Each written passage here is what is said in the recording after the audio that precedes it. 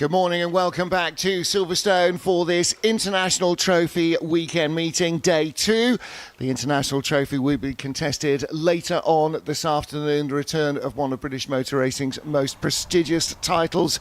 It will be decided again this afternoon. But first on the calendar, we have race 2 for the Sports 1000 and Sports Specials field, run by the 750 Motor Club. That kicks off in a minute or two.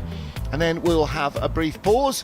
There's another qualifying session for the Club Enduro Championship later on, and we'll be back for race 2 of the British Formula 4 Championship at 10:15. The Sports 1000 and Sports Specials will be back for their third race of the weekend just before 11, and the final race of the afternoon will be for the Formula 4 BRDC International Trophy.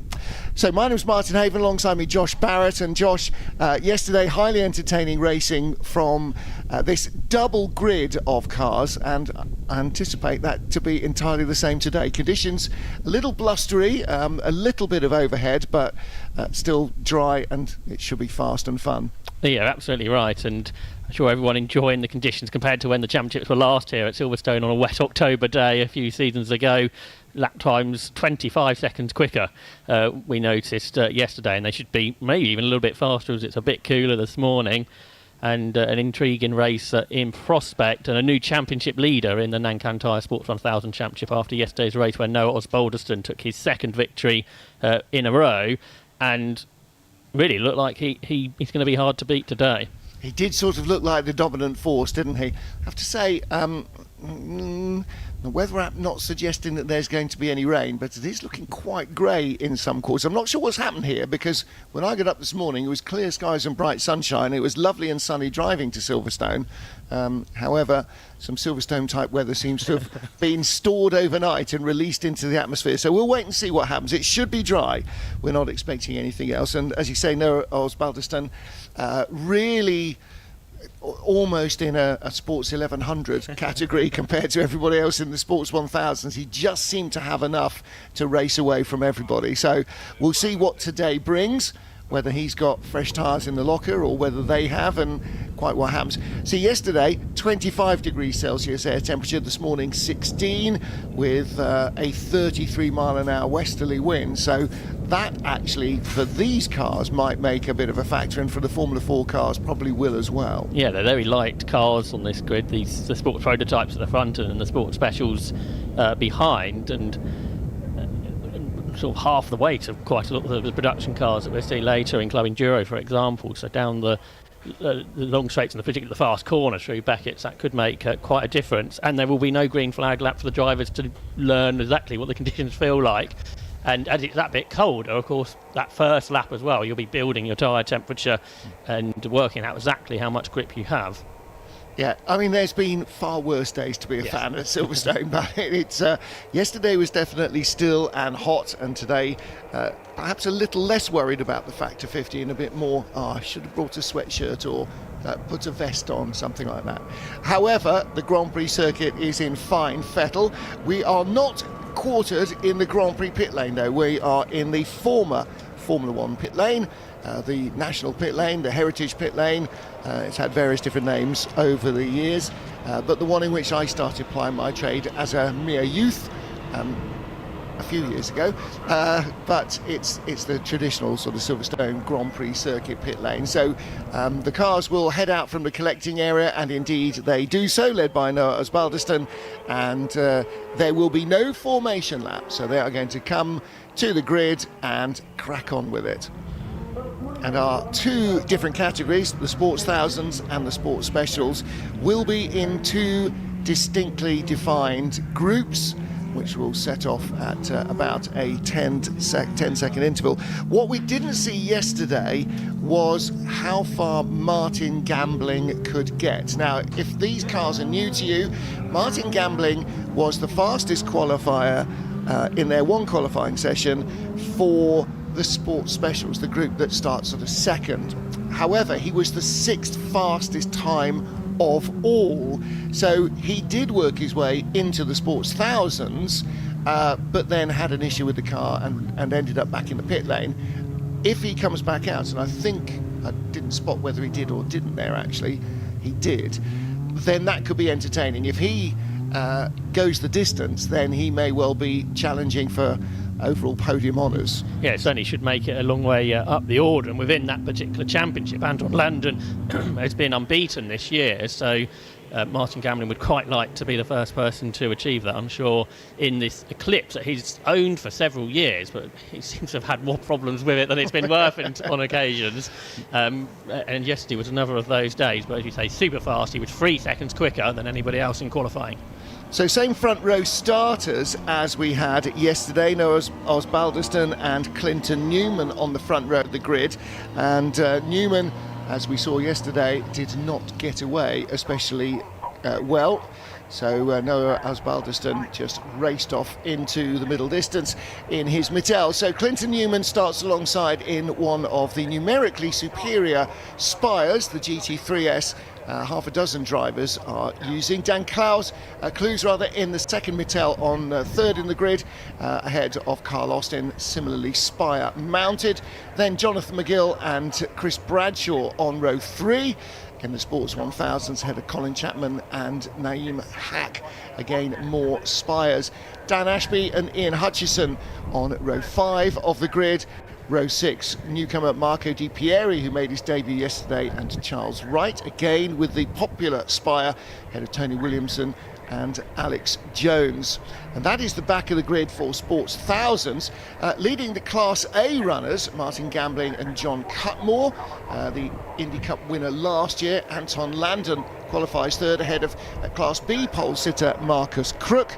On row 3, Class C pole sitter Gerard O'Donoghue, who won yesterday in that category in his Exocet, and the Class D pole sitter is Paul Hawker in his Caterham 7, and he will start in 27th position on the grid. So it is a full grid of cars in both categories.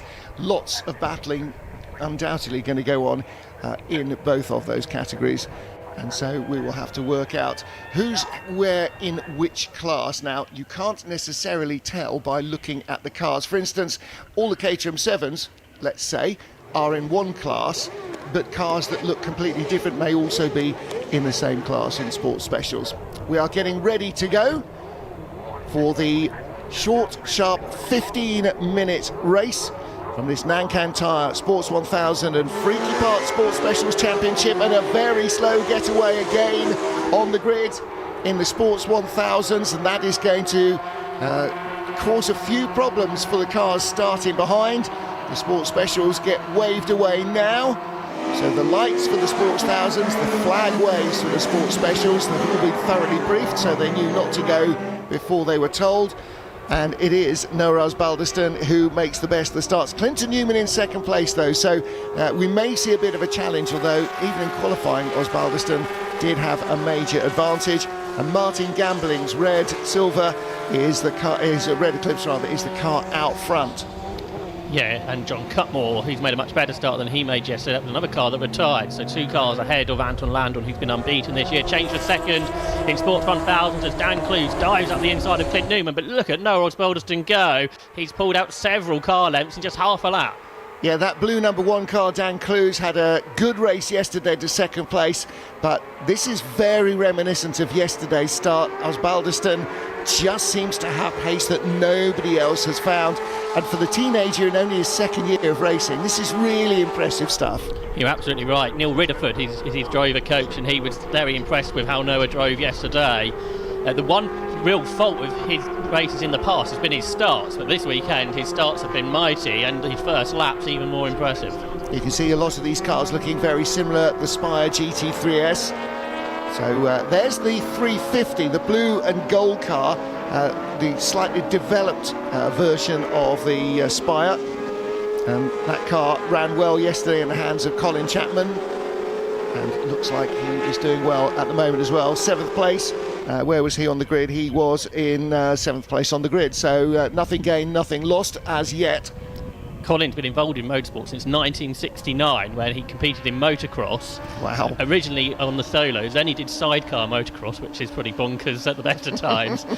So this is all quite tame now, being on 4 wheels, as he has been for so many seasons. So in the group behind, it is car number 99, and that's Martin Gambling. Right behind him, as you said, didn't finish yesterday, John Cutmore. He started second in that class as well. And then Anton Landon, yesterday's race winner, the undefeated Class A leader so far this season. You can see in the sports specials much more variety of machinery, some more recognisable like the Caterham 7s and things like the Ginetta and the Silvers. If you're a fan of kit cars, particularly slightly older kit cars like the Silvers, then you will recognise those as well. But there are a whole host of new vehicle manufacturers coming along who are producing cars for this championship, and that's really great news for the 750 Motor Club. Lots more people developing their own machinery, but also production manufacturing low-cost sports racing machinery. Andrew Hayward, who didn't really get much of a run yesterday, started from the back of the sports specials. He's fifth already within the order and second within Class B within sports specials. So that was a mighty start for one of those Silvers, one of the oldest cars on the grid. Yeah, he pulled off yesterday, actually didn't even complete a single lap. So whatever it was that they've obviously taken a stick to the car and beaten it overnight, so it's behaving itself properly. But the top three starting to pull away in Sports 1000s, Osbaldeston, Clues and Newman. Then in fourth place is yesterday's race winner, third place man rather, Carl Austin.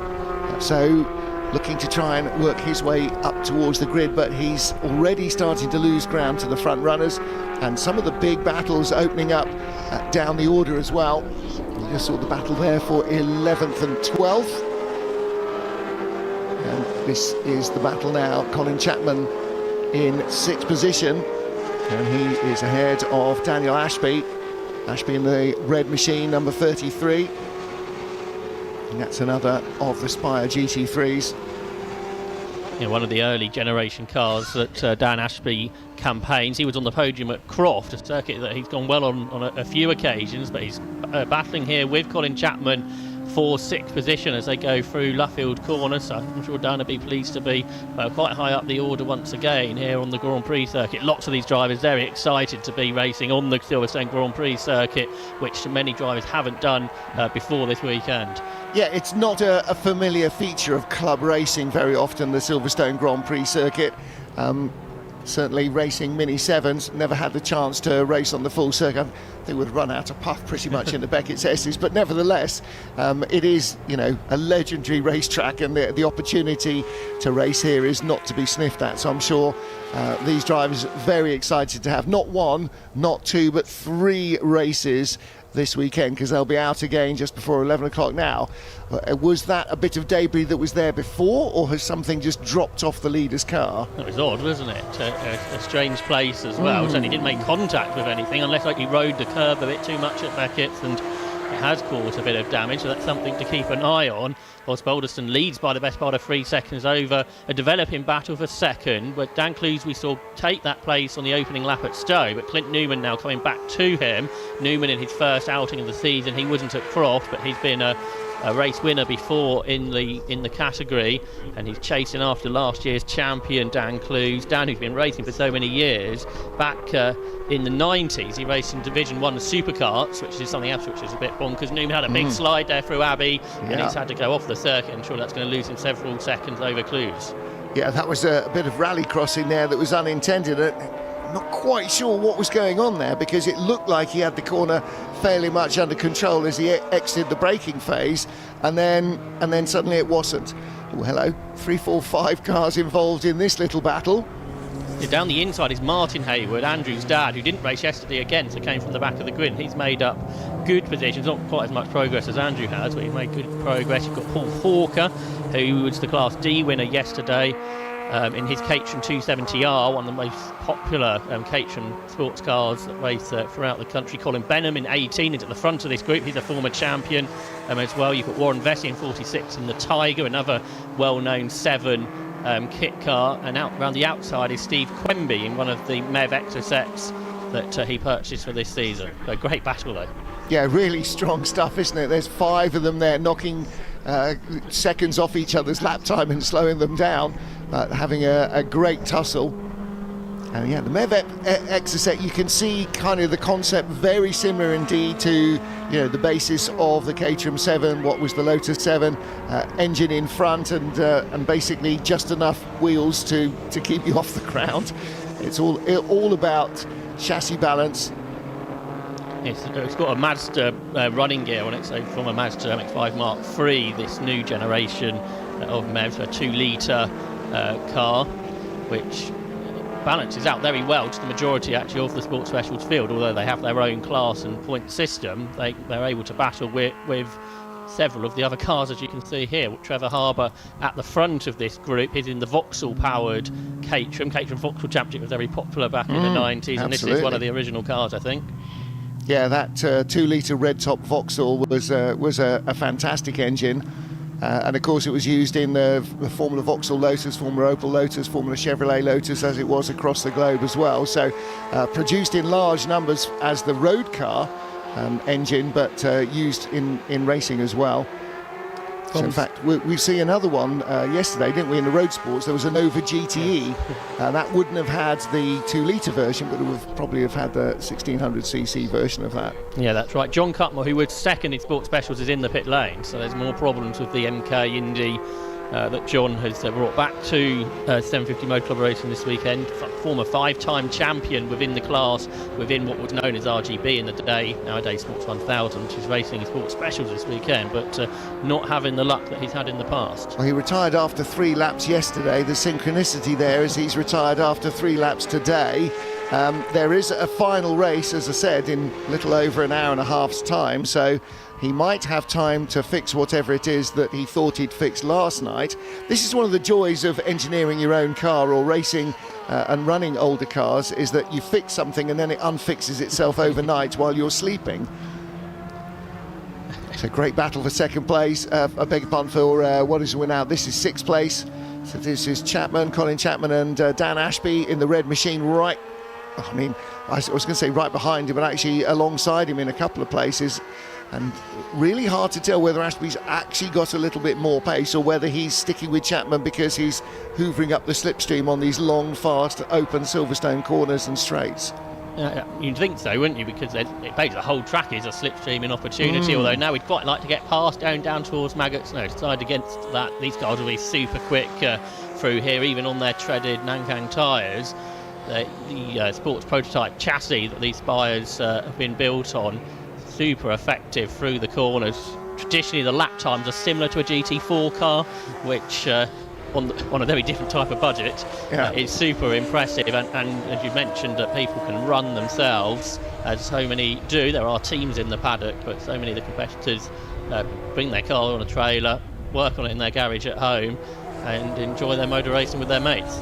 I think that's always been the appeal of the 750 Motor Club, particularly, is being able to do it yourself on a budget and being able to fiddle and tinker with your car. For a lot of these competitors is actually, I was going to say half the appeal, probably more than half the appeal, being able to race it and then go home and make it better and then come back and try again. That's really the ethos of Club Motorsport. And 750 Motor Club have produced so many great engineers and designers who started out tinkering with their own cars. People like Adrian Newey started as a driver fiddling with cars and gradually discovered that actually he was better at fiddling with cars than he was at driving them. And so that's often been the case. Yeah, Colin Chapman started his life out with the 750 Motor Club and arguably went on to be one of the greatest designers and engineers. The other Colin Chapman. Yes. Yes, that's right, yes, of course. And there have been many other situations like that, and cars that he produced actually race in the historic 750 Formula Series that not here this weekend, but part of the 750 Motor Club package. Some of those original cars are still incorporated. In some ways, it's quite amazing the 750 Motor Club managed to continue, because it began in 1939, which wasn't a great time to start a new organisation. We've started this club. We're just going to fold it for 6 years, but we'll be back, don't you worry. So time penalty being applied to who is the race leader? It is. Oh, it is. No, I was looking further down the order to see who was. So track limits. So maybe he has just ventured a little bit off that bit of debris that we saw. Well, there it is. It's in the middle of the set. I wonder It's just on the beginning of the hangar straight. I wonder if it was actually from him or from somebody else's car. May potentially have been from somebody who had a little bit of a contact on the opening lap, because I think Noah Osbaldeston ran over it, if memory serves, sort of lap 2. He is the fastest man on track, 2:17.79 his last lap. These two doing 2:17.5 and 2:16.7, so they are actually lapping as quickly as the leader, although Noah does have the fastest lap of the race in the 16s, 2:16.1, 7/10ths quicker than Dan Clues in second place. His drama, of course, is he's not leading by 5 seconds, so this penalty could cost him a third win in a row. Whether the drivers behind that know, some way tracks don't need to battle against each other and try and stay within 5 seconds of Osbaldeston. On the other side, the team really need to be getting the pit board out and making sure that Noah pushes on the final lap, which is coming up next. You don't want to be celebrating thinking you're going to win the race, but actually you're not. Well, and actually, if he is nursing a little bit of an issue, if he slows down a little bit too much, he's only 5.9 seconds ahead of the 4th place car, which is Carl Austin. So if he loses a second on the last lap, then actually he might drop off the podium entirely. So at the moment he thinks he's safely out front, and whether or not the team can convey on the pit board that he's got a 5-second penalty, that's not the sort of thing that normally comes in your standard pit board kit, is it? Pen. And then if he's looking at it going, +5 pen, what does that mean? You need to have these sort of things thought out in advance. But he's been very impressive so far. And again, we didn't see him wildly exceeding track limits, but obviously he has done somewhere. Just looking at the front of the car, even the dive planes on the end of the splitter are all still there, so I'm not really sure what that might have come from. There is a suggestion perhaps that it's a bit off the Caterham, but the bits that come off Caterhams tend to be wing-shaped, and very obviously so. Battle for second continues down the straight. Clues just hanging on in front of Newman, and the gap is out to 7 seconds over Carl Austin in 4th place, and so it does seem that Osbaldeston, who's setting another new fastest race lap at the moment with a purple sector 1, has been given the hurry up. It is the last lap of the race. Time has elapsed. They've run out of their 15 minutes of allocated track fun, so you're actually at 45 minutes of race action over the course of the weekend, which is not bad.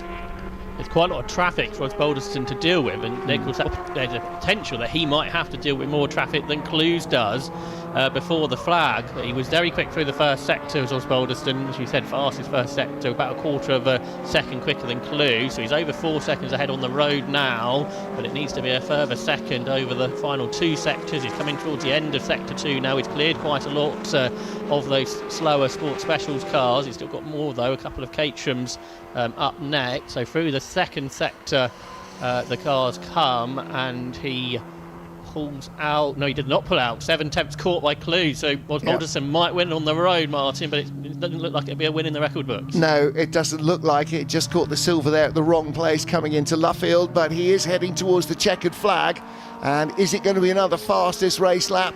2:16.168 is the fastest so far. As the checkered flag comes out, he completes the race with a 2:16.69. That's a fantastic response, but how far back are second and third? And the answer is 3.77 seconds back. In third place is Carl Newman, and that means that the 5-second penalty will drop Osbaldeston to the back of the podium. But actually in 4th place, Carl Austin, Clinton Newman, in third, Carl Austin in 4th, dropping to 15 seconds behind the leader from 4.5 seconds behind him in 2 laps. So clearly struggling with pace in that traffic. One final thing, although he hasn't quite got to the line yet, I was just doing a bit of a Martin gambling tracker. Remember the driver that started on pole position in the sports specials, and he worked himself up to 6th place overall. He was the 6th fastest qualifier, so that sounds about right. And I just spotted actually that while the race leaders' speed was 130 kilometres an hour.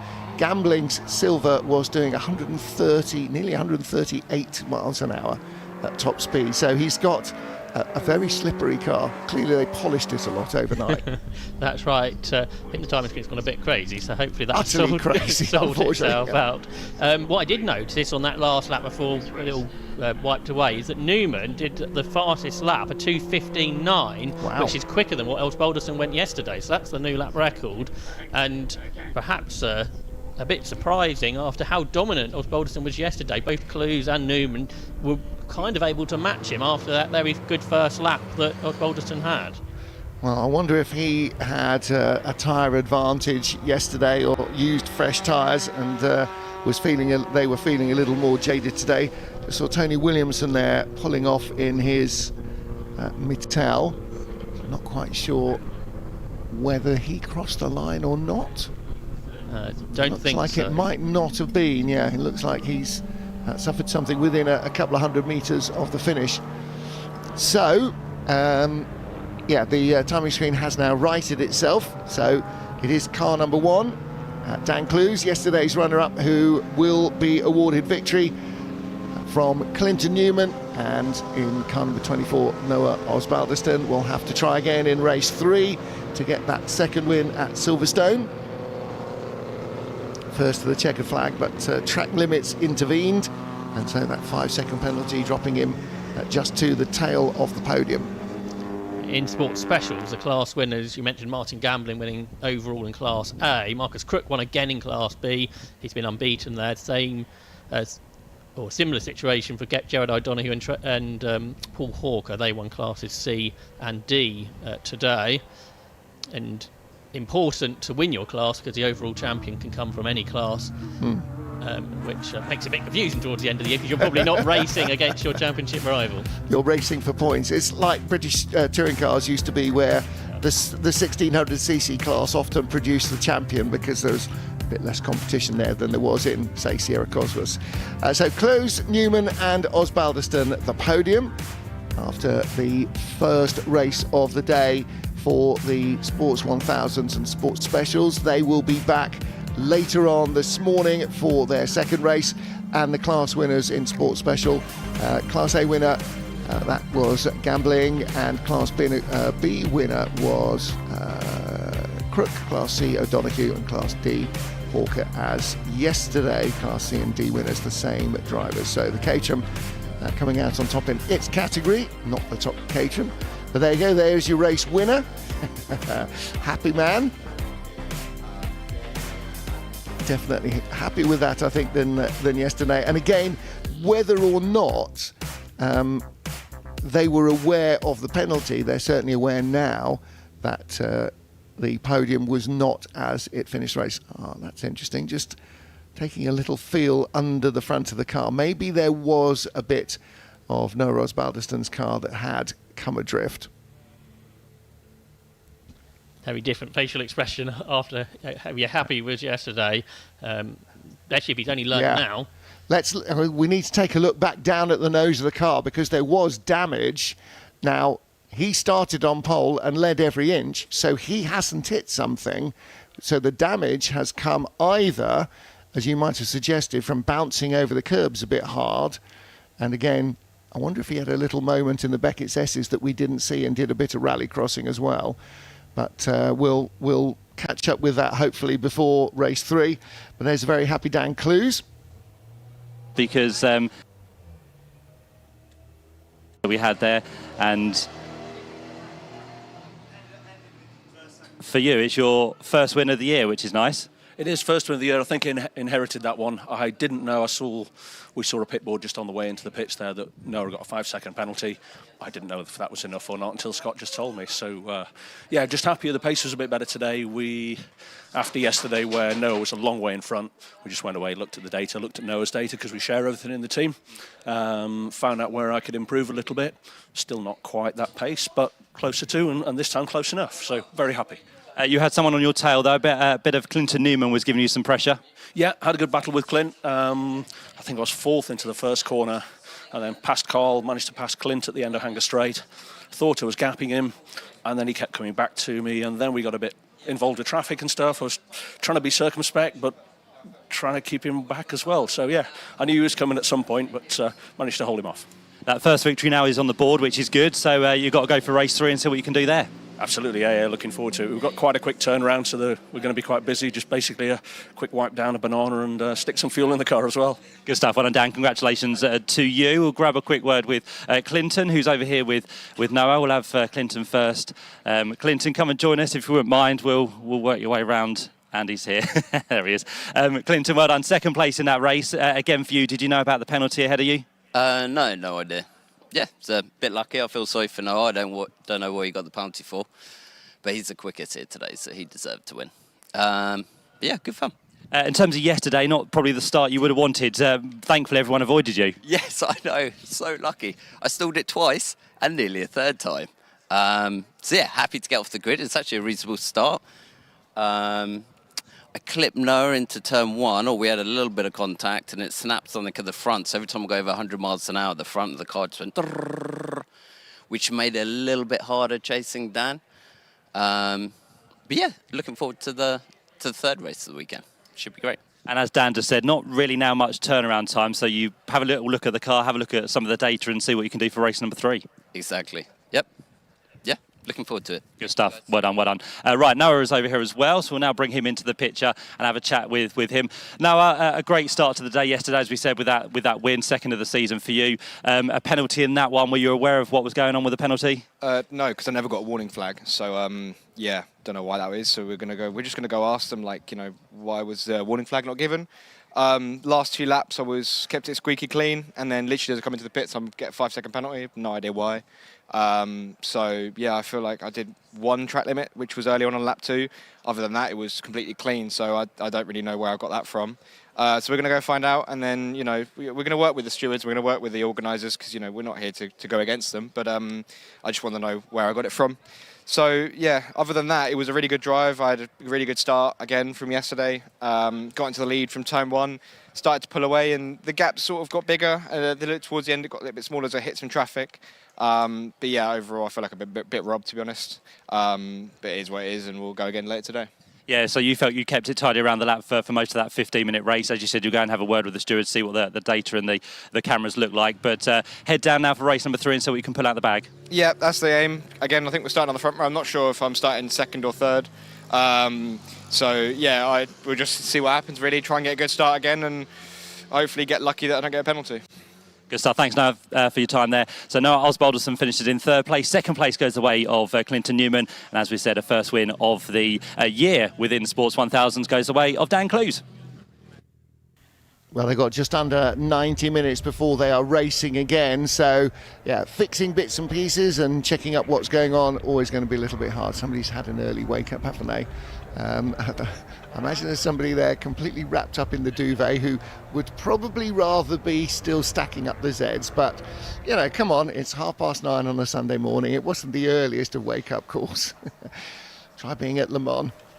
Right, so that is it for the moment for racing action. We now have a qualifying session for our Club Enduro Championship race, which will go on later on this afternoon. So we're going to take a brief pause. There might be a bacon sandwich in the offing, who knows. And we will be back with live action from the Vera Tools British Formula 4 Championship coming up at 10:15 British Summertime, 09:15 GMT. Wherever you are, join us then. Meanwhile, from everybody at Silverstone, good morning. Enjoy your breakfast.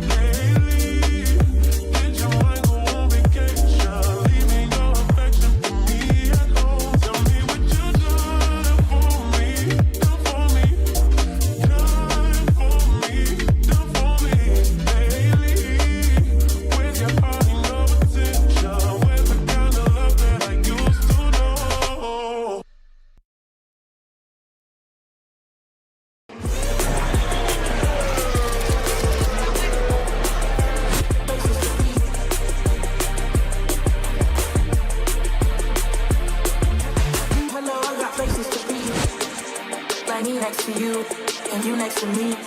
Hello, I got places to be. Like me next to you, and you next to me. Hello, I got places to be. Like me next to you, and you next to me, and you next to me, and you next to me.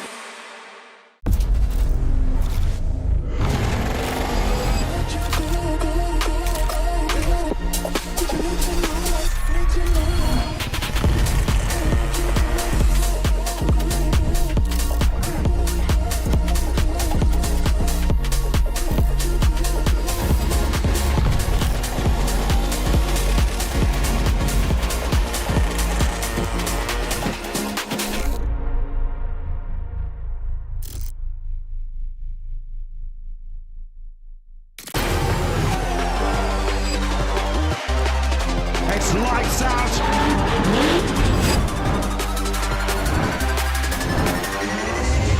It's going to take something truly heroic for them to win from there. Can you believe what you are seeing here at Silverstone?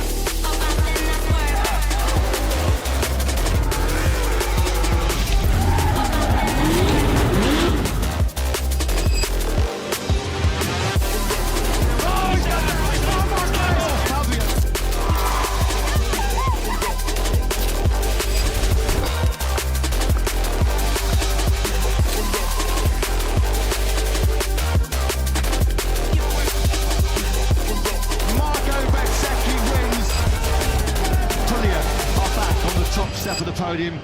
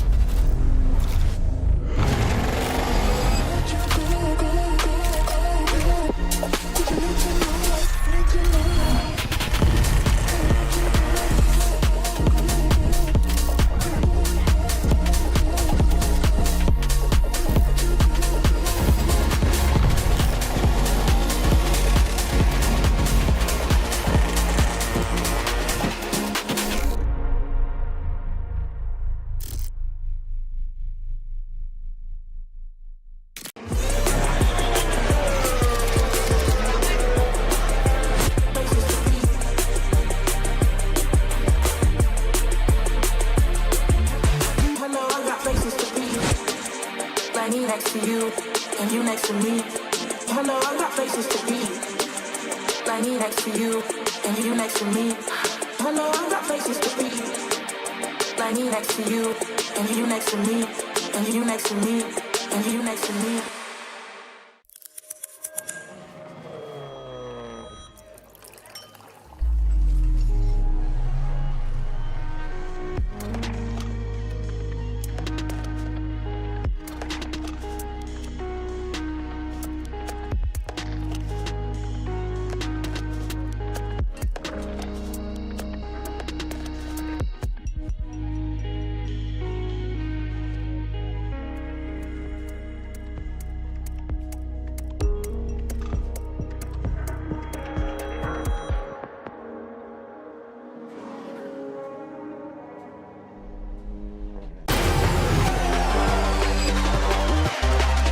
It's lights out.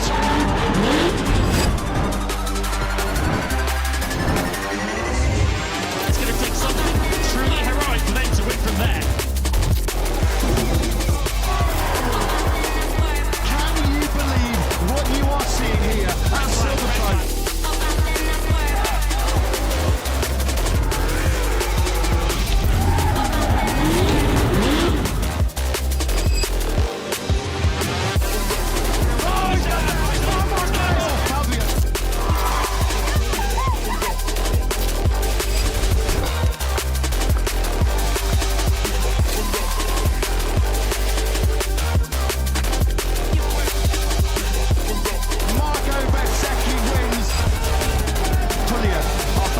Top step of the podium.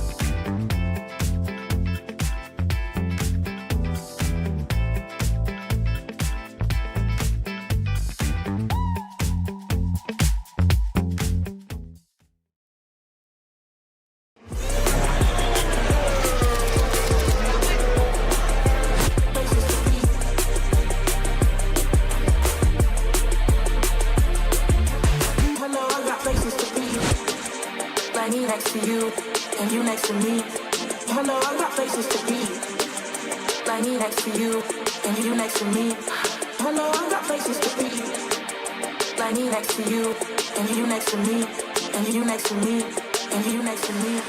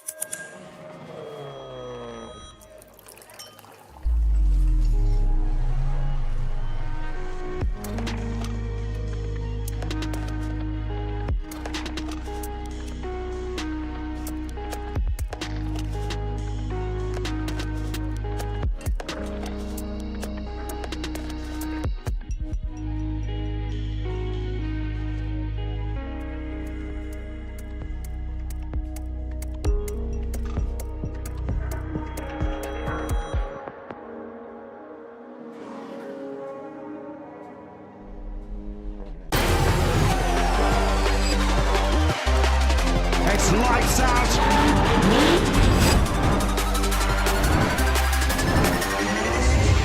It's going to take something truly heroic for them to win from there. Can you believe what you are seeing here at Silverstone?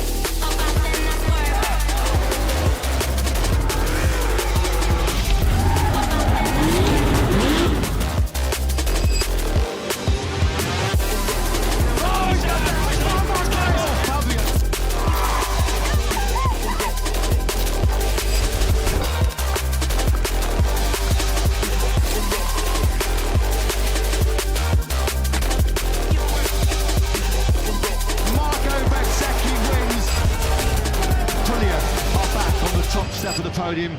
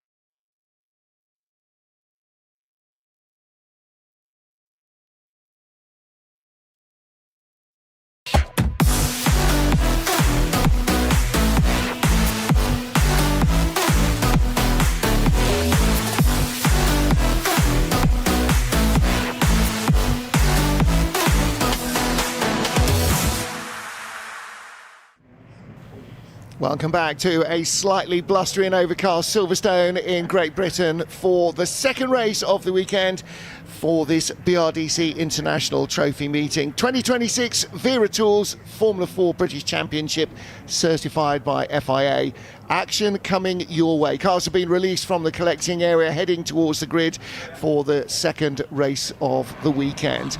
Well, good morning everybody, wherever you are. Thank you for joining us. Martin Haven and Josh Barrett in a commentary position, waiting to watch the action. And Josh, after a thrilling encounter yesterday, today's race featuring a reversed top end to the field. So the top 12 finishers from yesterday reversed to form today's grid with a few penalties thrown in for extra spice and good measure. Yeah, and that's going to add a totally different complexion to this race this morning.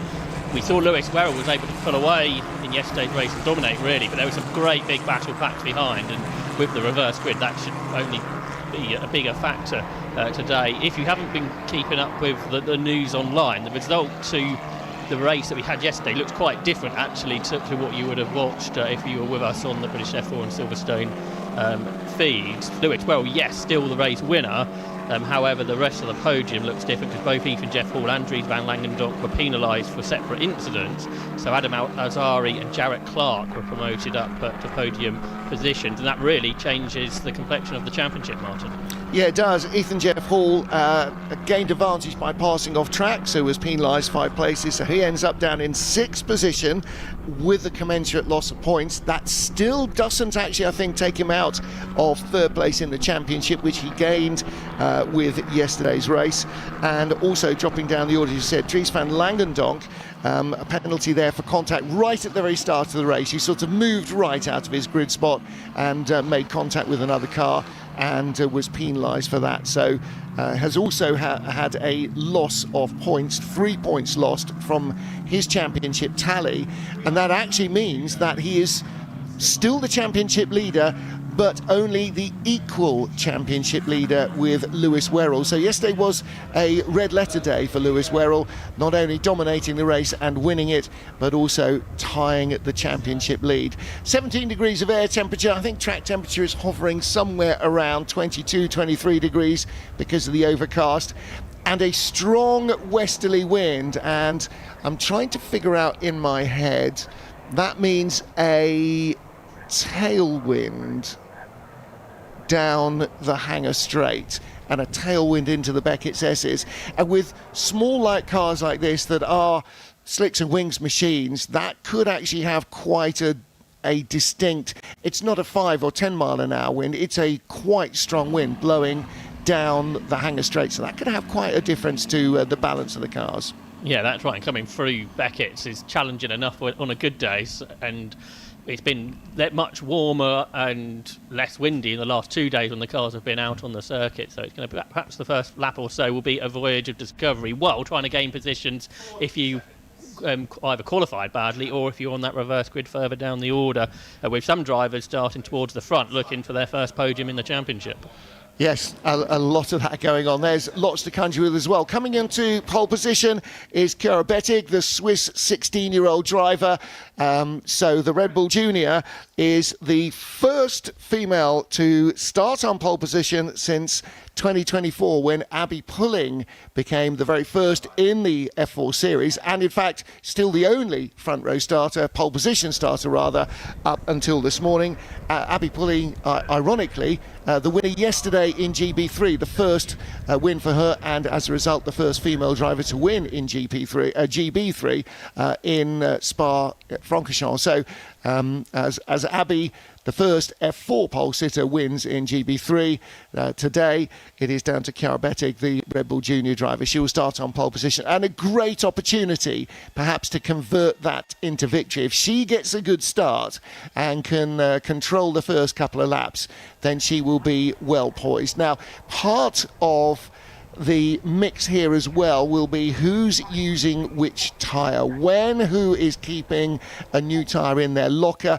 So for instance, in Chiara Bettig's case, you may well see, and there you see on the number 2 machine of Timo Jungling, brand new rubber going on. You can see those little dots in this thing. That's the wear hole. The tread pattern in your road tyre shows you how much tread is left. Of course, when you've got a bald tyre like a slick, then this is why racing drivers didn't want slick tyres when they were first introduced by Goodyear, because they're bald, they're worn out.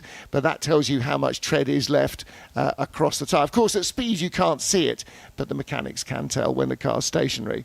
And I'm sure the drivers who ended up at the front of this reverse grid will put their new tyres on for this race because it's their best opportunity of a race victory, although there's a much reduced points scoring from this race, just 10 points to the win compared to 25 for the two races that were set from qualifying. A race win's a race win at the end of the day. I was going to say exactly. A win is a win is a win. And particularly, you know, for a new driver in a new championship and with those familiar colours, a Red Bull Junior driver to take that first victory so early in the season as well, that's a real confidence boost. And like all sport, this is going to be won by the 6 inches between the ears, not by car advantage or track advantage. It's down to the driver to make the difference. And a chance to have a win now would be a very big boost to the rest of Karabatic's season. So they're about to be led away by the safety car. Let's take a look at the grid in a moment. Karabatic starting on pole from Ethan Carney. And then Timo Jungling, you saw car number 2 alongside. And those yellow-backed number panels are for the rookies. Now, that doesn't mean you're brand new to the championship. What it does mean is that you did 3 or fewer car races in the 2025 calendar year. So some of these drivers that are rookies may have competed in championships over the winter, maybe even a Formula 4 championship over the winter in the Middle East, Saudi Arabia, for instance, but still be defined as rookies by what they did last year.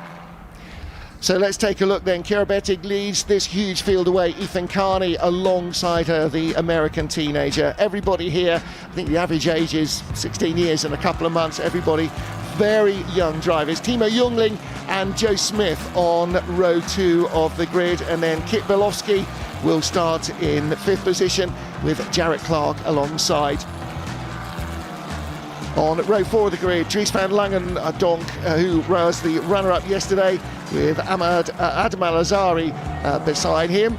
Then Lewis Werrell starts 9th, yesterday's race winner from Ethan Jeff Hall in 10th spot. Theo Palmer, 11th, had a tough race yesterday, got eased out in the first corner and lost a bunch of places. And then George Proudfoot-Nalder will start on the outside of row 6 from Cole Hewitson and Cameron Nelson. Jabbar Al-Sabah is 15th, Ethan Lennon 16th on the grid. And then behind them, you have Cash Felber and Leon Headfors. Tommy Harfield starts 19th, and Hani Sadiq 20th place after a penalty for contact with Emma Felbermeyer. The second of the Swedish drivers, Scott Kin Lindblom, will start in 21st with Matti Kobayashi from Georgia alongside Albert Larsen and Henry Mercier. Ella Lloyd in 25th ahead of Alfie Slater. And then Emma Felbermeyer, Roman Felber, Vegard Clementson and Jackson Volney, and the final row of the grid, Daniela Sutton and An Se Sun of China. So that is your grid, with a dozen rookies in the field with those yellow number panels, and the rest of them with more than 3 car races last year. Not necessarily very many more in a handful of cases, just really, you know, almost single digits of race experience in cars, whereas most of them, of course, Josh, very experienced racers, because since they were tiny tots, they would have been racing in karts. Absolutely right. And looking through that grid, so many nationalities on the grid. 18 nationalities have raced in the championship this season as we build up to the BRDC International Trophy, which should be the 3rd race of the weekend.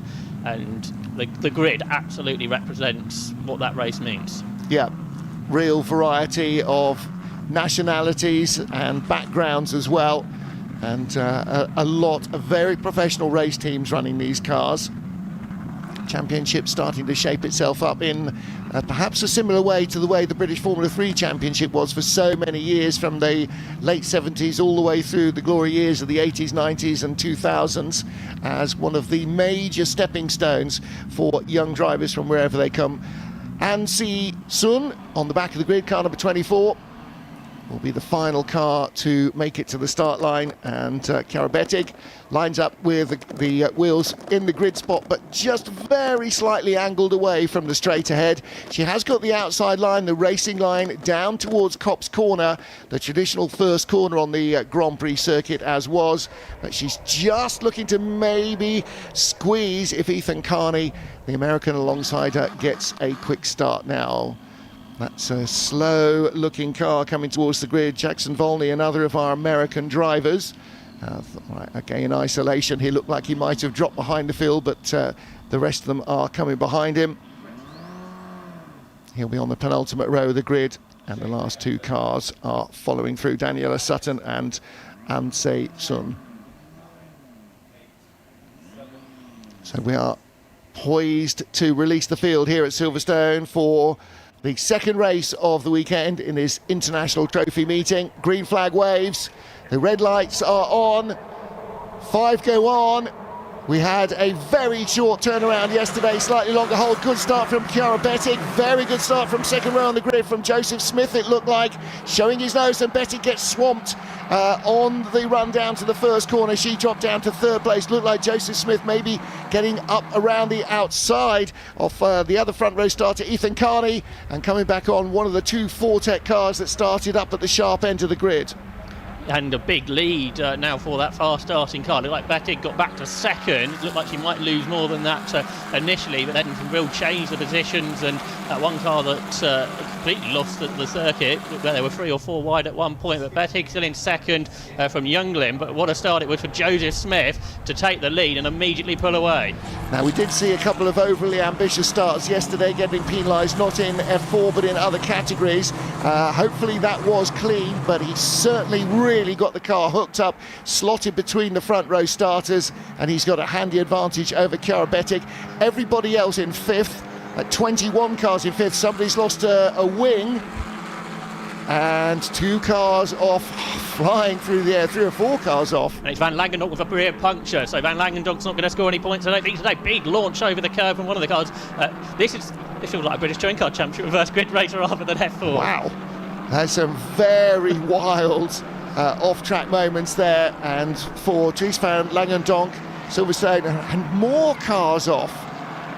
Silverstone is not going to be among his favourite circuits by the end of this weekend unless something really turns itself around. It's Lewis Werrell who's lost his front wing, so the two championship contenders, did they come together? Is that what they're the two bits of damage that come from front wing gone, rear right puncher? Either way, neither driver's going to score points today. Yeah, the joint championship leaders both come up with a big fat 0. Luckily for them, the reverse grid is a maximum of 10 points for victory, but at the end of the season, those points might be really critical.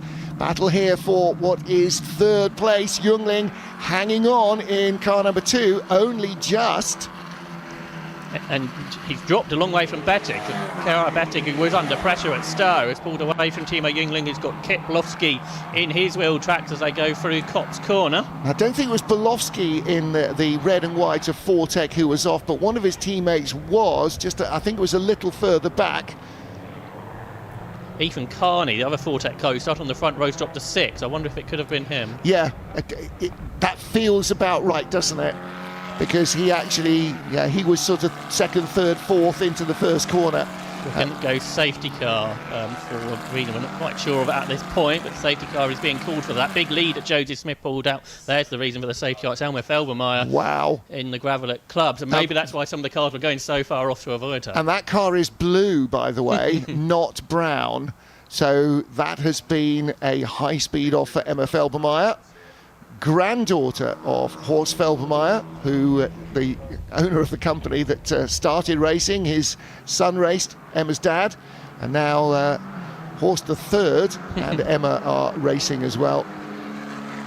So unusually, Emma taking the single-seater route. The others have all been endurance racers, sports car racers. Look how dirty the track is as they went through Club Corner. There huge amounts of gravel being sprayed off the cars. Well, there's been a secondary incident at Luffield, which has included Alfie Slater in the Bayliss and Harding car, and Roman Felber, I think, is the other, the Fortec car that was off there. So we've lost Slater, Felbermeyer and Felber, and then for the pit lane were Lewis Werrell and Dries van Langendonk. Werrell back out with a new front wing, but it's going to be a challenge for him to make any points out of this race, I would have thought. Yes, I think you're absolutely right. What he will get, of course, is just a little bit of the feel of what the circuit is like today with this wind. And that might be really important when we get into the final race of the afternoon, the final race of this International Trophy meeting, where our Formula 4 cars will be competing for that prestigious trophy. The International Trophy first race back in 1949. So we're going red flag. There is too much to be organised, and that's really unfortunate for those who did have incidents in the opening lap, because we will count back only one lap. But that takes us hang to on a nothing. minute. We have only completed one lap, haven't we? So this year there's been a new rule added to Motorsport UK races where the clerk of the course can do a race suspension, a bit like you'd have in FIA races, where we continue from where we were or we go back to the original grid. So they've got two choices in race control, and we'll see which choice they go with. Well, now that suddenly means that Lewis Werrell having a wing back on his car might be really important. And well, Van Langendonk was only a puncture. So again, if we go for a full restart, we have only completed one lap. Van Langendonk didn't come back out of the pits for whatever reason. So whether there was more damage than just the puncture is yet to be seen. Now the cars have been brought a fair way down the start line in single file, but that the deal with the red flag is you return to the grid and await further instructions, and so that's exactly what's happening now. And the further instructions will be deliberated by the stewards and the race officials with the race director, whether we go for a complete fresh restart with the same grid positions as before, or whether we start them behind the safety car in the order in which they arrive at the grid. One works very well for Lewis Werrell and for Dries van Langendonk, and one does not. And, you know, with that twist of fate, they are being formed back up in the grid, because Chiara Betti, yes, well spotted, is being sent to pole position. So it looks like we are going for a complete fresh restart. Of course, Joseph Smith's the one who didn't want this to happen. There were many drivers who would like the fresh restart, which they're going to get. But Joseph Smith, who made that good start, got to the front, will be frustrated. And people like Chiara Battig, who had that first experience of starting from pole position, can learn from that now and see if she can do a little better job the next time. She's a decent job, but not as good as she could have done, and have another go to try and take the lead on the restart. Well, there are at least two cars that are not going to be part of the restart, and those are they. Emma Felbermeyer might well be. I mean, I know it's very dusty and probably about 1.5 kilos of gravel in each of the side pods and everything else, but she does rather look, though, she might be waiting to get into the car or travel back with the car. Is the left front suspension damaged? Is that wheel at a sort of slightly odd angle, or is it just an optical illusion? We've been told it's going to be a full 20-minute restart. So the original grid means we can have a full 20 minutes. Hopefully the teams put enough fuel into the cars to allow those extra laps that we're going to have. They know that's always going to be a potential situation, but that's good news really from everyone. There's a bit of wiggle room in the timetable today compared to some other race meetings that I feel our lunch already being shortened, don't you? That's right. But I mean, yes, for drivers at this level, every single kilometre, every single race result is going to be really, really important. Actually, it is nice that the race director has the time and the leeway to go, okay, right, let's start this again. Let's give everybody as fair a crack at the whip as we possibly can.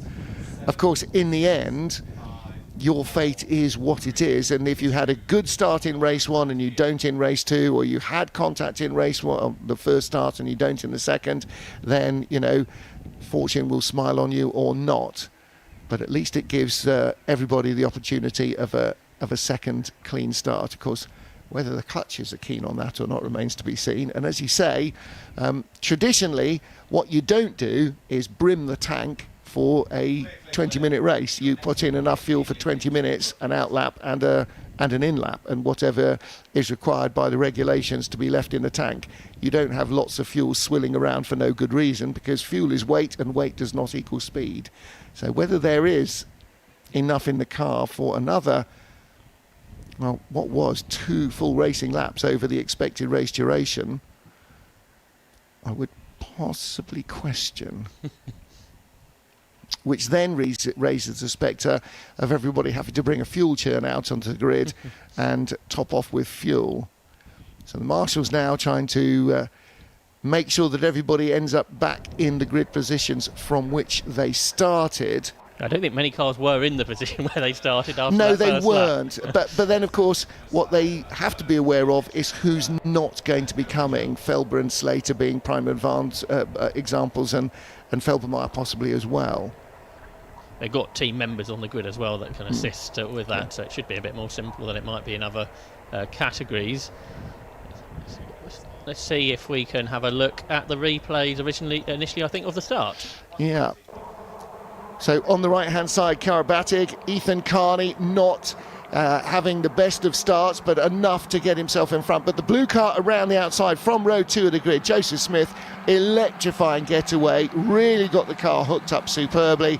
With the front 2 not quite as sharp away at the lights, took the lead into the first corner. All looks clean enough, sort of, here. I suspect the next shot in the Beckett's S's might be slightly different. This is where it all starts. 1, 2, 3. Where's Emma Felbermeyer? Wow, that's a wild ride. Felbermeyer just goes straight off. I think she's totally unsighted in the dust. That was quite a wild ride for half a dozen drivers there in Club Corner the first time. Was it Theo Palmer who launched through the air, getting back on, I think? I suspect you're probably right there, actually. Felbermeyer's car is going to need a good hoovering, whether it starts this race or not, or restarts this race or not, and I suspect possibly not. That is going to need a good hoovering to get all the dirt out of it. Quite a lot of brushing for the marshals to do up there at Club Corner. We saw how much gravel got brought onto the track. And I think while we're recovering these cars, the race control may well send out a sweeper, because that's a quick corner.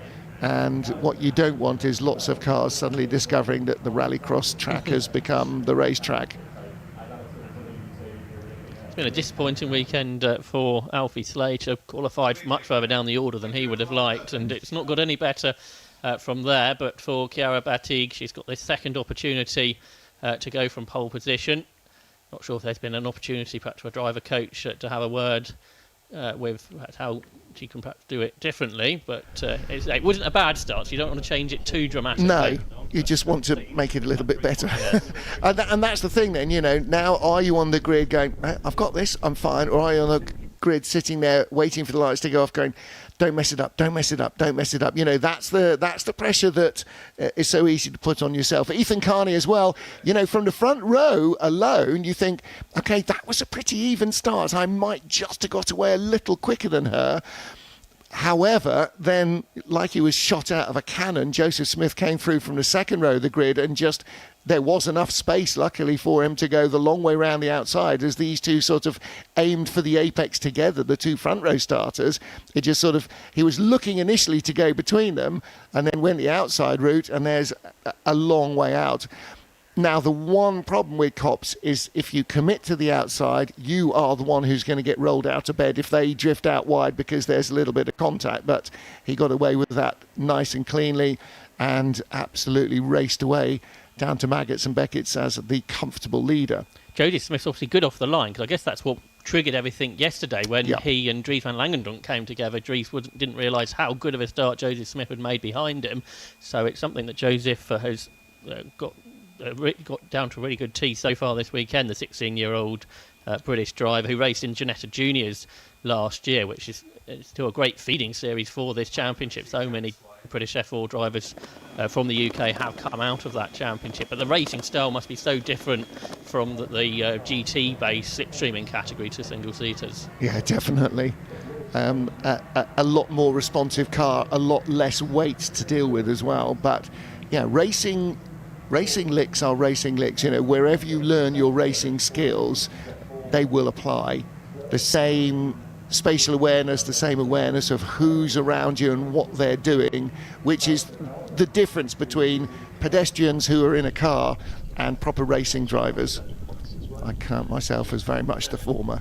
So there you go, sweeper is out, trying to restore the gravel trap to the gravel trap area. A bit like persuading the fans back into the grandstands after they've been under the podium at the end of the British Grand Prix. As used to be the case, because quite often then you'd continue the afternoon with a number of support races and everybody would stay so that you didn't get caught in traffic for 8 hours. Until you realise you're all doing the same thing. Yeah. Well, and that sort of became, then there was barbecues, and then, you know, Eddie Jordan and his friends started out, you know, with a band on a flatbed truck, and that stopped some of the audience trying to leave as well. And so gradually that sort of atmosphere of having bands and evening entertainment and so on has just grown and grown and grown so much that actually you come here for the British Grand Prix, if you're camped for 3 or 4 days with friends or kids, family, whatever, then actually it's a sort of mini Glastonbury as well as Britain's most important motor race. So it's a very party atmosphere throughout the course of the entire weekend. Of course, preparations well underway for the British Grand Prix, which is, I think, 5 weeks away now. I've been at Silverstone quite a few times through this month, and each time you come here, there's new buildings that have been put up, new grandstands have been put up. You see the Lando Norris grandstand, which is set for having 16,500 spectators in 5 weeks' time, where they'll be hoping that things don't go like they did last weekend in Canada, I suspect. Yes. Well, yeah. I think McLaren will definitely have... I mean, the thing there was they were clearly believing the data that there was going to be much more rain than anybody else suspected. And if you believe it's really going to rain, that's why you don't split the strategy and leave one poor soul on the wrong tyre, whichever one it is. But if it's... if you're the only 2 cars out of 22, in fact they weren't, there were half a dozen cars, but only half a dozen cars who had gone for anything other than a slick, and you sort of look at it again and you go, I wonder, when you're that far up the grid, you know, if you're 14th or 18th or 20th, fine, have a gamble. You know, if you're in Cadillac, roll the dice, you've got nothing to lose. But if you're in McLaren, you're the defending champions, okay, you kind of go with what the cars around you have gone with. See the newly rebranded Jim Clark grandstand there, which many of our spectators at Silverstone have headed to, and it's got a great new painting on the sides, hasn't it, the new grandstand? Yeah, that looks gorgeous, actually. That's really, really lovely.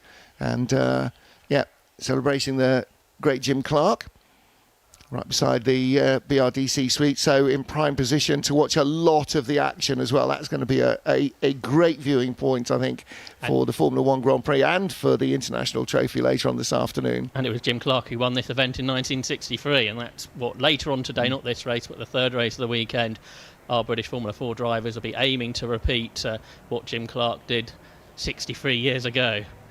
Gosh, that seems like quite a while, doesn't it? Yeah. So the International Trophy, as we said, first introduced in 1949. Alberto Ascari, the first winner, went on to win the 1950 Formula 1 World Championship, the first ever Formula 1 World Champion officially. And there are 3 spots on the grid right towards the field. Roman Felber not there, Emma Felbermeyer's not there, and Alfie Slater not there either. So all 3 of them towards the tail of the grid, going off. Not Jim, but Joseph, Jarrett Clark rather, but a particularly appropriate name, I suppose, in front of the Jim Clark grandstand. Jarrett, one of the 15-year-old drivers on the grid, who you saw there, got both British and Australian heritage. He raced also in Janetta Juniors, as many drivers did, as we've mentioned, 1 year ago, and learning about Formula 4. He raced in the UAE Championship in the winter, so has got a bit of experience. But yeah, one of the youngest drivers on the grid, Jarrett Clark, and he goes from the 3rd row of the grid this time. What we perhaps should see is that gap there behind him, where Dries van Langendoek should have been. I think it might well be still a gap in that 7th position spot. We didn't see Van Langendonk come out of the pit while the race was happening, and indeed we missed Van Langendonk out to see Adam Al-Zahari, who should have been alongside him. So it does appear that this race weekend for Van Langendonk just goes from bad to worse. Let's see if the director can get the camera to turn around and look at what might be left. This is where you need a cameraman joystick. Look left, look right, look right. Either way, just don't keep looking at this car. Just need confirmation that Dries Van Langendonk is or is not on the grid. We want to just have a quick look at what may be a gap, 7th on the grid, beside Al-Zahari. All right. In fact, I can see our RF cameraman having to leave the grid right now. So let's see. We'll have one final formation lap, so we will get an opportunity. Looking through the fence, see, I'm imagining there is a gap there, but there may not be. Never talk about things that you can't actually see, is one of the things I was told. Doesn't stop me doing it, of course, all the time, because there's always speculation about something, isn't there? But cars are ready to go. Yeah, there is a gap. So 1, 2, 3, 4 rows back on the right-hand side of the grid as we look at it behind pole. On row 4 should have been Dries Van Langendonk. He is not there, despite only suffering a puncture. So Lewis Werrell is on the grid? Yeah, because here's the car you can see just at the top of shot, yeah, behind where Van Langendonk's gap is. So what was it? I think a 29-point lead coming into yesterday. It became equal because of the win for Werrell, the penalty for Van Langendonk, and then the penalty points on top of that. And now Werrell's got a good chance to score points. As you mentioned, you get 10 for a win, but you also gain a point for every position you gain from your grid position. So should Lewis Werrell win the race, 18 points are offering for him. Oh, that's a big task, yes, but it's not out of possibility. Yeah, no, I take your point, absolutely. But, I mean, again, even 1 point. Andy Priaulx always used to say, if you're 8th but could get 7th, go for it. Because you don't want to be sitting in the FIA gala applauding somebody else taking the championship trophy because you didn't take 1 place. Every single spot you gain in every single race is going to be worth its weight in gold potentially. And especially for Lewis Werrell, because as you said, coming in here, over a day's points behind, and after race 1, tied on points, and suddenly the opportunity, and he knows what it means, that grid space empty in front of him. It means he's got a great opportunity for a really clean launch, and the joint championship leader, Dries Van Langendonk, is not going to score anything. So there's 2 things going on in Werrell's head. I've got a great opportunity to make up ground and gain some points, even 1 or 2, but also I must finish. And that's actually almost as critical as making up places, is guaranteeing you get those points and you don't get a 0 as well. 8 days ago, when Lewis Werrell got pole position at Snetterton, he was 10th in the championship. Wow. And 58 points behind Van Langendonk. 8 days later, he's looking like he should become the championship leader, assuming this race goes to plan. He's having a bit of a Max Verstappen run, isn't he? 2025 style.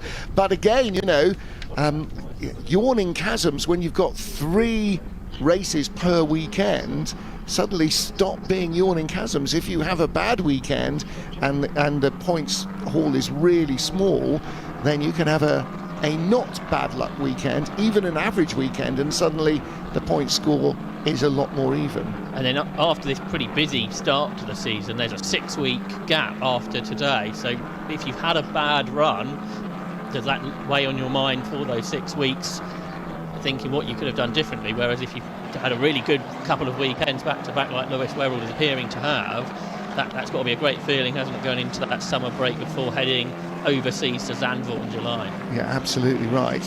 Of course, for Van Langendonk, he's going to hope that even though he's not in Belgium, something in the Low Countries might play a little bit better in his favour. And also, you've got to accept, at some stage, incidents will come and find you, or there'll be a mechanical frailty or something. That is just the way life goes. But it doesn't take away your ability, your racecraft, your speed. What it can do sometimes is not your confidence, and that's part of the critical learning experience. You kind of got to remember that we're not talking about 25-year-olds, 30-year-olds. We're talking about drivers who are half that age, not half 25, but certainly, 15, 16, 17 years old.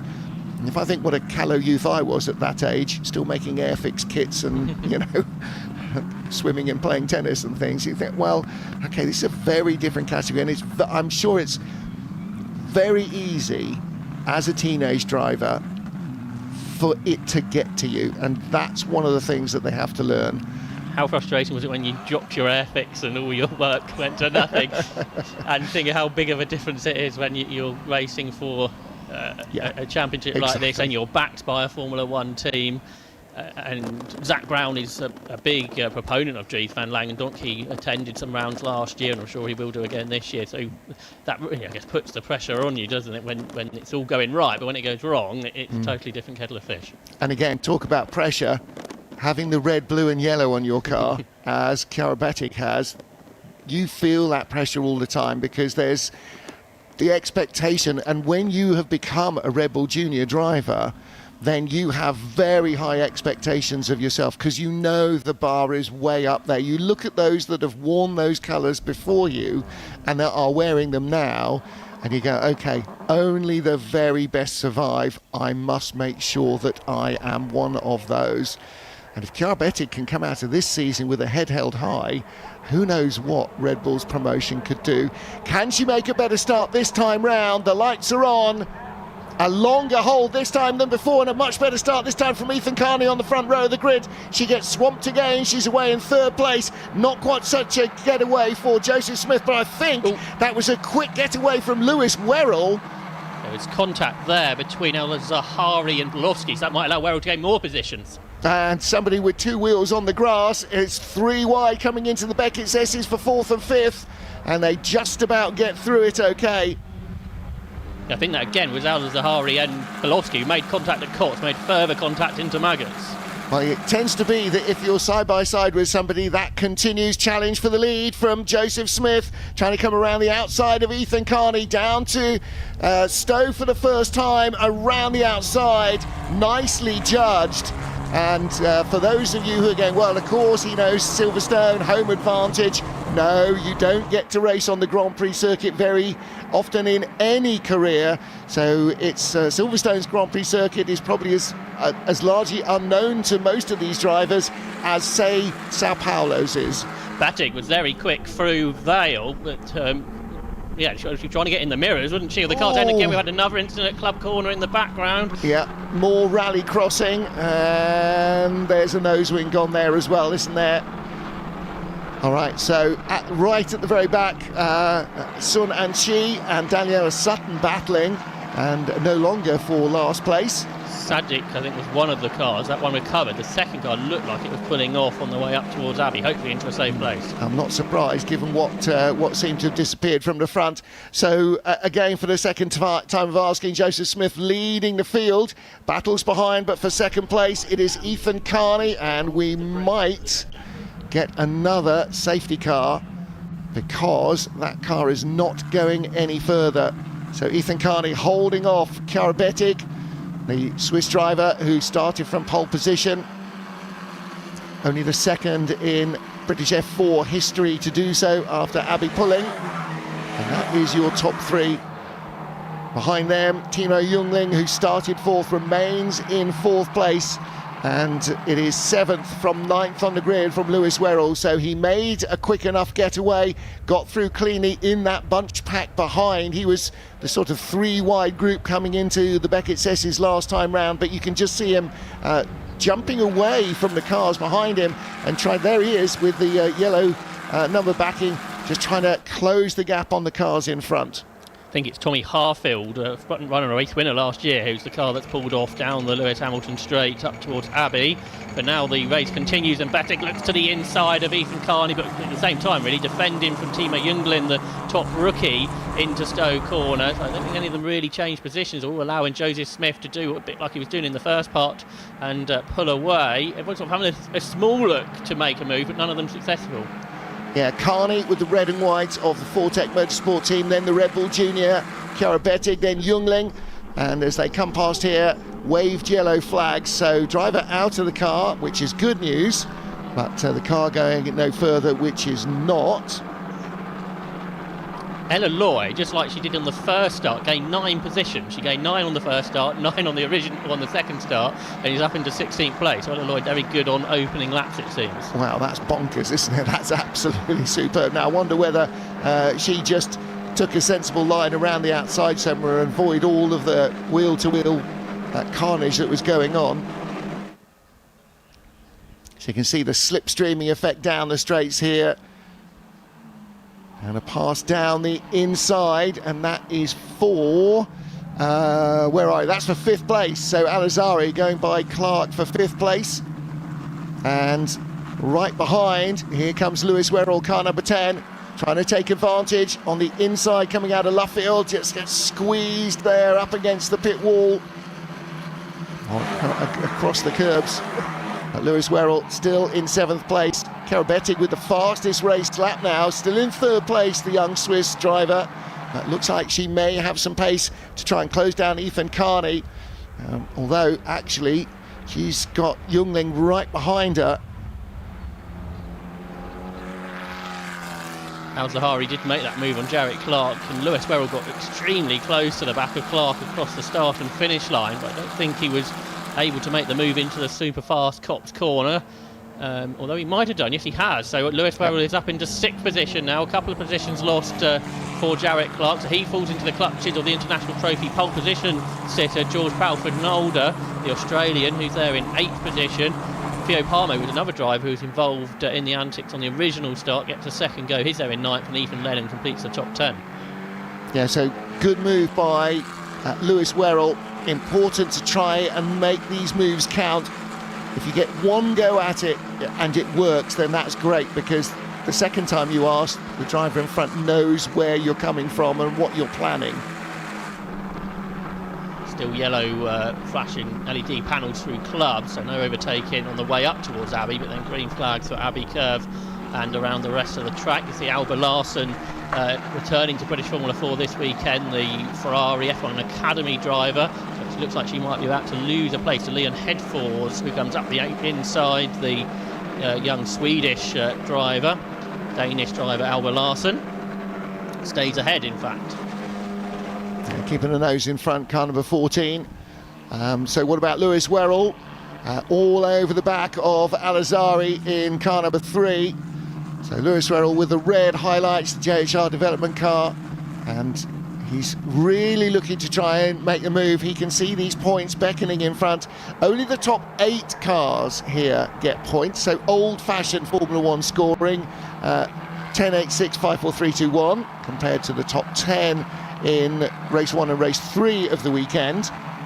On that lap, Carney was quicker than Smith, but Bettig was quicker than both of them. So the top 3 are starting to bunch up a little bit. There's about a second between each of them, and then Bettig has got Timo Jungling going with her. So we could have a battle for the lead of the race yet. Although Smith was very good at the start, his pace on lap 3 wasn't quite as strong as those behind. But for 5th position, Adam Al-Zahari holding on ahead of the equal championship leader coming into this race, Lewis Werrell, and it's a big battle back all the way down to the 10th place driver, Ethan Lennon, the South African. Yeah, Adam Al-Zahari in that silver machine, run by High Tech Racing, hanging on to 5th place. Lewis Werrell may just have come against an insurmountable buffer. For Virtuosi Racing, though, it is still Joseph Smith out front. Chiara Bettig in 3rd position, so could be aiming for or looking towards a podium finish here. Not quite the step on the podium she would have hoped for. She's going to have to be careful there, because Timo Jungling right behind is definitely looking for ways to try and make the difference. Jungling, a former junior Rotax world champion, so great provenance in karting before moving into car racing this year.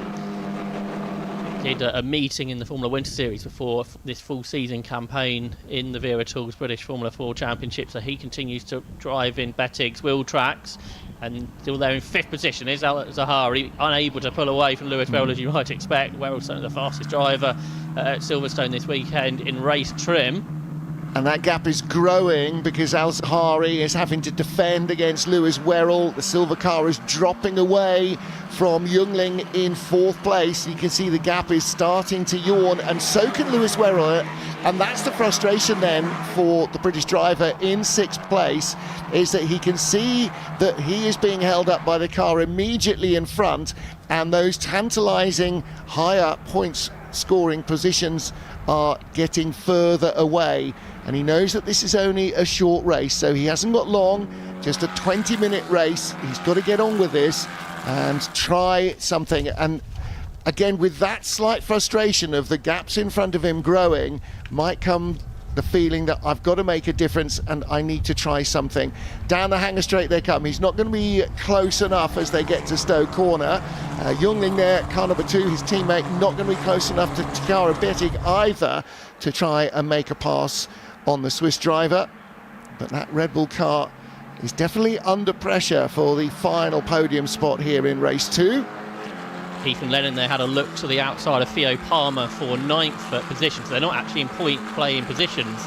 Say just the top 8 for this race, but if they have gained positions on their grid, they will be scoring points. So position gain for Ethan Lennon is sort of better news. If he can do that, down towards Abbey Curve they go. But because they're battling now, they're starting to fall away from George Palford and Alder in the background. Alba Larson continuing to be involved in the battle. She's going around the outside into Abbey Corner.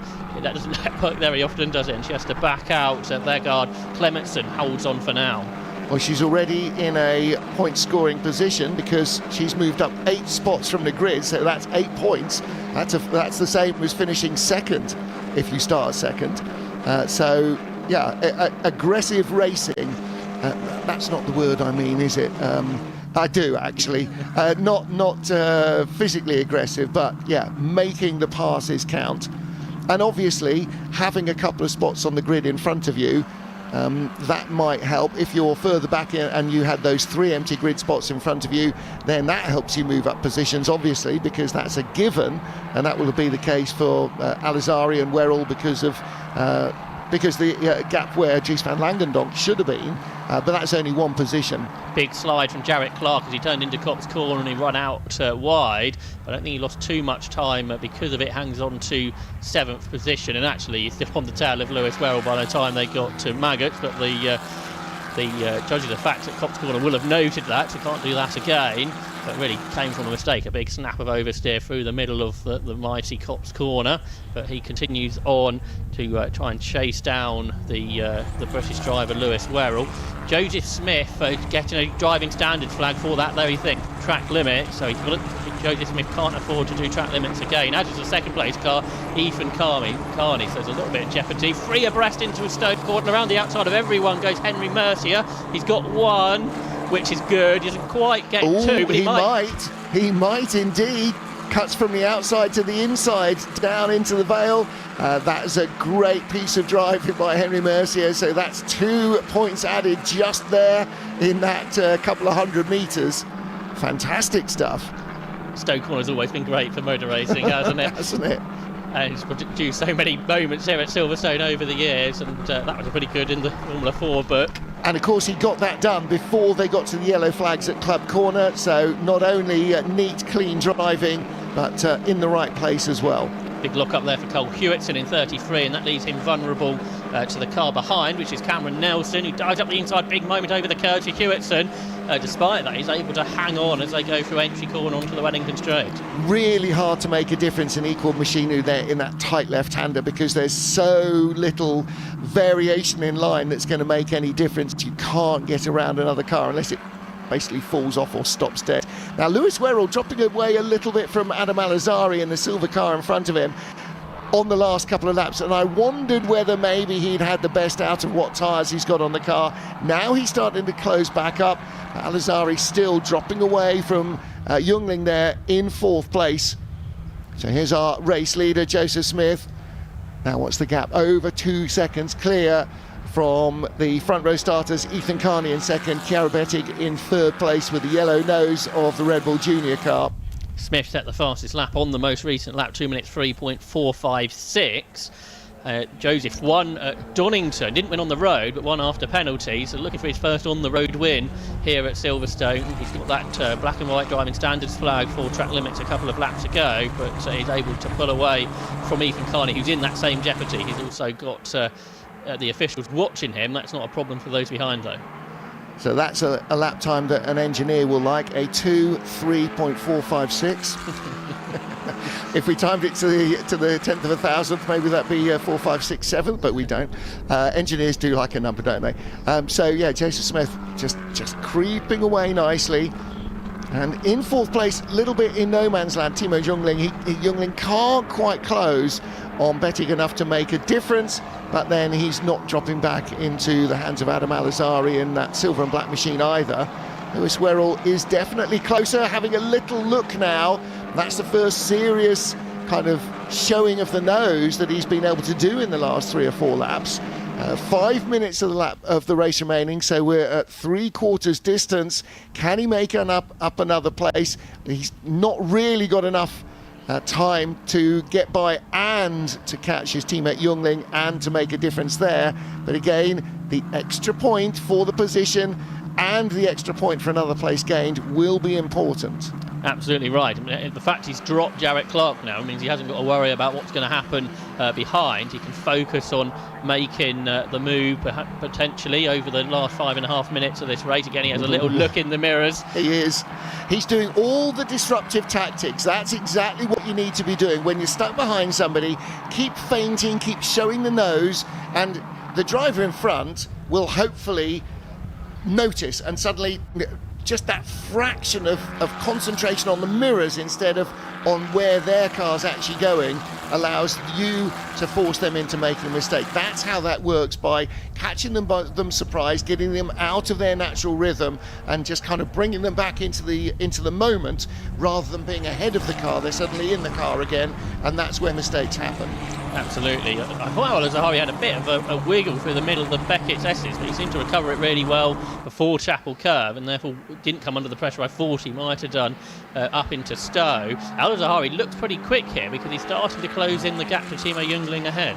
Well, the reason he had a bit of a moment in the Beckett's S's is he's just set his own fastest first sector, so he is really pushing to stay ahead of Lewis Werrell to try and make sure that he hangs on to this 5th place, and as a result I think just very slightly asking more than the car has got. Now of course that's a good thing in a racing driver, to be forcing the car to do things that it really doesn't think it wants to. Lewis Werrell with a little lock up there, and again that shows how tight, although the gap remains fairly static, these two driving absolutely to the maximum potential of their cars. Yeah, and these were the top 2 in the results yesterday. Al-Azhari ended 2nd, Lewis Werrell the winner, so certainly 2 of the drivers on form this weekend and picking up great points, not just yesterday, but in this race with the amount of positions they've gained. Yes, Al-Azhari didn't get to stand on the podium. He inherited 2nd place from 4th position because of a couple of penalties for the drivers in front of him, but yeah, in the end, it's the points that make the difference, and it will be added to here as well. So 3 minutes to go, so this will be the penultimate lap for the leader and the penultimate lap for everybody else by that definition as well. Bettig's been creeping back towards Ethan Carney. On the previous lap she was a couple attempts quicker, but Timo Jungling doesn't leave her alone, he's going with her, so both of them catching Carney together. So you've got the American, the Swiss and the German Brits are there in 4th position as they turn their way through Chapel Curve. They're close to one another, Martin, but not quite close enough to make that challenge. And not quite close enough really for the slipstream of the 2 of them to be quicker than Jungling is on his own. If they If they actually really worked together and worked as a towing pair, they would have been on the back of Youngling before. But of course, the problem for Bettig is she's defending or not taking the perfect line, because she's worried that leaving the door open will allow Youngling to have a lunge, and with there could come disaster. And just behind Al-Azhari, well, he and Werrell not working together at all. Werrell desperate to try and get by and pick up another place and another couple of points, because with Dries van Longendonk not starting the race and guaranteed a 0-point score, absolutely critical that Werrell capitalises with as much as he possibly can. Werrell's gained 3 places from his grid and be 3 extra points for 6th position. So 6 points on the card. Big dive up the inside. Wants to avoid contact, because everyone knows the stewards are watching what's happening this weekend and throughout the season. So made sure he avoided contact there, Lewis Werrell, but equally wants to put the pressure on, and now he is in the slipstream heading up to Brooklands. Well, he's really putting the pressure on, showing his nose there. When somebody's coming inside you there, you really feel it. And down here into Brooklands, he's alongside, wheel to wheel, big skid as he just hooked the curb on the inside, avoiding contact. And now he is right where he needs to be as we begin the final lap of the race. Joseph Smith already across the line. He's got the fastest race lap at the moment, so he'll get a bonus point for that. But as you say, Werrell really looking to try and make this position count. He feints again down into Kopp's corner, piling the pressure on as they head down to Maggots and then the Beckett's S's. There's your race leader out front by nearly 2.6 seconds from Carney and Bettig. And Bettig is with Carney, or much closer now, just half a second back. And that's because she set the fastest lap just after Joseph Smith did. So Bettig with the fastest lap of the race, a 2:03.2, and getting closer and closer to Ethan Carney. If she can get that bit closer, another car length or 2, perhaps a move into Brooklands is possible, just like we saw that attempt from Lewis Werrell. Well, now she's close enough. She is picking up the slipstream from Carney in the red and white car in front of her. Lewis Werrell can't make the move down into Stowe. So is he showing his nose there at Stowe to force a slightly tighter defensive line out of Al-Azhari, planning to make a move down at the end of the Vale? Let's look behind. He's not close enough, and nor is Chiara Bettig. So she's not able to make a move there either. Half a lap left. Joseph Smith's enjoying all the battles behind. He's making sure he keeps his car well within the track limits as he's on that warning. That would totally change the result. Looking for his 2nd win of the season, but the first time as the first person to take the checkered flag. Perhaps more questions about who's going to finish in what position behind, particularly with that lock-up for Carney. Yeah, Carney locks up there.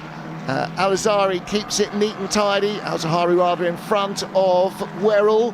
And this is for 5th position rather. So Lewis Werrell, one last chance really. Not quite close enough, is he? Surely coming onto the Wellington straight, or is he? He thinks he might be. Maybe this is what he's been sizing up Al-Azhari for, and he goes outside, inside. Now this is where he might have a chance to make the move stick this time. Bettig did not get by, so it will be Smith who takes the win. Joseph Smith heading towards the checkered flag. In 2nd place, Ethan Carney. In 3rd place, Chiara Bettig. And weaving across the line from Smith, he takes the win here in race 2.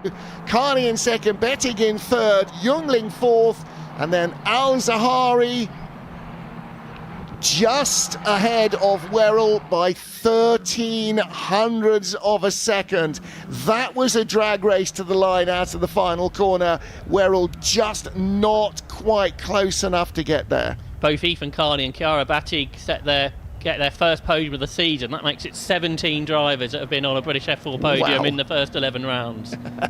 That's impressive, isn't it? 17 different drivers out of 33 potential podium spots. That is impressive. So, in fact, 17 drivers out of 32 cars in the field. So half the field now have had at least one podium. Some have been a bit greedy and hoovered up a lot more of the rest, but there you go.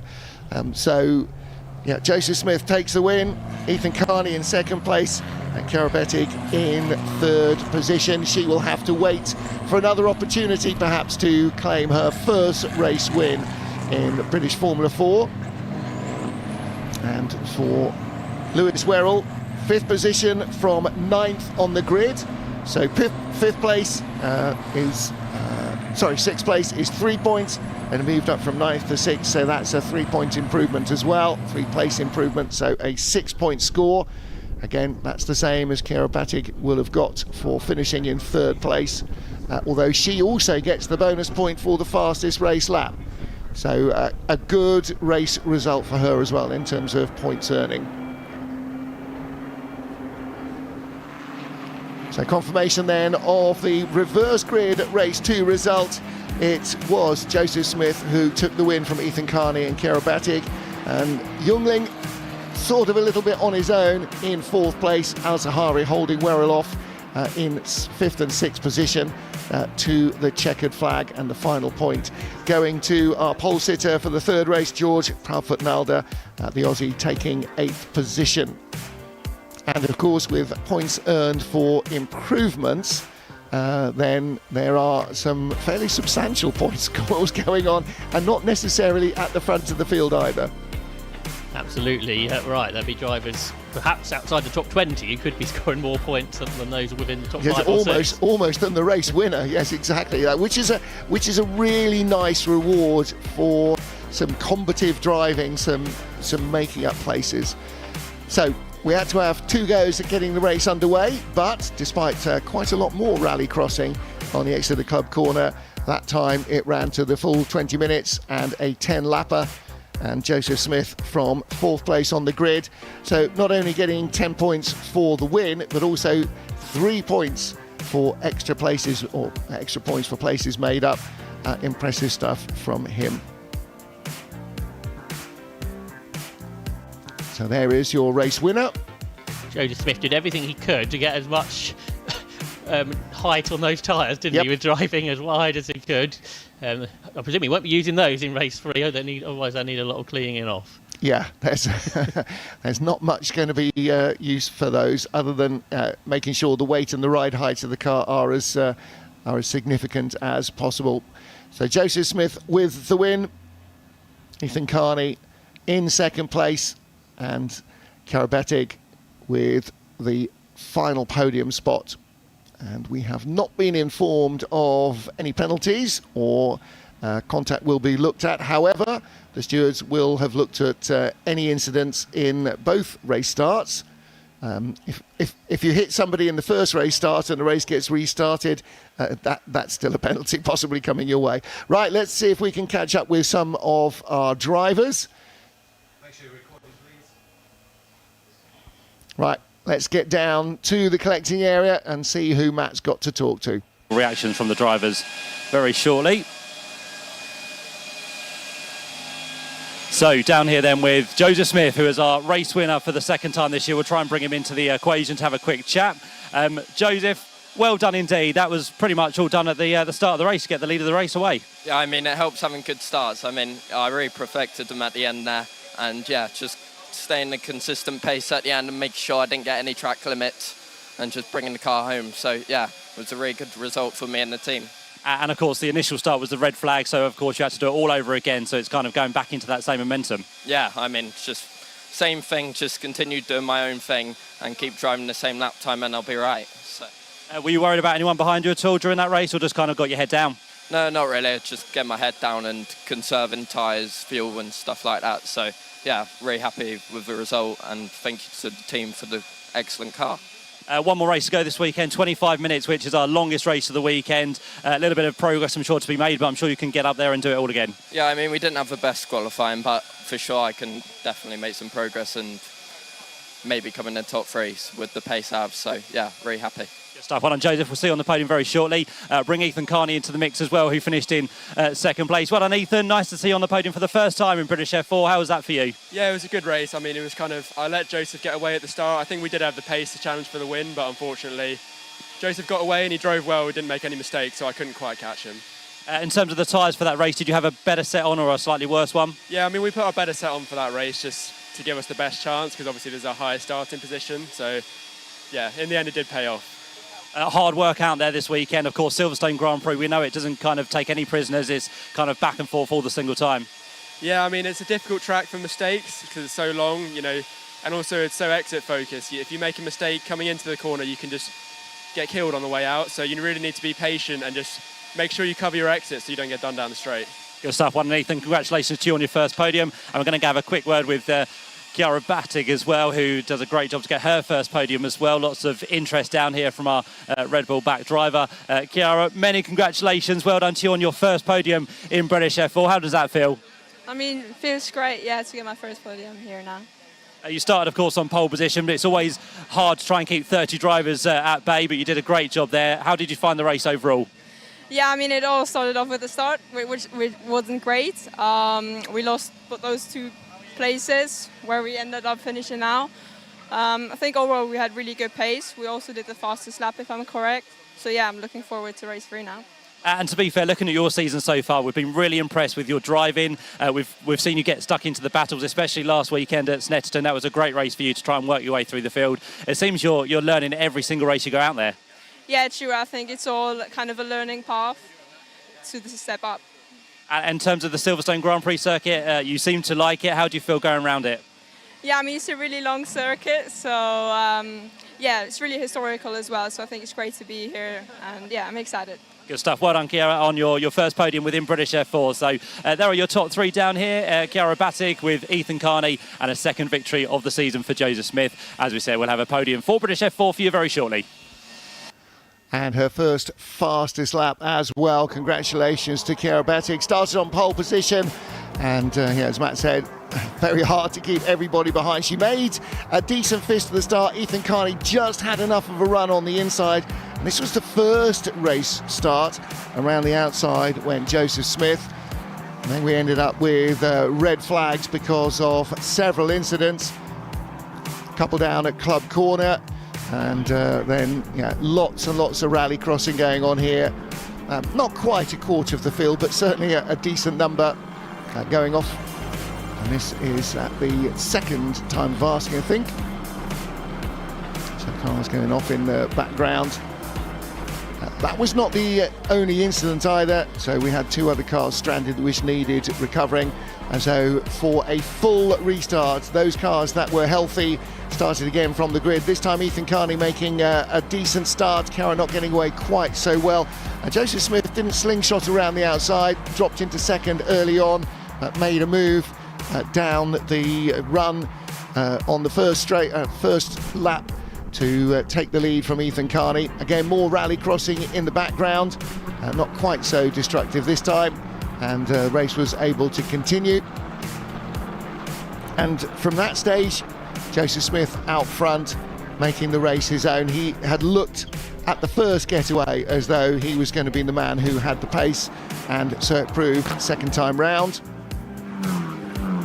Taking the first win of his season. Was pretty dominant as well.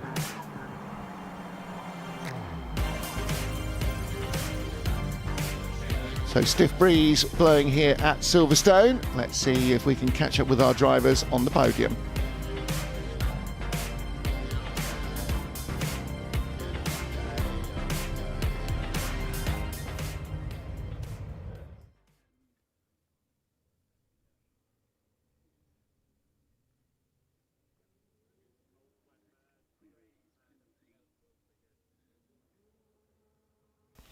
So the podium behind the paddock is ready. See the BRDC building and the BRDC grandstand just over in the corner in the background. And the newly named Jim Clark grandstand looking fantastic. So we have a podium ready to go down here at Silverstone, a wonderful podium we have for you for this weekend. The International Trophy has been standing by all weekend, so do come and see that if you can, if you're here at Silverstone. But we're ready to go then for the presentations of round 11 of the Vivid Tools British F4 Championship, certified by FIA. We're going to start with our rookie class, and we're going to welcome up in 3rd place, which is going to be Jeba Alzabar. Well done, Jeba. Congratulations to him. We're going to have Johnny Colby, the sales manager of Safety Rocks, to do our presentation today. So that goes to Jeba. 2nd place in the rookies, Lewis Werrell. Many congratulations to Lewis.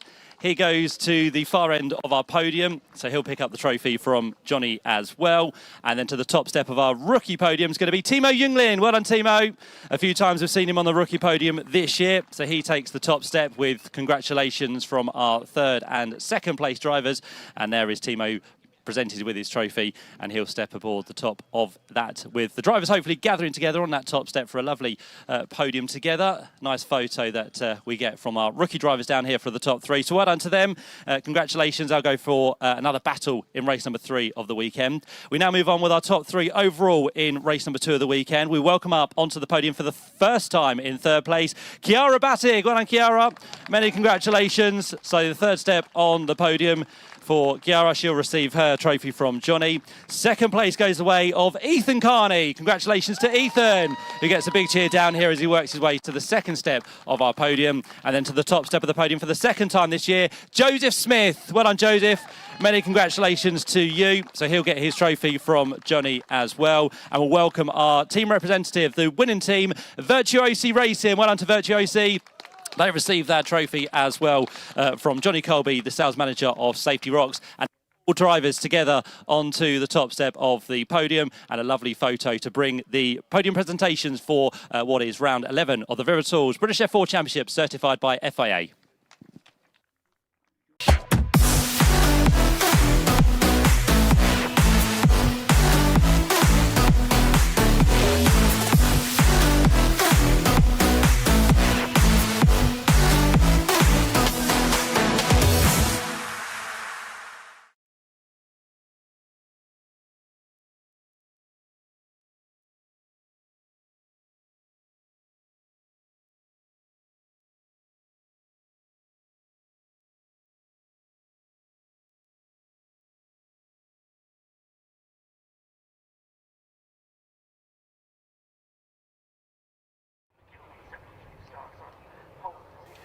Cars back on the grid for the final time this weekend at Silverstone for the Nankang Tyre Sports 1000, front of the grid, and the Freaky Part Sports Specials Championship further back on the grid. Welcome back, everybody. Martin Haven, Josh Barrett ready for the final time of action. Cars ready to go. And news after race 2, Josh. Yeah, and we heard Noah Balderston mentioning that he didn't see the driving standards flag. He didn't, so that means he didn't get the 5-second penalty. We have a reverse grid though, and the race gets underway for the 3rd time today. And Dan Clues on the inside from row 2 of the grid, car number 1, who won on the was second on the road, but won after the penalty for Osbaldeston. Car number 24, who starts further back. He started actually in 5th place, but has dropped a little bit further back in that. Dan Carney now with the lead of the race, Dan Clues rather, with the lead of the race, and the second group getting away. These are our sports specials. The Sport 1000s out front, and that's an enormous lead already for Dan Clues.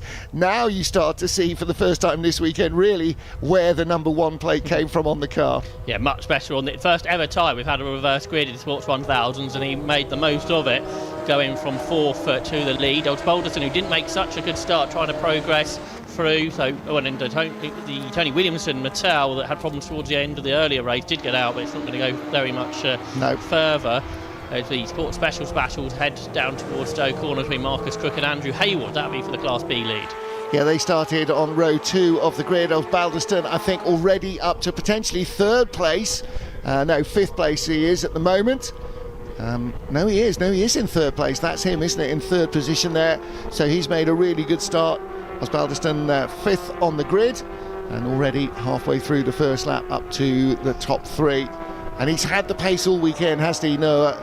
And now up to 2nd place as he dives down the inside of Carl Austin.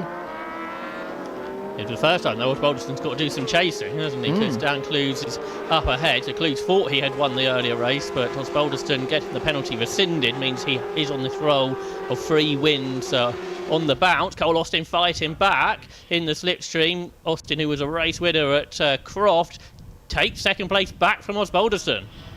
So the teenager in car number 24 certainly learning fast, isn't he?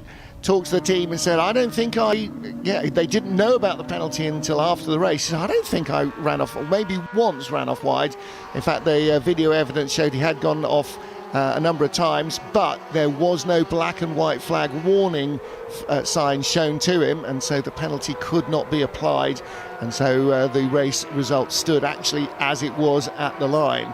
So Osbaldeston with the points for his 2nd win of the weekend. And now up to second place. The gap is 2.0 seconds as they start this third lap of the race. Again, just 15 minutes of track action. Clint Newman's not made the progress of the other two podium finishers from earlier on this morning. He's still there behind Johnny McGill, a long-time Sports 1000 racer who was up on the podium with Cole Austin at Croft. Clint Newman right in the slipstream of the car ahead, pops out of the toe on the inside line up towards Stowe Corner. He can brake later, which he should be able to do. He'll be up into fourth. I was going to say, in the Beckett's S's, he was very close, just all arms and elbows as he tried to handle the car with a slight lack of downforce from the turbulent air of the car in front. It's not quite done yet, but I think that will probably stick, won't it, as he keeps his nose in front. I imagine he'll quite quickly catch up to the back of Cole Austin, because he closed and Noah Osbaldeston were quite a bit quicker in the earlier race. Up towards Abbey Corner behind them, the battle is resumed from about a couple of hours ago. Colin Chapman versus Dan Ashby, they had a race-long battle. And yesterday it was the same too, wasn't it? So they're obviously very much of a pace together. Two different variations of the effectively the same chassis. Colin Chapman here, car number 63, has effectively been just the leader in this game of Follow My Leader all the way through both races so far. Yeah, can he change the story? The lead gap's not 2 seconds anymore, no, is it isn't. No, really dramatic stuff from Osbaldeston. 1 minute 9.759 to 1 minute 10.5. So he's closed 8 tenths from 2.0 down to, well, under a second now. So this lap is really working well for Noah Osbaldeston. So earlier, the fastest lap was a 2:15.9 from Newman. Is this a particularly good lap from Osbaldeston, or is it a bad lap from Clues? It probably wasn't a great lap from Clues, actually, was it? A 2:17.5. Osbaldeston does exactly a 2:16. It's not quite as quick as we went in the earlier race. It's now only half a second behind the race leader. And for the first time here at Silverstone, Noah Osbaldeston's got to try and find a way past the reigning champion. Well, he's got 10 minutes to do it, and it does look as though Clues has responded a little in car number 1, and that gap, half a second, that looks like it's probably a fraction more than half a second, but of course they're covering ground pretty quickly. And in third place, under pressure from Newman, Carl Austin, again pretty much the same speed as the leader, 2:17.5, but Newman behind him, 2:16.9. And first time of asking, uses the toe down the hanger straight, dives to the inside into Copse Corner, and Carl Austin did not shut the door there. He saw what was happening. You're kind of powerless when you're giving away a slipstream on such a long, fast straight. You are a little bit powerless. It's like the uphill climb towards or out of Eau Rouge at Spa. Once they're in the slipstream, you know the inevitable is coming. There's just no way of breaking that toe. Battle here between two newcomers to the championship this year. Marco De Pieri having his first race weekend at Silverstone. Chris Brayshaw behind had his first outing at Croft last month. Yeah, a look to the inside for the second part of Club, which isn't really an overtaking opportunity, and that compromised his run down the Lewis Hamilton straight up towards Abbey Corner. But learning all the time, quite some race car to have your first racing outing. It really is, yeah. And here comes the lead group, and they are, or the lead pair, they are just a half second apart still. Noah Osbaldeston, car number 24, and ahead of him is the reigning champion, but only just, Dan Clues hanging on, but Osbaldeston has closed what margin there was and is right there. These cars on treaded road tyres, Nankang road tyres, the championship sponsor, so there is a limit to the mechanical grip that you've got, but it's the same for everybody. And Noah Osbaldeston looking now to try and make the move down into Copse for the first time. The nose dives under braking as he goes past Dan Clues on the inside, and Clues again will have seen that coming. Not going to slam the door shut. He's going to have to find a way to combat this teenage rival of his. I wonder now that Clues is the driver following, whether he can use the slipstream to fight back, but his line through Beckett's doesn't look ideal, and Osbaldeston immediately put several car lengths between himself and his rival. He's way over the curb there at Chapel Curve. big handful of lot going there because he was fighting the understeer all the way through the slower final element of the Beckett's S's. He just carried in a lot of speed, and you can almost imagine his eyes widening there as the grass got closer. But he managed to complete the pass nicely into the Beckett's S's, and already from half second behind at the beginning of the lap, he's the better part of a second in front halfway round.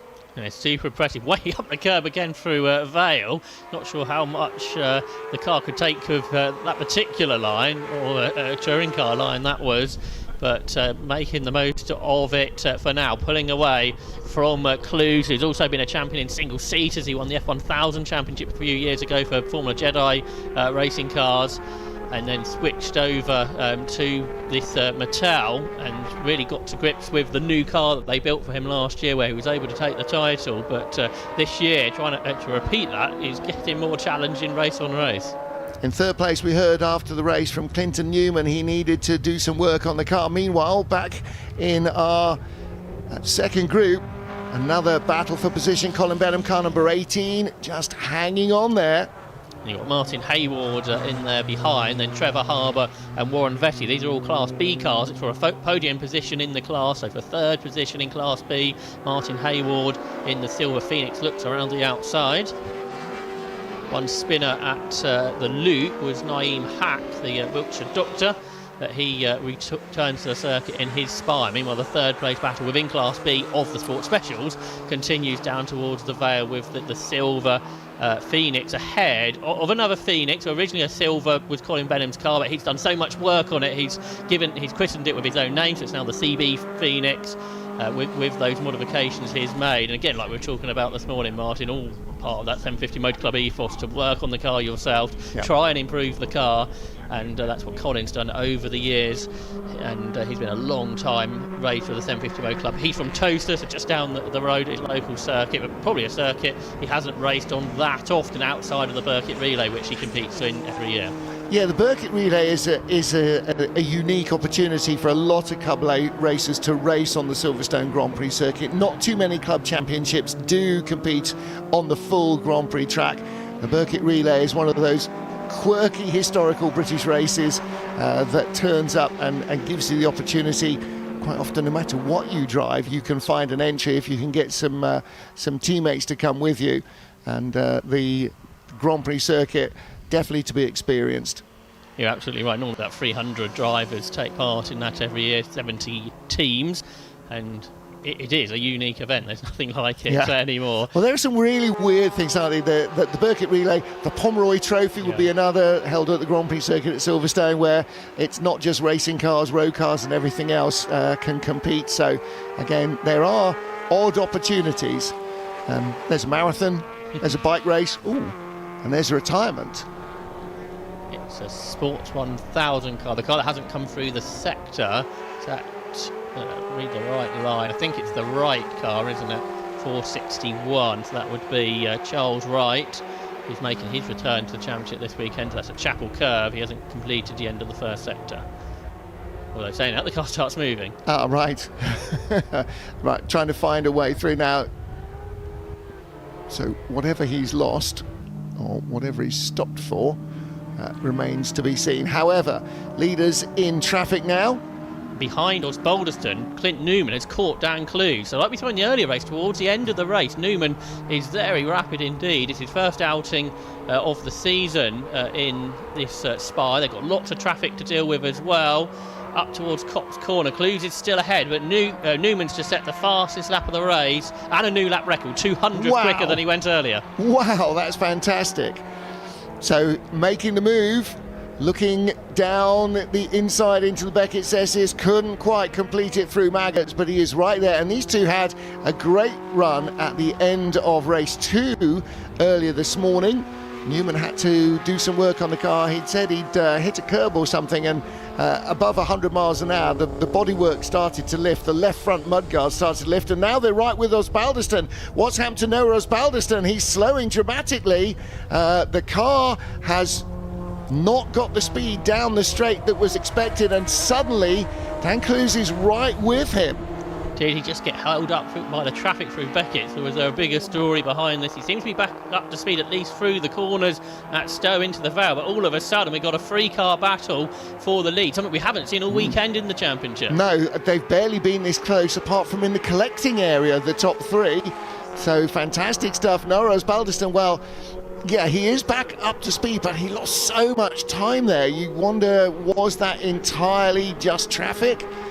Especially on the Hanger Straight. I mean, it's not like there are too many places you can get held up, but he has managed to keep his nose in front of Dan Clues, car number 1, and right behind Clinton Newman, number 42. So Osbaldiston, you know, the way he went away from Dan Clues earlier on made it look like child's play. However, this time he's barely able to get clear. He has just made a bit of a break. It could have gone a lot worse for him, couldn't it, up towards Stowe Corner. Newman's having another look up at Brooklands on the inside of Clues, but Clues is comfortable to stay ahead. He's so much more experienced than the two drivers around him, are both pretty new to racing with different backgrounds. But Clues, who started racing in supercarts in the 90s and then in Jedi single seaters before moving in. He obviously liked the bike engine, stayed with bike engines but into sports prototypes. But yeah, he's been racing for 30 years. Probably the other two between them have hardly done 30 races. Yeah, our Racheley and Noah Osbaldiston hasn't been alive for 30 years. So, yeah, Dan Clues started racing long before he was thought of.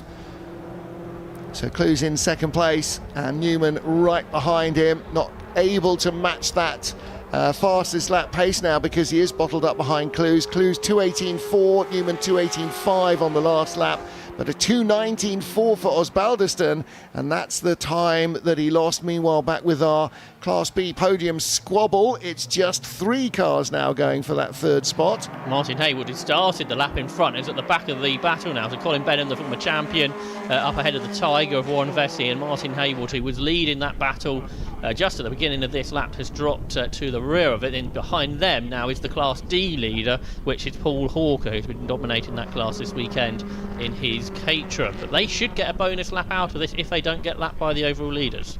The leader hasn't quite got to them yet. So Noah Osbaldiston, as the time runs out, there he is. Well, again, seems to be back up to speed. His fastest race lap, 2:16.000. Last time round, 2:19.9. So, ooh, and again, a huge slide. We saw lots of understeer in the Beckett's S's. I wonder if he has really run out of tyre now. This might not end up going his way. Final time, coming down onto the Wellington Straight. 3 of them in it for the win, potentially. Osbaldiston, Clues, Newman is the order now. Is that how they're going to finish this lap? Up towards Brooklands, to the outside comes Dan Clues, who breaks later on Osbaldiston, who made that mistake at the loop. And round the outside of both of them comes Clint Newman, 3 abreast through Brooklands. Newman's down 1, can he do 2 into Luffield? He's way up the curb. I think he might. What a move from Clinton Newman, fantastic. Noah Osbaldiston had no tyres left at the front, but at the rear he's got the drag off the corner. He is going to take it at the line in the drag race to the checkered flag. Noah Osbaldiston just holds off Clinton Newman by 86 thousandths of a second. I do declare we've had a Silverstone type finish. We have. Look at that. 2 tenths covered the top 3. Fantastic. Did they see the checkered flag? Did we see the checkered flag? They look like, certainly, that they are still going at it in front. But Noah Osbaldiston, yeah, he really struggled for front end grip. He must have had a major moment there. And Colin Chapman hangs on to 6th place again in his private battle with Dan Ashby.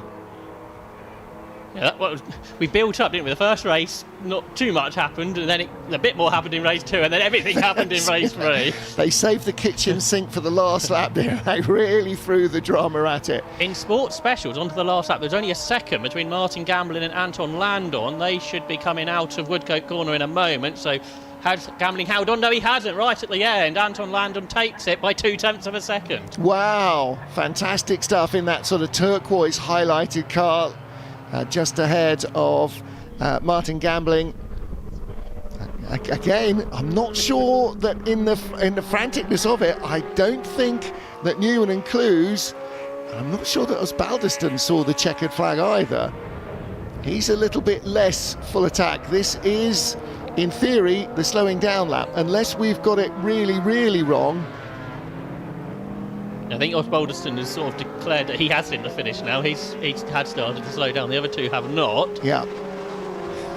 Well, when it's 3 wide coming out of the final corner, you come across the line. I'm not surprised sometimes if you don't see it. What you don't want to have now is an instant after your race should have finished. No, especially what nobody else wants is for you to have an incident with them. So Noah Osbaldiston, car number 24, the clean sweep of the weekend. One race 2 on the road, was then handed a post-race penalty that the team contested, and it was decided that actually the penalty was not legally applied, even though he had transgressed over track limits.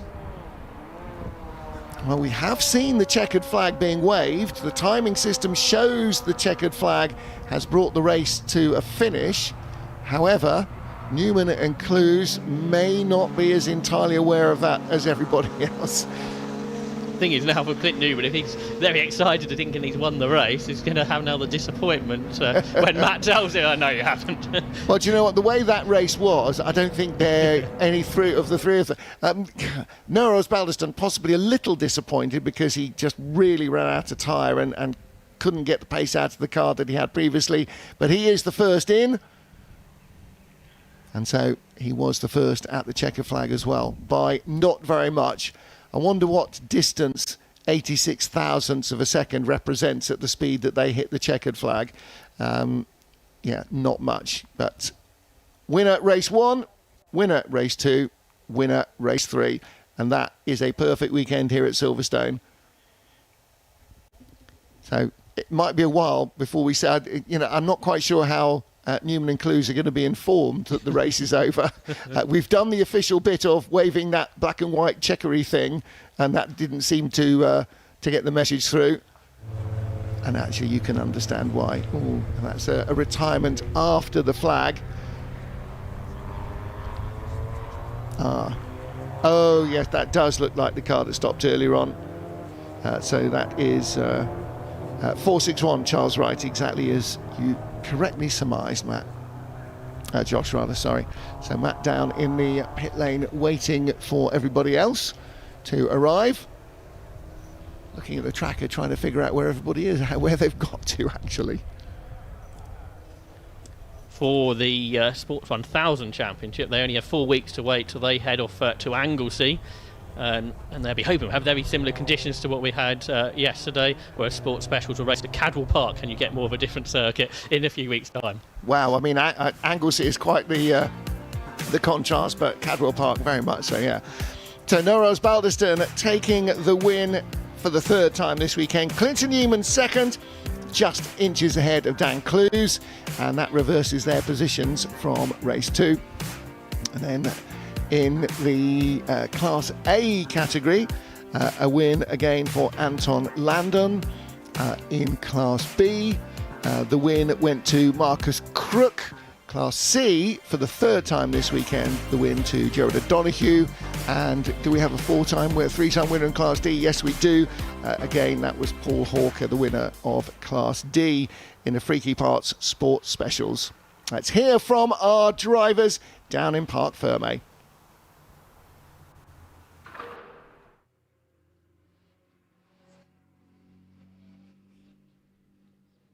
Yeah, so we have Noah Osbaldiston down here as our winner. Noah, congratulations. I don't think any other time this year you're going to be able to take a hat-trick, because it's the only round we've got 3 races across the course of a weekend. But well done. First off, you appealed that penalty from earlier on. You got it rescinded. So you are a winner from race 2 as well. Yeah, just basically what happened was they... I wasn't given the warning flag in a sense, and then I went up to the stewards and asked them, basically just questioned it nicely, and they agreed with me that the rule says I have to receive the flag. But it's racing, mistakes happen. There's no hard feelings, and I'm just glad that we ended up coming to the right decision. But yeah, so it started me off P5 in race 3. And it was a bit of a rocky start. I mean, there's quite a lot of cars to get through, but when me and Dan sort of broke away, it was okay, and the battle started commencing. I started to pull a bit of a gap until there was double wave yellows in Maggots and Beckett's, and I was stuck behind one of the sports specials, so I lost like about 4 seconds through there.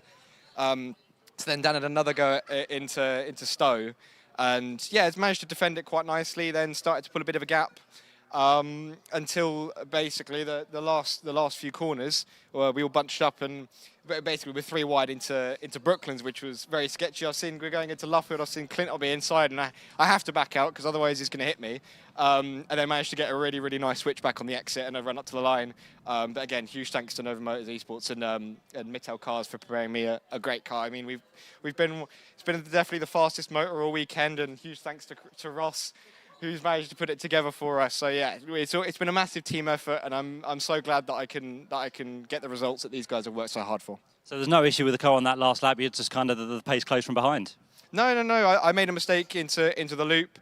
Made a slight mistake on gear changes, all of it. So yeah, but other than that, no, it was a pretty flawless race, and I'm just really happy to get the win because I tried so hard with me and Neil Riddiford with George Plotzy at RMO. We've been training so hard in the last few weeks to get these wins, and it's so good that we can get these results. Well done this weekend. 3 wins this weekend, 4 wins in total. Well done, Noah. Congratulations on the wins you've done here at Silverstone. Let's bring in Clinton Newman, who finished in 2nd place in the end. He gets congratulations from Noah. Clinton, what a race there to end. You were kind of up against it to try and make your way through. Then you had Dan to try and contend with, which you got through on. Then you had Noah on that final lap. Lots going on. Yeah, it was a really fun race. We did another lap as well, so yeah, it's unlucky because I got past both of them, like right on the last corner of, now I know it's the last lap. But then he just got a better pull out the corner for me and nosed across the checker flag. But no, really good fun, great racing. It was a great finish. It was 86 thousandths of a second. That's how close it was. Oh, really? Oh, gutted. But you must be happy with the speed in that final race and the battles you had. Yeah, absolutely. Yeah, it's really good fun. And I mean, I think Noah's been quickest all weekend, but he made a couple of mistakes there that allowed me to kind of get back in the fight, and these guys scrapping. So it's really good to have some close racing. Yeah. Good stuff. Well done, Clinton, this weekend on your podium finishes. And we'll bring in Dan as well, Dan Clues, who was 3rd in our final Sports 1000 race. Dan, you were on the other end of that battle, unfortunately. You dropped down to 3rd place, but it could have gone anywhere on that final lap. It certainly could, yeah. It all got really close on that final lap. Noah was held up with a yellow flag. His lead just evaporated then, and he hadn't got any pace onto Hanger Straight either. So there was the 3 of us all at him, and good old scrap down to Brooklands as well. And obviously we all crossed the line very, very close in the end. I did think kind of midway through that race when Noah did slow, he might have been helping you out to give you a tow. It didn't seem that way. It was just the mistake he made and, of course, yellow flags. But I thought that might be the tactic. No, he wasn't giving me a hand at all the way he covered me off into Stowe. Not a chance. No, there's no favours out there, and don't expect any either. And again, on that last lap as well, as you said, down towards Brooklands, through the final couple of corners. Unfortunately, Noah's car was in front of you, whereas Clinton got the better line around the outside to drag to 2nd. Yes, yeah. So I sort of tried to go around the outside of Noah. I could see Clint was much, much wider. I think, okay, this might all just end up with us all in the same bundle together. Tried the switchback coming out of Luffield, and unfortunately for me, Noah covered that off as well, and that was that. So. And in terms of course, race 2, we did award you the win. We now have to take that away. So this year, no wins, but still some really good points this weekend at Silverstone. Yeah, that's right. There was a mistake with with warning Noah about track limits and whatever else, but that's been dealt with now in the past. Nothing to worry about. Good stuff, Dan. We'll see you hopefully at Anglesey for the next round. We will do. Thank you. Good stuff. There's Dan Clues. We'll go now to the sports specials because we haven't spoke to them this weekend, and we've got time as we've got lunch coming up here at Silverstone. So let's try and grab a quick word with our eventual race winner, which was Anton Landon. So Anton, come and join us here for a quick chat. Well done. You picked up the victory on the last lap of that race as well. I did, yeah. It looked like Martin had problems again with his fuel. So right after Luffield, and you could hear it sputtering. So I thought, can I just make it? Is the checkered flag out? I don't know. And it was. So yeah, fortunately, yeah. But I did try a different strategy to make the fuel last, and just wasn't quite enough. But yeah, did well, a win, and Marcus was keeping up really close at the beginning of the race, and yeah, fair dues to everyone. It's the way sometimes, though. You have to be there to pick up the pieces. That's exactly what you did. I think you're probably about 2.5 seconds there or thereabouts kind of behind Martin throughout that race. So you were kind of trying to keep with him. I was, but in qualifying, I think Martin's about 5 seconds in front of me on the pace. So, yeah, he's a lot faster than me. But there you go. If it could stay in contention and he had a problem, then there was a chance, wasn't there, to pick it up, but there you go.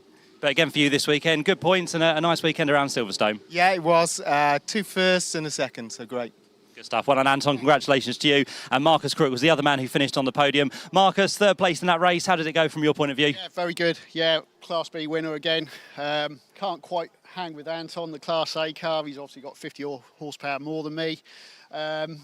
I can just about stay with him in the straights. I catch him on the corners, but, you know, when we get in the straights, if I lose the toe, he's gone. And, you know, that's basically what happened. You know, I finished 3 seconds behind him, I think, at the end. So not too bad. No, good result. Car behaved itself. So, yeah, happy with that. And as you said, a class win, which is always nice. So from here at Silverstone, we go to a completely different circuit. Cadwell Park, very tight and twisty. Yeah, did there a couple of years ago. Didn't have much luck there. Had a lot of reliability problems with the car. So better luck this time for the car. That's last year and a half has proven to be really reliable. So fingers crossed. Good stuff. Well done, Marcus, this weekend. Congratulations on your podiums within the Freaky Park Sports Specials Championship. And, of course, the first drivers we heard from there were from the top 3 in the Nankang Tyres Sports 1000 Championship. They're now done here this weekend at Silverstone, but more racing to come later on this afternoon.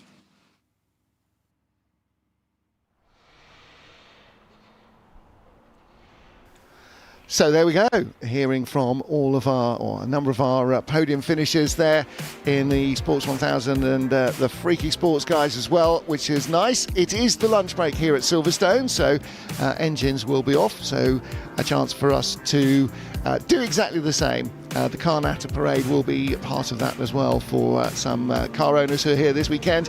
And then we'll return at 12:40.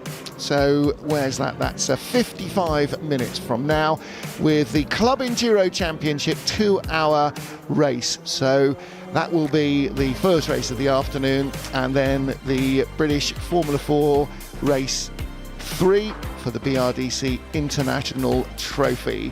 And that will be starting at 3 local, so 1500 British summertime, 1400 GMT. We'll be down on the grid amongst the cars, and the race will get underway at 3:50. So join us then. Until then, from Josh, from me, and everybody else here at Silverstone, enjoy your lunch. We'll be back in a little over 40 minutes.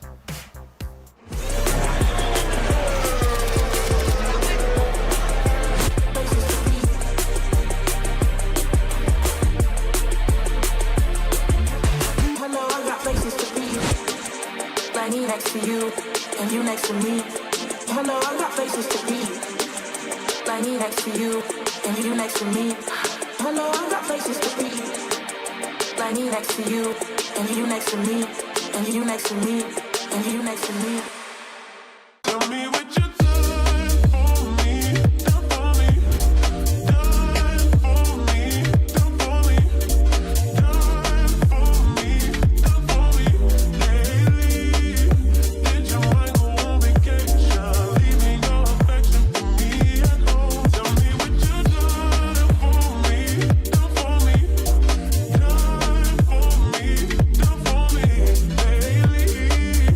with your heart.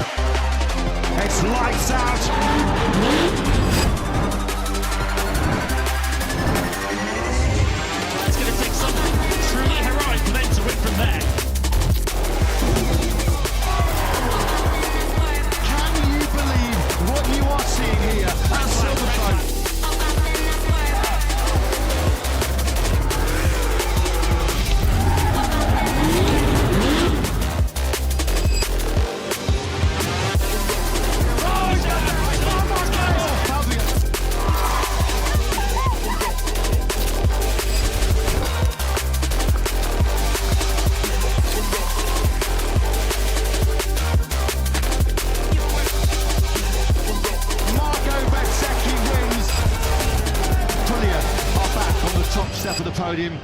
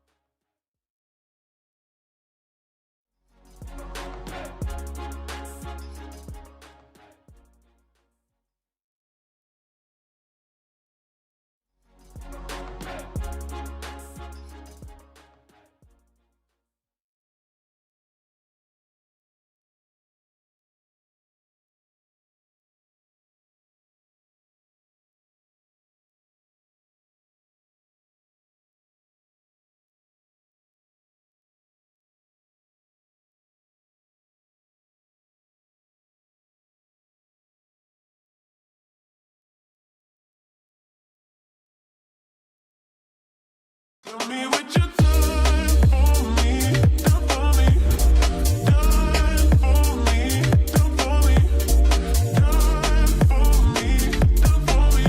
Lately, get your mind go on vacation, leaving your affection for me at home. Tell me what you done for me, done for me, done for me, done for me.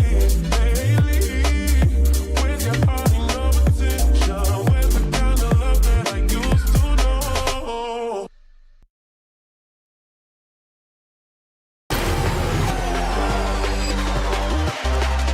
It's lights out.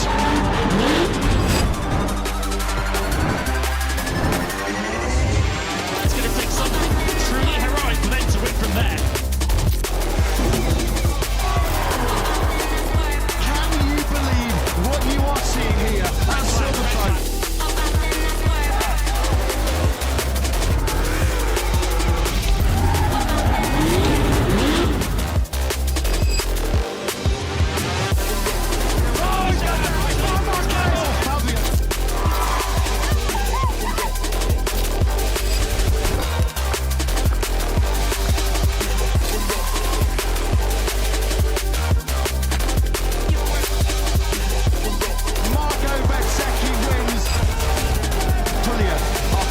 Top step of the podium.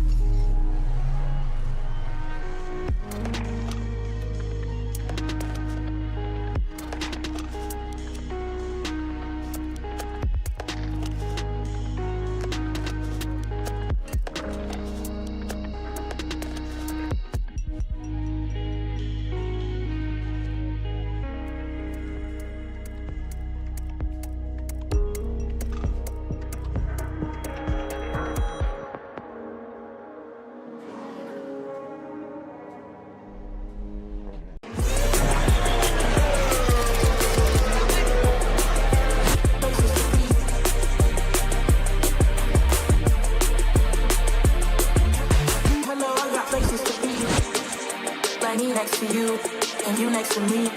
Hello, I got places to be. Like me next to you, and you next to me. Hello, I got places to be. Like me next to you, and you next to me, and you next to me, and you next to me.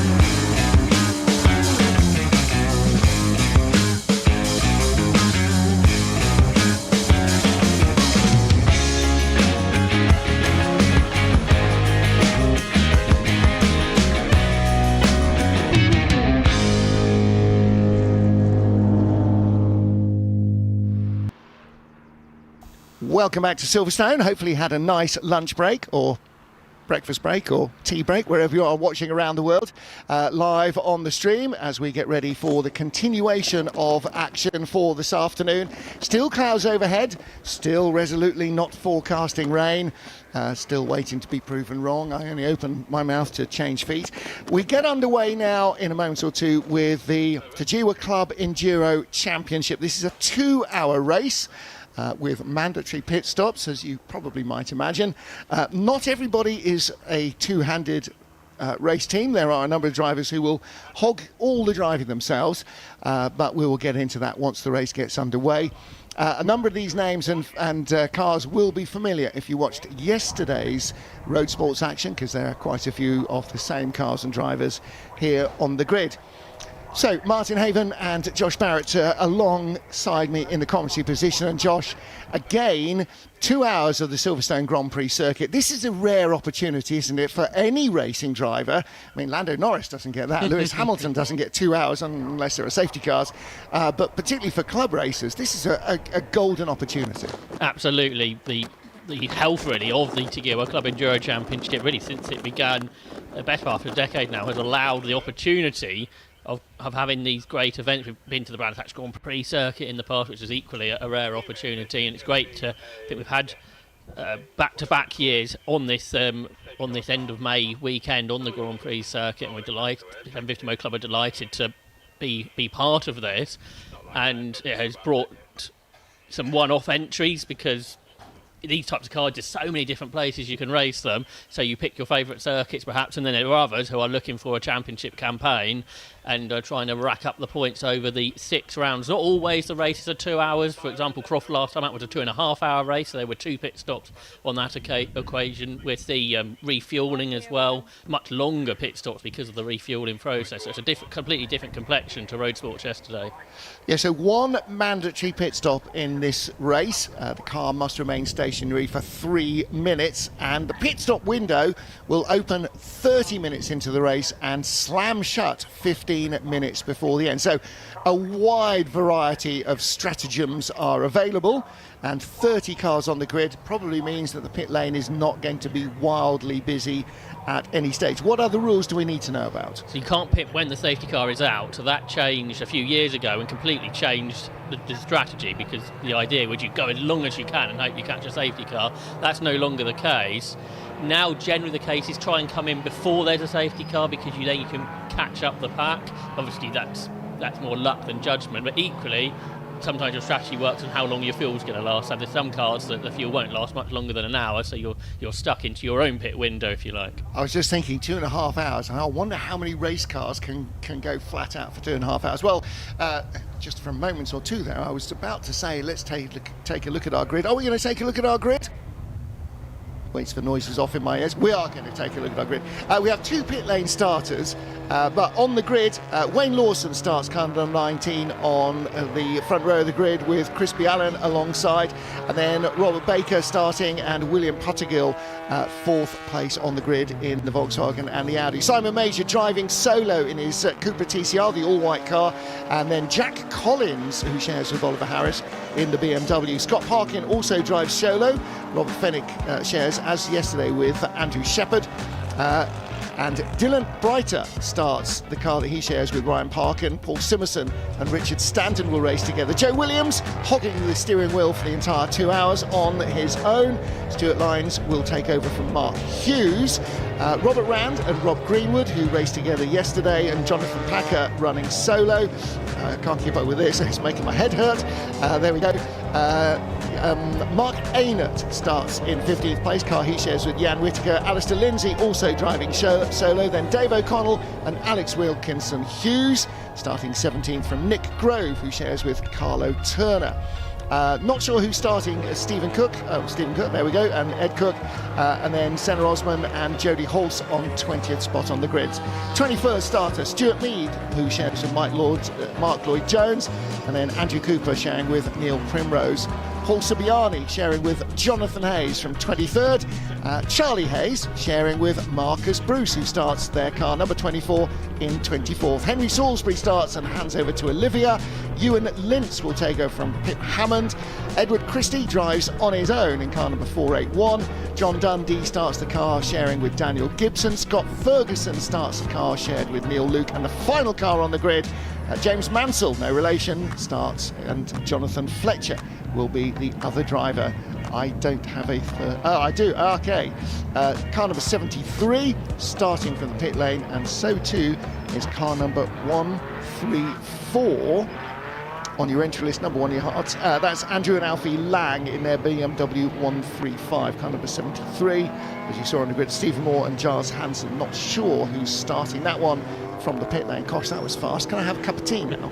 The other thing for the first lap or so is not necessarily all the quickest drivers who set the qualifying times will be starting the cars. I think that particularly on the front row drivers aren't the drivers that set the qualifying time. James Pickford was the quickest driver in qualifying, but it'll be his co-driver, the car owner, Wayne Lawson, to start. So the first lap or two might see a bit of shuffling to get everyone sort of in the order of how quick each driver is. But an intriguing 2-hour race in prospect. 3 classes here based on power to weight ratio. You score points within your class, and those who were successful at Croft will have a slightly longer pit stop. It was Scott Parkin, Jonathan Packer and Andrew Cooper who won the classes last time out.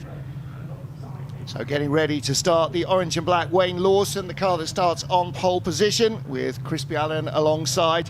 Watch for the all-white car of Simon Major as well. Was very quick yesterday, finished on the podium, do I remember that correctly, in the road sports race in his brand new, to him, Cupra TCR. And as you can see, a wide variety of different hot hatch-based racers, some of which were purpose-built racers by factories, some of which are being built by the teams themselves.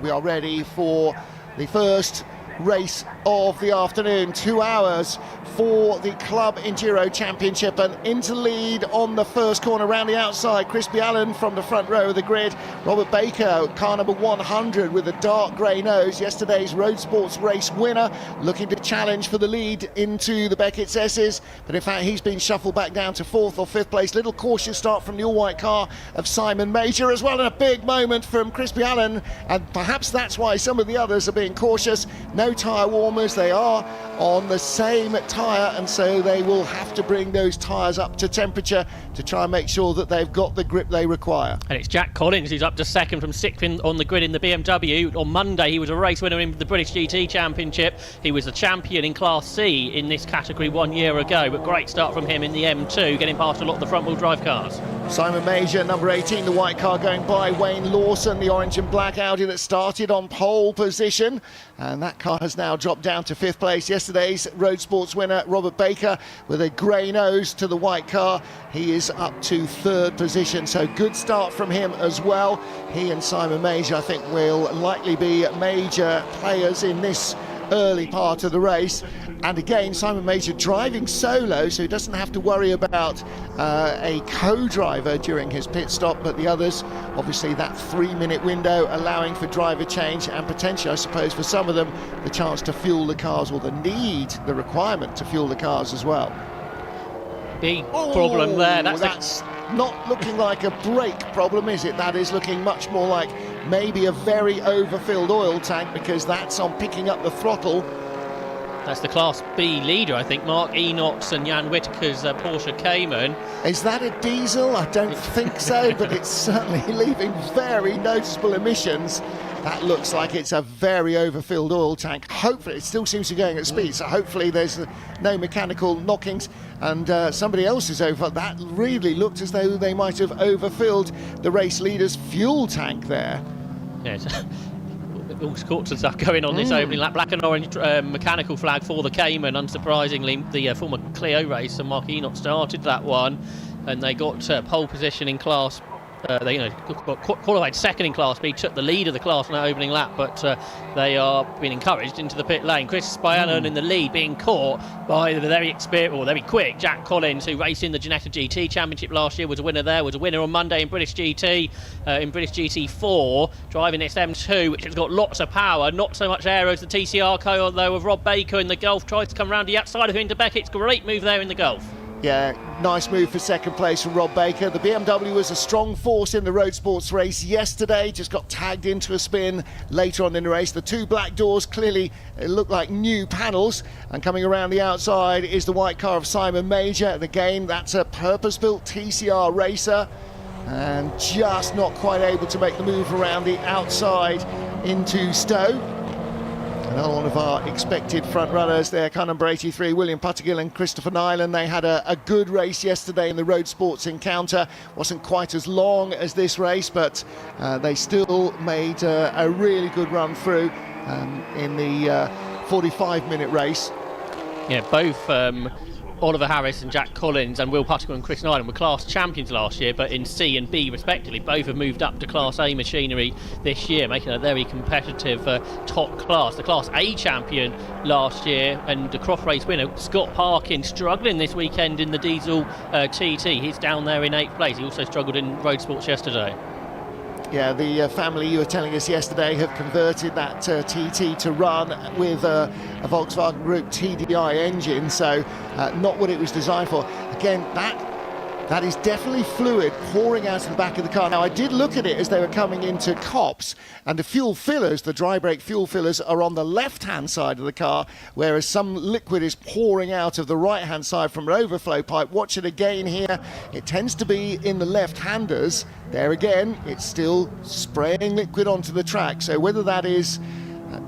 well, I'm not sure what that is. I don't think it's oil, so that leaves either coolant, which will be just as slippery, or fuel, which probably won't be. And since nobody else seems to be going off there, I'm assuming that he is losing fuel for some reason from an overflow, from a breather. I feel like this happened at Croft, which is a bit concerned. It's happened to the same car 2 races in a row, but it should hopefully go away. Well, the other slight concern is, if I'm seeing it, why aren't the stewards? And if they are, why are they allowing him to just liberally dose the track with fluids in left-hand corners? Anyway, Simon Major, fastest race lap. That's the 3rd car in your shot. The white machine. And right behind him is Jack Collins, making it 4 for the lead. Top 4 were separated by just 1 second at the line. I would suggest that by Alon, with that small fuel drama, he's probably the slowest of these 4 cars. But at this stage, the others can't get past him. The 3 in front, very similarly paced, all TCR cars. Now Rob Baker dives down the inside. He heard you saying they couldn't get by him, and he went, I beg your pardon, I think you'll find we very well can. And here comes Simon Major as well in the white machine. So Chris Ireland, he jumped off well at the start, but he's going to be potentially 4th by the end of this lap, because the BMW also looks like it's got much more in the way of grip here through Club Corner, moves up to 3rd place. So Ireland got to Stowe in the lead by the time he's got to Club. So they basically traversed Stowe and the Vale. He's down to 4th, and there are 2 more queuing up to duff him over. That's eaten my word well and truly about them not being able to pass him, hasn't it? And the top 2 have got away when Collins was getting passed by Allen. So Baker and Major, the top 2 in road sports for the first part of the race yesterday, go getting away. There goes Dylan Brichter in the dark side Audi. So it's not Ryan Parkin, Scott's twin, that started, but Dylan Brichter. And he's made a move there on Wayne Lawson, who's, after initially losing quite a few positions, has sort of picked his speed up now and is going with the front pack. Yeah, so an Audi swapperoo there, the diesel TT, which is not a TCR car, getting ahead of the RS3 LMS, which is, but our new race leader out front in the Seat, Robert Baker. Again, there is no limit to the amount of fluid that is coming out of that car. It's depositing the same amount in the same corners every lap. And this is now 3 times we watched it go round, dropping fluid everywhere. So, black and white flag for track limits as well. That's already not taken long. Yeah, Robert Greenwood, a black and white flag, a final warning for track limits, or a warning for track limits. So Rob Greenwood is going to have to be cautious about that. The current race leader from the white car of Simon Major. and the BMW in 3rd place. That's a factory-built BMW by BMW M Motorsport, the M2, which is really designed, I think, to race out the Nürburgring in their single class within the 24-hour races and the NLS races.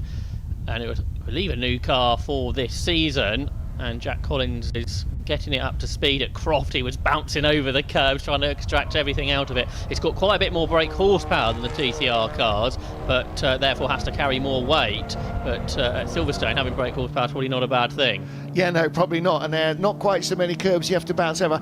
Croft is probably like trying to race it around your bedroom rather than the N24. The Nürburgring Nordschleife is quite a long track. And actually, in places is long and fast. In places is very nattery and not at all fast. But here we go. Okay, so battle for position coming towards us. Car number 73, Stephen Moore, Giles Hansen's Audi TT. Very distinctive looking livery. And the BMW right behind. That was a pass 4 position, wasn't it? So that is a change for 27th spot on the standing order at the moment. That's the Audi that started from the pit lane, starting to make progress through some of the Class C cars. Class C led at the moment by Marcus Bruce on his seasonal debut in the BMW E36 Class B. He's being led by the Croft race winner, Jonathan Packer. Interestingly, the Cayman still going in 2nd position after that big plumes of smoke. Yeah, and still being shown a black and orange flag.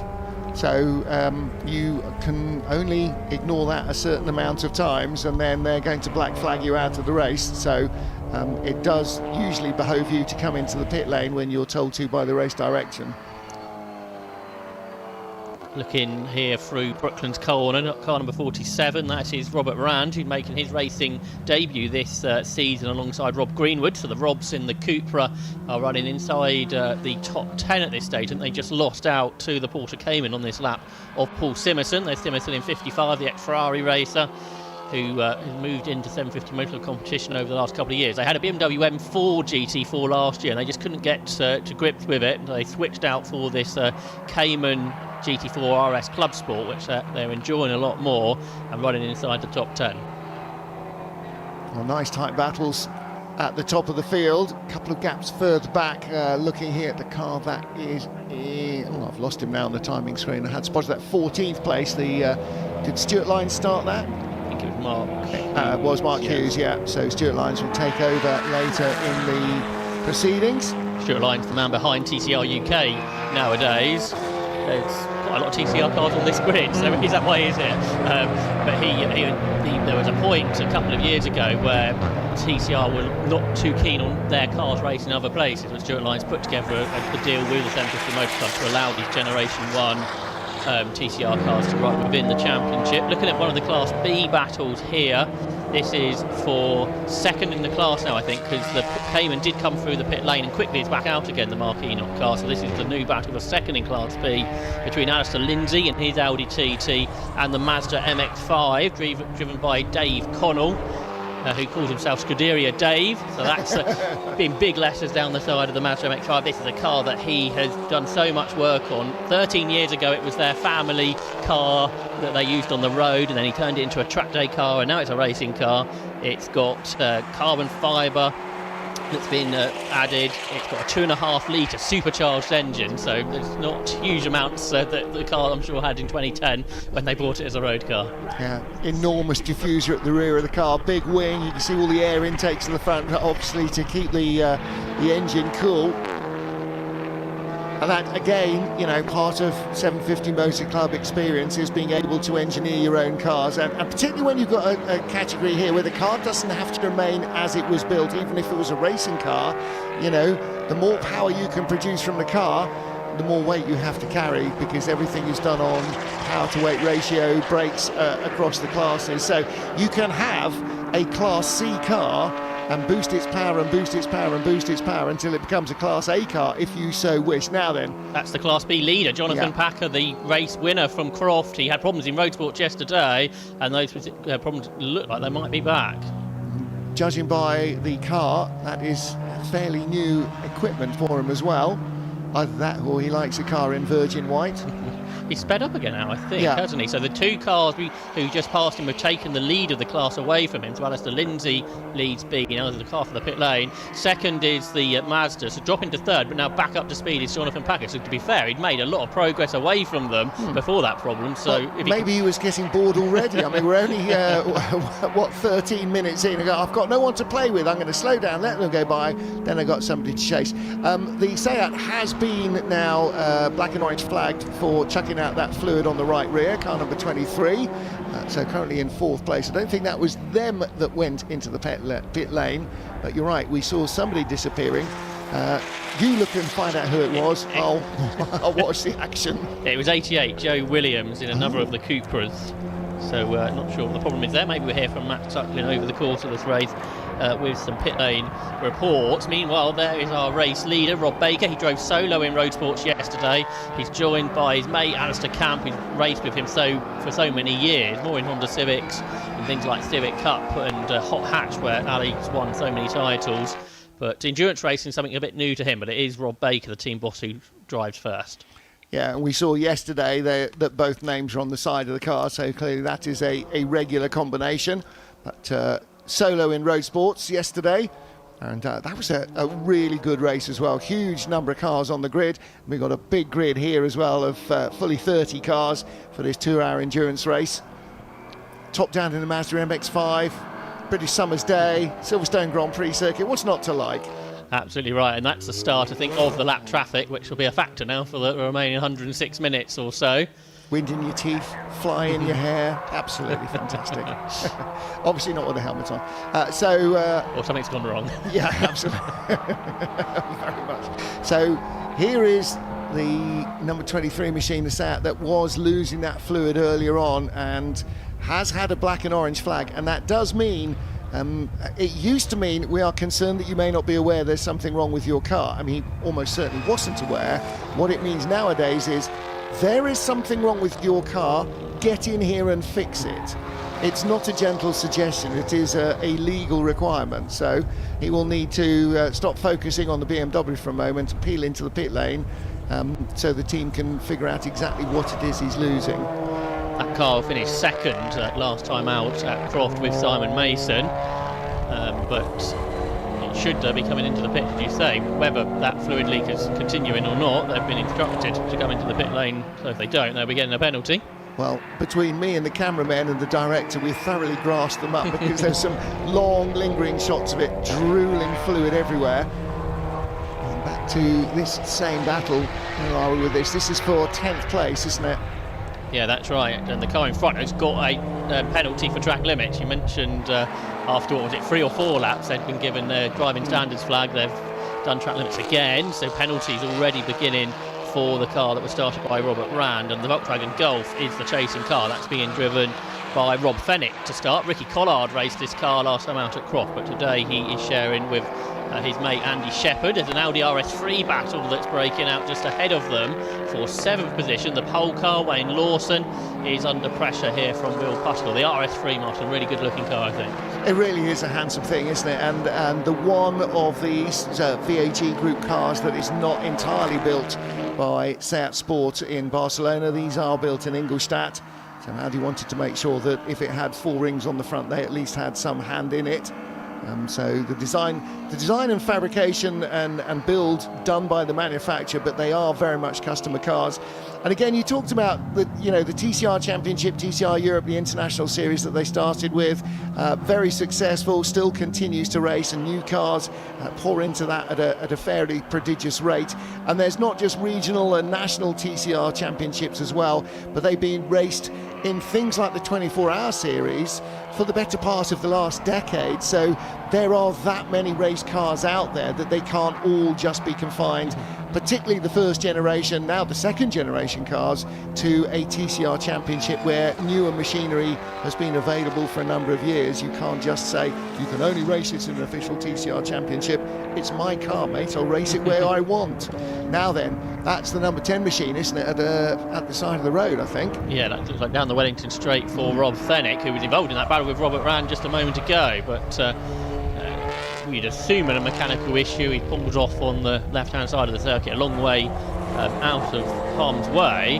but for the conclusion of their race, it may not be going too much further. Ginetta G40 being lapped now, which very much gets monstered by the cars around it. Now, you understand that a Ginetta is a fairly low-slung sports car, but you don't really realise how low-slung into a modern saloon and hatchback go by them, or coupe and hatchback go by, and you realise that the Ginetta's roof is lower than the driver's elbow in the cars that are passing. 481, the orange BMW, Edward Christie driving solo, his E36 M3, new car to him. So, was driving that in the road sports race yesterday as well.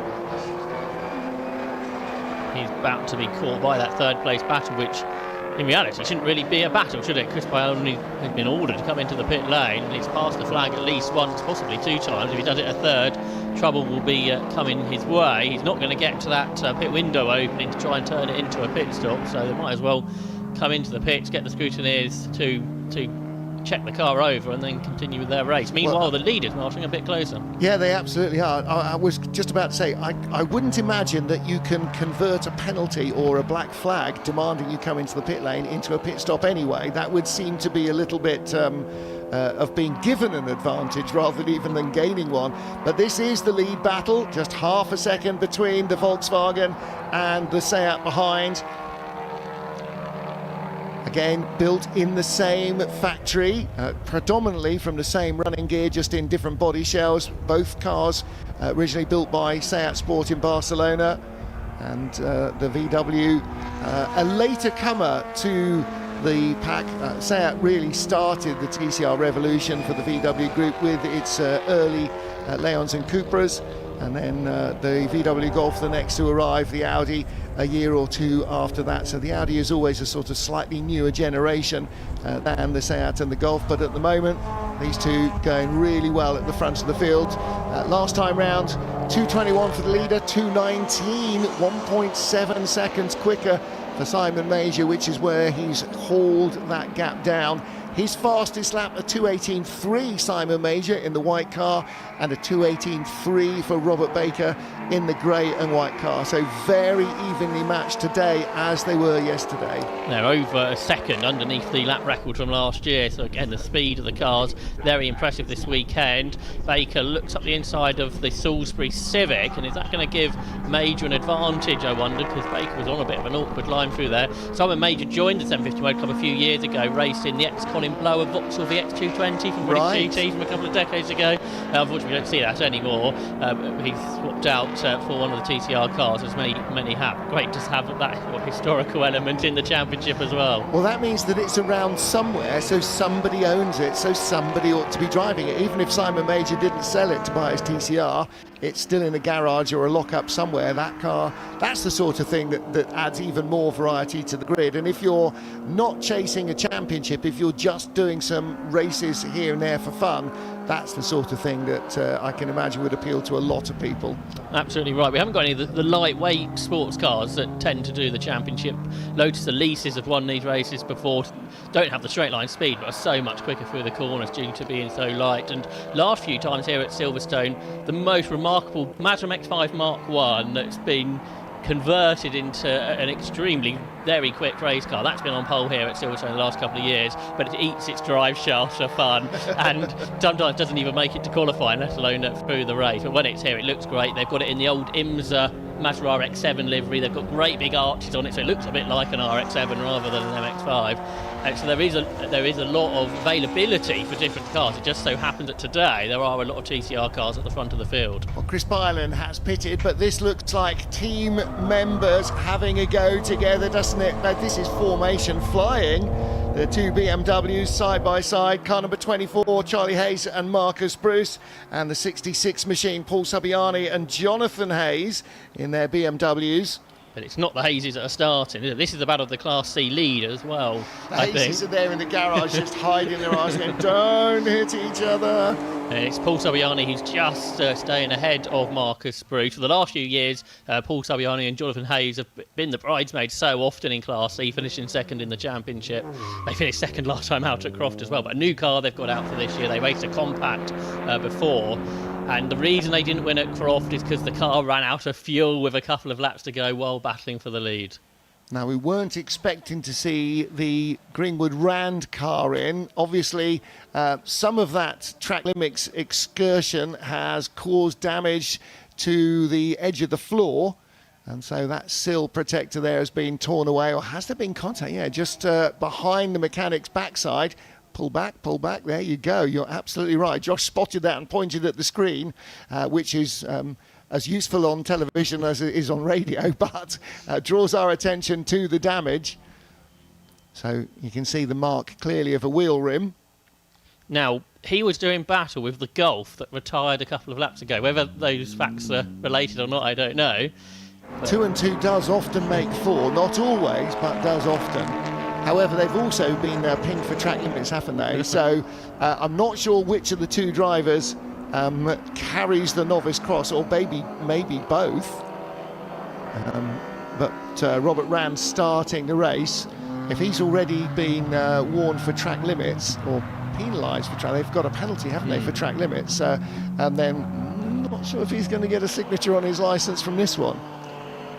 The Wayne Lawson-Will Puttergill battle continues here through Woodcote Corner. They complete 10 laps already. Those 10 laps seem to have gone very quickly indeed. Remember, the first of these cars started from pole position. Wayne Lawson now 20 seconds behind, and the former British Touring Car Championship racer James Pickford to take that over. And you kind of think, Martin, their strategy will be however long they think they can go for the second half, they will come in at that point and see what James Pickford can do from there. Well, those two cars were first and fourth on the grid, so yeah, they have slipped down a little, particularly compared to the leaders. Robert Baker currently out front. The Marcus Bruce car went very, very wide at Stowe in that battle with Paul Sabiani as the Class C leaders are about to be lapped. That's just what Rob Baker wanted, wasn't it, for one of the cars to go off in front of him. Well, it's better than trying to pass them in one go. So there is at least a gap in the traffic as he comes through. So you can see the lap differences between them. Really consistent laps from Simon Major. Rob Baker 2:21 on lap 8. That was what allowed the gap to be closed. Now, I don't think that was necessarily traffic, so maybe he just had a bit of a moment or two to himself. He's given himself a talking to there now, hasn't he? Simon Major's not quite close enough to have a lunge. On the radio, you don't really tell your team boss that they've made a mistake, do you? You let them work that out for themselves. Rob Baker, the boss. Oh, I don't know. I suspect there might be quite a bit of that going on. Boss, you know, the grey stuff, that's where we're supposed to be. All of that. But Simon Major's doing a good job here to hang on with Rob Baker. Rob has been so successful in this championship in the past. He won Class A 4 years on the bounce, 2019 to 22. Then he's had 3.5 years out and has come back and sort of picked up where he left off all those years ago. Well, running the team as well obviously has kept that spirit alive, or that joy of the whole thing alive. And yeah, he is right there. And these two, the only men in the 219s at the moment, the only men who have been in the 218s with their fastest laps. 2:18.343 the fastest lap for Robert Baker, 2:18.352 for Simon Major. So honestly, just a hair's breadth between them, and still a lot of racing to do, down to the last 93 minutes and 55 seconds of this race. So we've got a lot of racing still to go, just 13 minutes raced so far. And that's the thing, a lot of drivers who have come into this have come from sprint racing, and sometimes it's hard to get that mentality out that you need to get past right now, and then all of a sudden you realise there's actually an hour and a half still to go. And it's a fairly warm day, I can't keep this up. So for some drivers who have come from sprint racing background, it's quite the change. I said 13 minutes, what I meant was nearly 30 minutes race so far out of the 120 minutes. Again, back with the battle, Scuderia Dave. Surely he should have started with a Fiat 124 or something. He was going to go with that. What's the Japanese for team? I don't know. It doesn't have quite the same ring, but I think the next thing maybe for the Mazda is to go full Japanese Super GT retro livery or something like that. Have a proper Advan Taisan or yellow hat livery or something that's Mazda related. or Japanese GT related maybe. It sounds like a good idea to me. Remember Alistair Lindsay yesterday, he had the rear wing that failed Yes, in he many did. ways. Yeah, the delaminated rear wing. Yes, the top element stayed in place. The two side elements at the bottom, or the two bottom parts of the wing, just sort of flapped down as if they were extra stays, although they weren't actually supporting anything. And he ended up getting black flagged in the end for it, didn't he? Because the whole thing eventually looked like it was falling off the back of the car. So I don't know if they had a spare rear wing or somehow they've managed to put it all back together. You'd suspect it's a spare rear wing. Or walked around the paddock going, anybody got a wing? Anybody got a wing? What's the logo on the back? I wondered if it was a different car number. That's good thinking. Oh, look at this. Honda on Honda action. You don't get this very often, do you? The car on the inside is Pip Hammond. You remember yesterday he was out in the Nova, so he's moved on about a quarter of a century into the FN Civic. You've got the EP car of the Salisburys. It is Henry to start. His sister Olivia will do the second half. They started racing in the championship together last year. They weren't out at Croft, so this is their first race of the season. Yeah, from Nova GTE, sort of 1986 vintage, into a much more recent Civic. So what's that? That's sort of 2016 vintage, isn't it? So yeah, probably the better part of half a century newer kit. I bet it feels very different as well. But the older Civic with the advantage, and a run round the outside. Ooh, squirreling under braking is the red machine of Pip Hammond, but doesn't get the job done. So that Type R, the silver Salisbury car, just keeping its nose in front. A much more experienced driver is Pip Hammond, a multiple stock catch champion with the 750 Motor Club, whereas, as I mentioned, Henry Salisbury only started racing a year ago, but it feels like the EP3 has a bit more straight line speed than the car behind. Battling for 25th position, and currently the Salisburys have where are they? 4th in Class C. So this is the battle for 4th in class. Class C, the lowest powered of the cars. A bit like your point you made earlier about the British Saloon Car Championship of the past. It has happened on a fairly often basis that the overall champion can come from the Class C. They're much less highly strung than the Class A cars, so it can be that bit more reliable and keep picking up the points throughout the season. So, for example, last year, Oliver Harris and Jack Collins, who were in Class C at that point, took the overall championship by racking up lots of Class C victories. And sometimes the smaller capacity class, the maybe less glamorous, tends to be smaller in terms of numbers. So as long as there are enough cars, and that was another thing that used to happen in the 80s and 90s, teams would have to enter more cars than they strictly needed just to make sure that there was enough cars there in the class to get full points for winning it. A little bit of a problem for the car. I wonder if it's got a fan issue, who can tell? Damage there on that left front wheel arch as well for, was it Jonathan Fletch who started that car? I think it was. Anyway, may well be heading towards the pit lane. The pit window has just opened, so they could convert this into a regular stop. What happened to Simon Major? On the last lap, he did a 2:35 and he's slow. Oh, that's what's happened to Simon Major. Well spotted.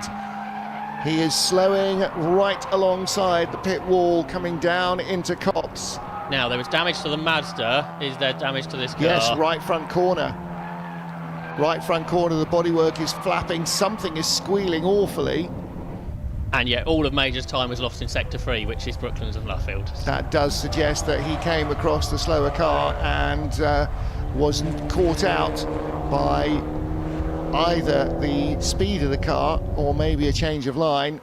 If we have got that on camera, we will bring it back to you, but that means that Simon Major, is there a puncture there or is there just damage? Has he been off? Looks like the sort of side tray or the side splitter has been damaged. There is damage to the front and to the rear. So that looks like a full side-on-side impact, and Simon Major, I'm afraid, is out of the race. It's a real shame because we're having a good battle between he and Rob Baker up to that point. I wonder if Baker went for the gap and he tried to follow him through and the gap disappeared. Anyway, it's a shame for Simon Major on his first outing of the season. He's now on the link road and heading back to the paddock.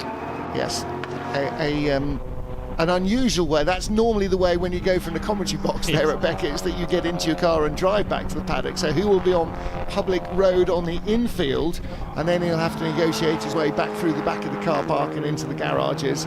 But that unfortunately does look like the end of the road for Simon Major. And that moves the parking battle, not parking and parking racing together, but the brick to parking battle up to the battle for third place. And what that has meant is Rob Baker's got a big lead now of 16 seconds over Oliver Harris, or Jack Collins in Oliver Harris's car. There it is, car number 1, that BMW M2. Last year, Jack Collins, the runner-up in the Ginetta GT Championship, racing an M4 in British GT, which he won on Monday at Oulton Park. I suspect the M2 feels a little different, but at least he sticks with the same brand. Yeah, there's probably a lot of good crossover, actually. Yes, it will handle differently. It's lighter, maybe, and smaller dimensionally, but I'm sure there'll be a lot that feels very familiar between the two BMWs. Not least of which, of course, is their rear-wheel drive. And if you were racing a GT4 BMW on Monday and a front-wheel drive Seat, for instance, on the following Saturday and Sunday, that might be quite a conversion process. Although we know so many drivers, particularly in historic racing, that do that back-to-back races. Yeah, they don't tend to be too many front-wheel drive to rear-wheel drive conversions. So you might go from a Ginetta G4 to a Can-Am McLaren, but at least you're pointing the same wheels in the right direction. The engine is behind you. On screen now the 101 car, which is the Nick Grove BMW, which has got a storming camel on the side rather than a red camel, as Paul Trustwell would be more accustomed to. These team have been around for quite a long time, but for the first time in Class A this weekend they've got this E46 M3, such a popular racing car, this M3. Quite surprised we don't have more of them in the championship nowadays, so good to have the crew back. And they are running 15th overall at this stage. Is that MX-5 slowing now? The Scuderia Dave car that was a bit further up the road. Or has he? Yeah, they were 13th, so it was a couple of spots ahead. The MX-5 was doing 78 miles an hour in the speed trap, which is a concern, I think. It doesn't sound like a lot, does it? Although it's sped up now. It's a bit like what happened to Jonathan Packer earlier. The car was slow down the Wellington Straight and then sped up after a few cars have passed him. Like you say, almost like I want to have a bit of fun to pass some cars that I can get ahead of. Well, but not very good for your result. Well, if you're ahead of them and you're getting a bit bored, then, I mean, after all, what are they doing it for? They're not doing it for championship glory and prize money. They're doing it for fun. So, yeah, make it fun. Have somebody to play with. That's always much more fun. It's one of our Class C cars, which is Andrew Cooper in his Ginetta G40, and he is sharing today with the rock band, the drummer for the rock band Travis, Neil Primrose, who's returning to racing this weekend. He was due to be out at Croft, had to miss that one, but now racing with Andrew Cooper again. Neil has done quite a bit of racing with the 750 Motor Club recently, but in the past he's done things like the Nürburgring 24 Hours. Very experienced driver. Well, yeah, unfortunately, things like have to go on tour.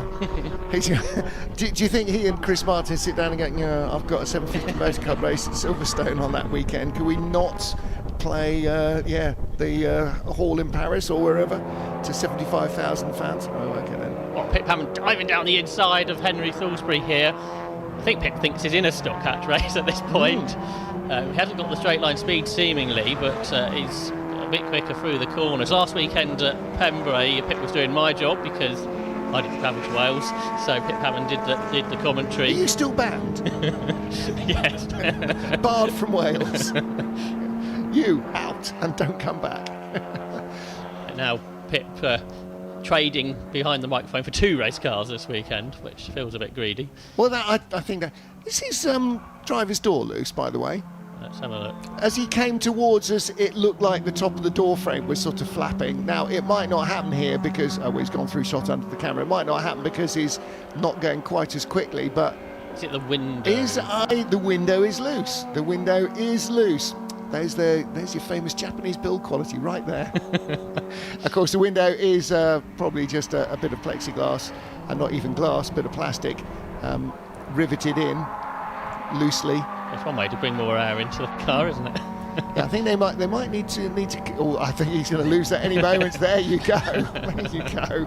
Well, there's one thing less to worry about.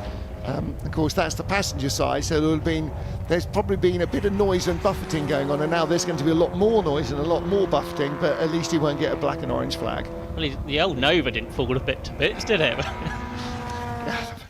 Built properly in Luton, you know, son. So here is the Mazda. And actually, I don't know if Matt is down there with the camera, but if so, maybe we can have a quick word.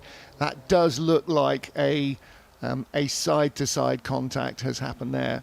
You'd think the TTR car would normally win that situation. However, both of the cars have not won, and they're both out of the race. Car for the pit lane is the Scuderia Dave Mazda that we saw that was slow a moment ago. So Dave Connell, from what was a decent place within Class B, has headed into the pit lane.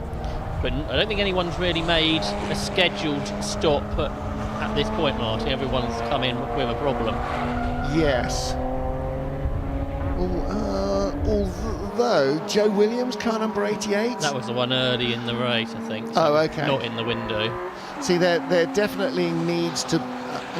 Was it, or was that 47? Okay, we need a way on the timing screen to say pit visit or pit stop being different. Otherwise, you have to make a note of all these things with a pen and paper. Yeah, the Greenwood car was in at 1:08, where the pit window opened at 1:15. Ah.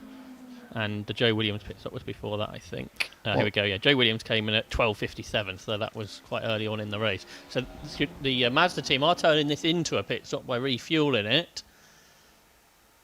Which makes you wonder why he was going a little slowly.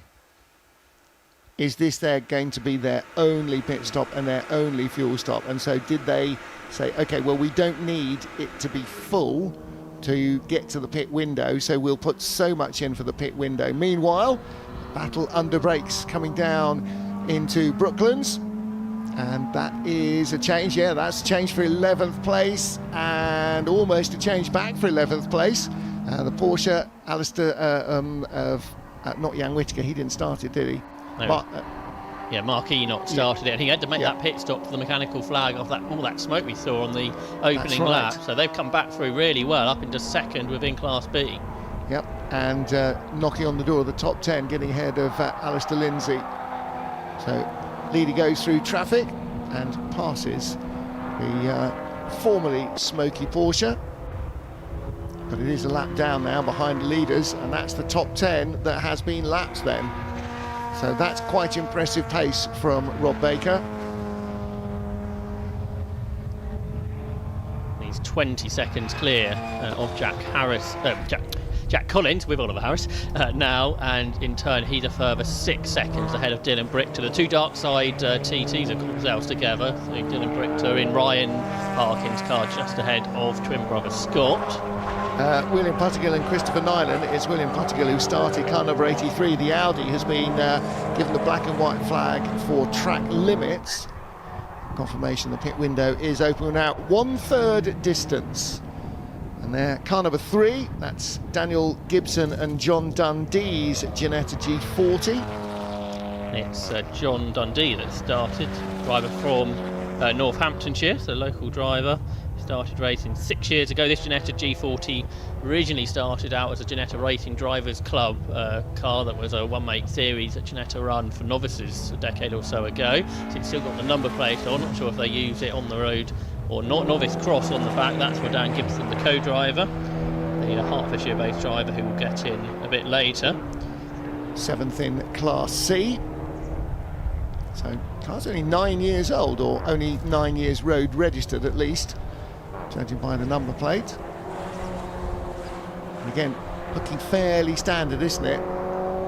Obviously, Ginetta started by the Walcott brothers back in the 60s as road cars, or kit cars, part-built cars, complete it yourself at home and avoid sales tax kind of things, like the Lotus 6 and Lotus 7 definitely were.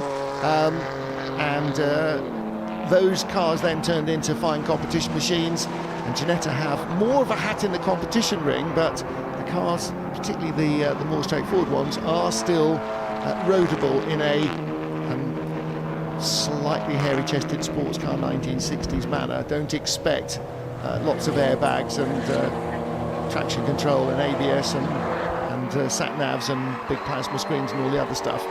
The MX-5's back out. It has done its 3-minute mandatory stop, and it was a bit slower than 3 minutes, not too much. So whatever the problem was, they were able to rectify it in that period. So Alex Wilkinson-Hughes will take the car over from the owner, Dave Connell, now. And with these long pit stops, you're going to lose over a lap. So really, you can't really work out where you are until all those pit stops are done. As you say, it's a long pit window in this championship. And that might be 15 minutes from the end of the race before the final pestilential car in front of you makes its pit stop, and then you jump back up a position in your class and overall. One thing best not to do is leave it too late. Simon Major did this a couple of years ago, because if the safety car comes out, you cannot make your pit stop. And I think the safety car come out with about 20 minutes to go. He hadn't made his pit stop. Safety car was out for more than 5 minutes. Therefore, you're done in for, basically. Yeah, but that's force majeure then, because you are prohibited from making your pit stop rather than not deciding to make your pit stop. There was still a penalty coming. You had all the time before then to pit, I guess, is what I was thinking. Yeah, but that's not the way that it works. If the pit window is from there to there and you're prohibited, I mean, you had all the time until the middle of the pit window when the safety car came out as well, but it still means that you can't go into the pit lane, so it does actually change it. So yeah, regulations like that, that's the law of unintended consequences, isn't it? Where things happen that you weren't expecting. Alistair Lindsay has pitted now, who was battling with a Mazda a few laps ago, so one of our front runners in Class B in for, there we go, on the screen now, in for the mandatory pit stops. Although Alistair Lindsay's a solo driver, if the car gets refueled, he has to get out, which looks like that's possibly been done. Or is there a problem with the car? Because there's a mechanic in the cockpit. I don't think he's doing belt stuff, is he? They're looking at the data screen. Potentially. Yeah. Some teams run as a sort of a full racing team, if you like, where others will have their mates or parents or siblings come along to help out for the day. And actually some drivers say that makes everyone feel a lot more included in your race day. If you do sprint racing, you can invite people along, but all they can really do is watch, where on a race like this they can get involved and be part of your team, and you can have success together. Yeah, and the kids can wash wheels and polish helmets and earn their living instead of just being hangers on. So a little bit of whether that was contact or not, a little bit of loose wheel arch being gaffered on just in case.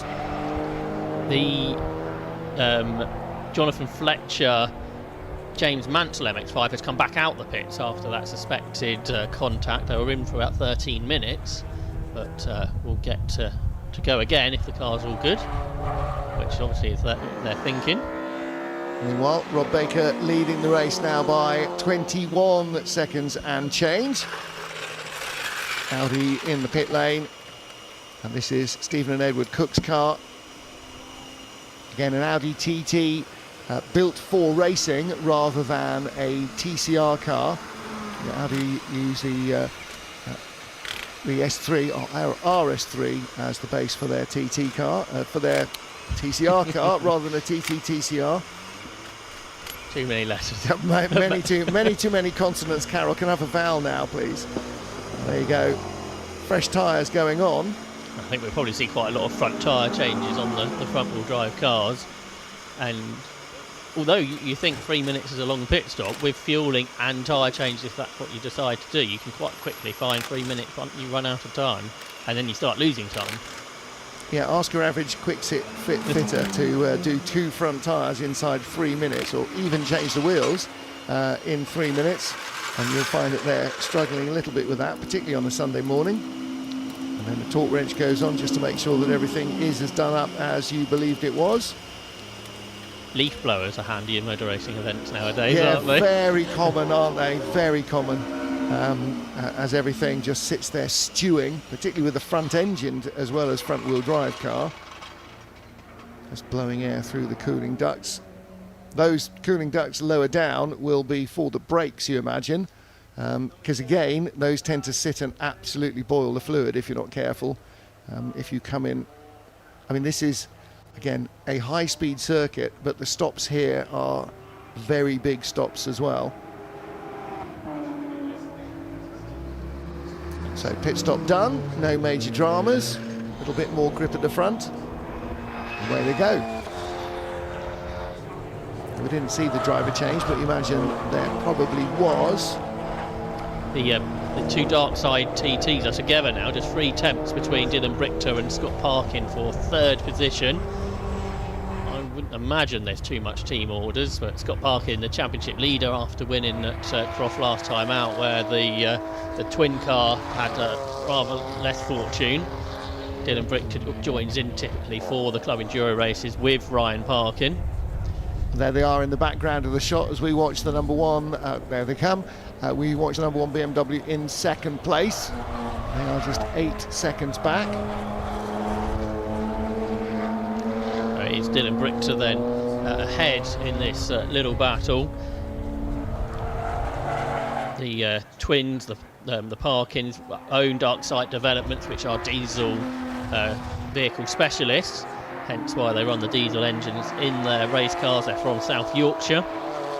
And these Audi TTs are 2016, 2017 model cars. They've got the 2-litre TDI engine in them nowadays. Originally cars that race in the Volkswagen Racing Cup when Audis were allowed in the championship, but now with the diesel engine as mentioned. I like the way they've differentiated between the cars with different windscreen strips and with the German colours on the mirrors of the number 13 car. Now it's Jonathan Packer. Yeah, so Jonathan Packer slowing again in the Class B leading Golf. He was a pretty dominant class winner at Croft last time out, but a couple of times now we've seen that car starting to slow in a straight line. Is it one of those things where they reset the car and everything's fine again and he's back up to speed? Well, it looks like at the moment as he goes by the E30 M3, didn't seem to be much problem with the car there. And again, it's still got its wheels, it's not a light, so I'm blaming electronics for this. If a car slows down and then speeds up and slows down and speeds up, either the driver's having major problems, in which case medical intervention, or something is going astray in the electronics, whether it's gear shift control or whether it's response to throttle, something in the ECU not behaving itself. This is a pretty car, isn't it? Senna Osman and Jody House, E30 M3, the original BMW M3, the 2-litre 4-cylinder engine rather than the later 6 cylinders. The car that was made so famous by the likes of Johnny Cicotto winning the Touring Car World Championship and in DTM in the heyday of the 80s. Having a production E30 as well gives Will Hire vibes in an endurance race like this. Yeah. So they sort of win the historic factor of this championship. They get lots of E30 M3s. Where's your 190Es? That's what I want to know. Come on. They were period pieces. I think there maybe not remotely as many of them either went racing or came to the UK either. Into the pits now for a mandatory stop is Chris Byallen in the Motion Motorsport Run Cupra. So Simon Mason will be taking this car over, who qualified the car on the front row. Simon Mason runs a sim business. Started racing back in 1989. Has been a Brit car champion in the past as well. Very experienced in endurance racing. But after that problem, the overfuel problem they had earlier, that sort of set them back. Well, I was just thinking to myself, and I was about to say, if they top the car up again, are we going to see the same issue? And if we do, then it didn't look like it was water from the cooling system, A, because it's the wrong end of the car, and B, because it wasn't steaming. It wouldn't have been oil, because they really would have been in big trouble if they're losing that amount of oil. So that only really leaves one more fluid, unless the drivers had a bit of a Nelson Piquet moment in the seat. So it's going to be interesting, because obviously we've got 70 minutes left, so more than half the race it's going to need to be filled up with fuel again, isn't it? So if it starts leaking again, we'll know exactly what it was. Meanwhile, Rob Baker carving his way through traffic, and with a very handy lead at the moment. Was over 20 seconds. He's close to about half a minute ahead, isn't he? With almost half the race run, an hour and 8 minutes remaining on the clock of our 2-hour enduro. Yeah, this feels all very much vibes from 5-6 years ago when Rob Baker just pulled away from the pack in this championship. There's new cars, drivers come in since then, but the return of Rob Baker hasn't changed anything at all. They raced Cupras and a home-built Golf in the past, now out in the TCR spec Golf, but the same story applies to that team at the front. So if you wonder what's going on there, the Air Equip hose, other brands are available, that clicks in there, the braided hose, what's he clicking in for if he's pouring fuel in the top?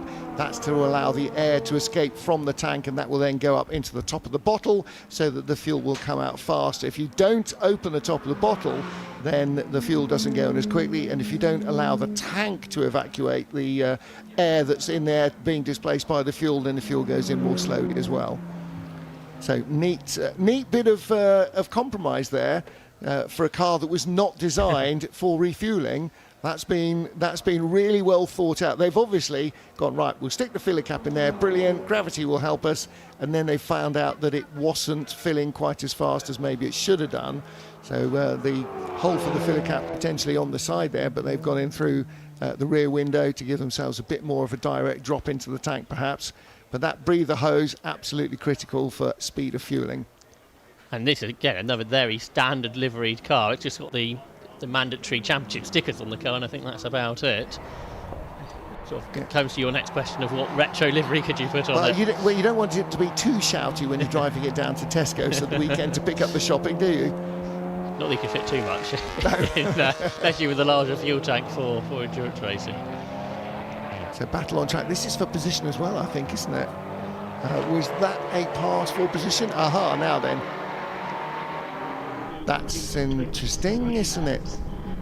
That's his outlap, isn't it? Yeah, so... The number 23... How do you make sure the fuel don't leak out the side drive really slowly? Not sure that's quite the plan they're doing here. Either way, something's not gone to plan on the outlap. It's almost in limp home mode, isn't it? They can't get the pit limiter off or something. Did he feel... I think that's quicker than 60 Ks. Does he feel that there might be something loose at the front? I mean, we saw them talking up the wheel nuts, so it seems unlikely, although it is possible. But the car is going considerably more slowly than you would expect.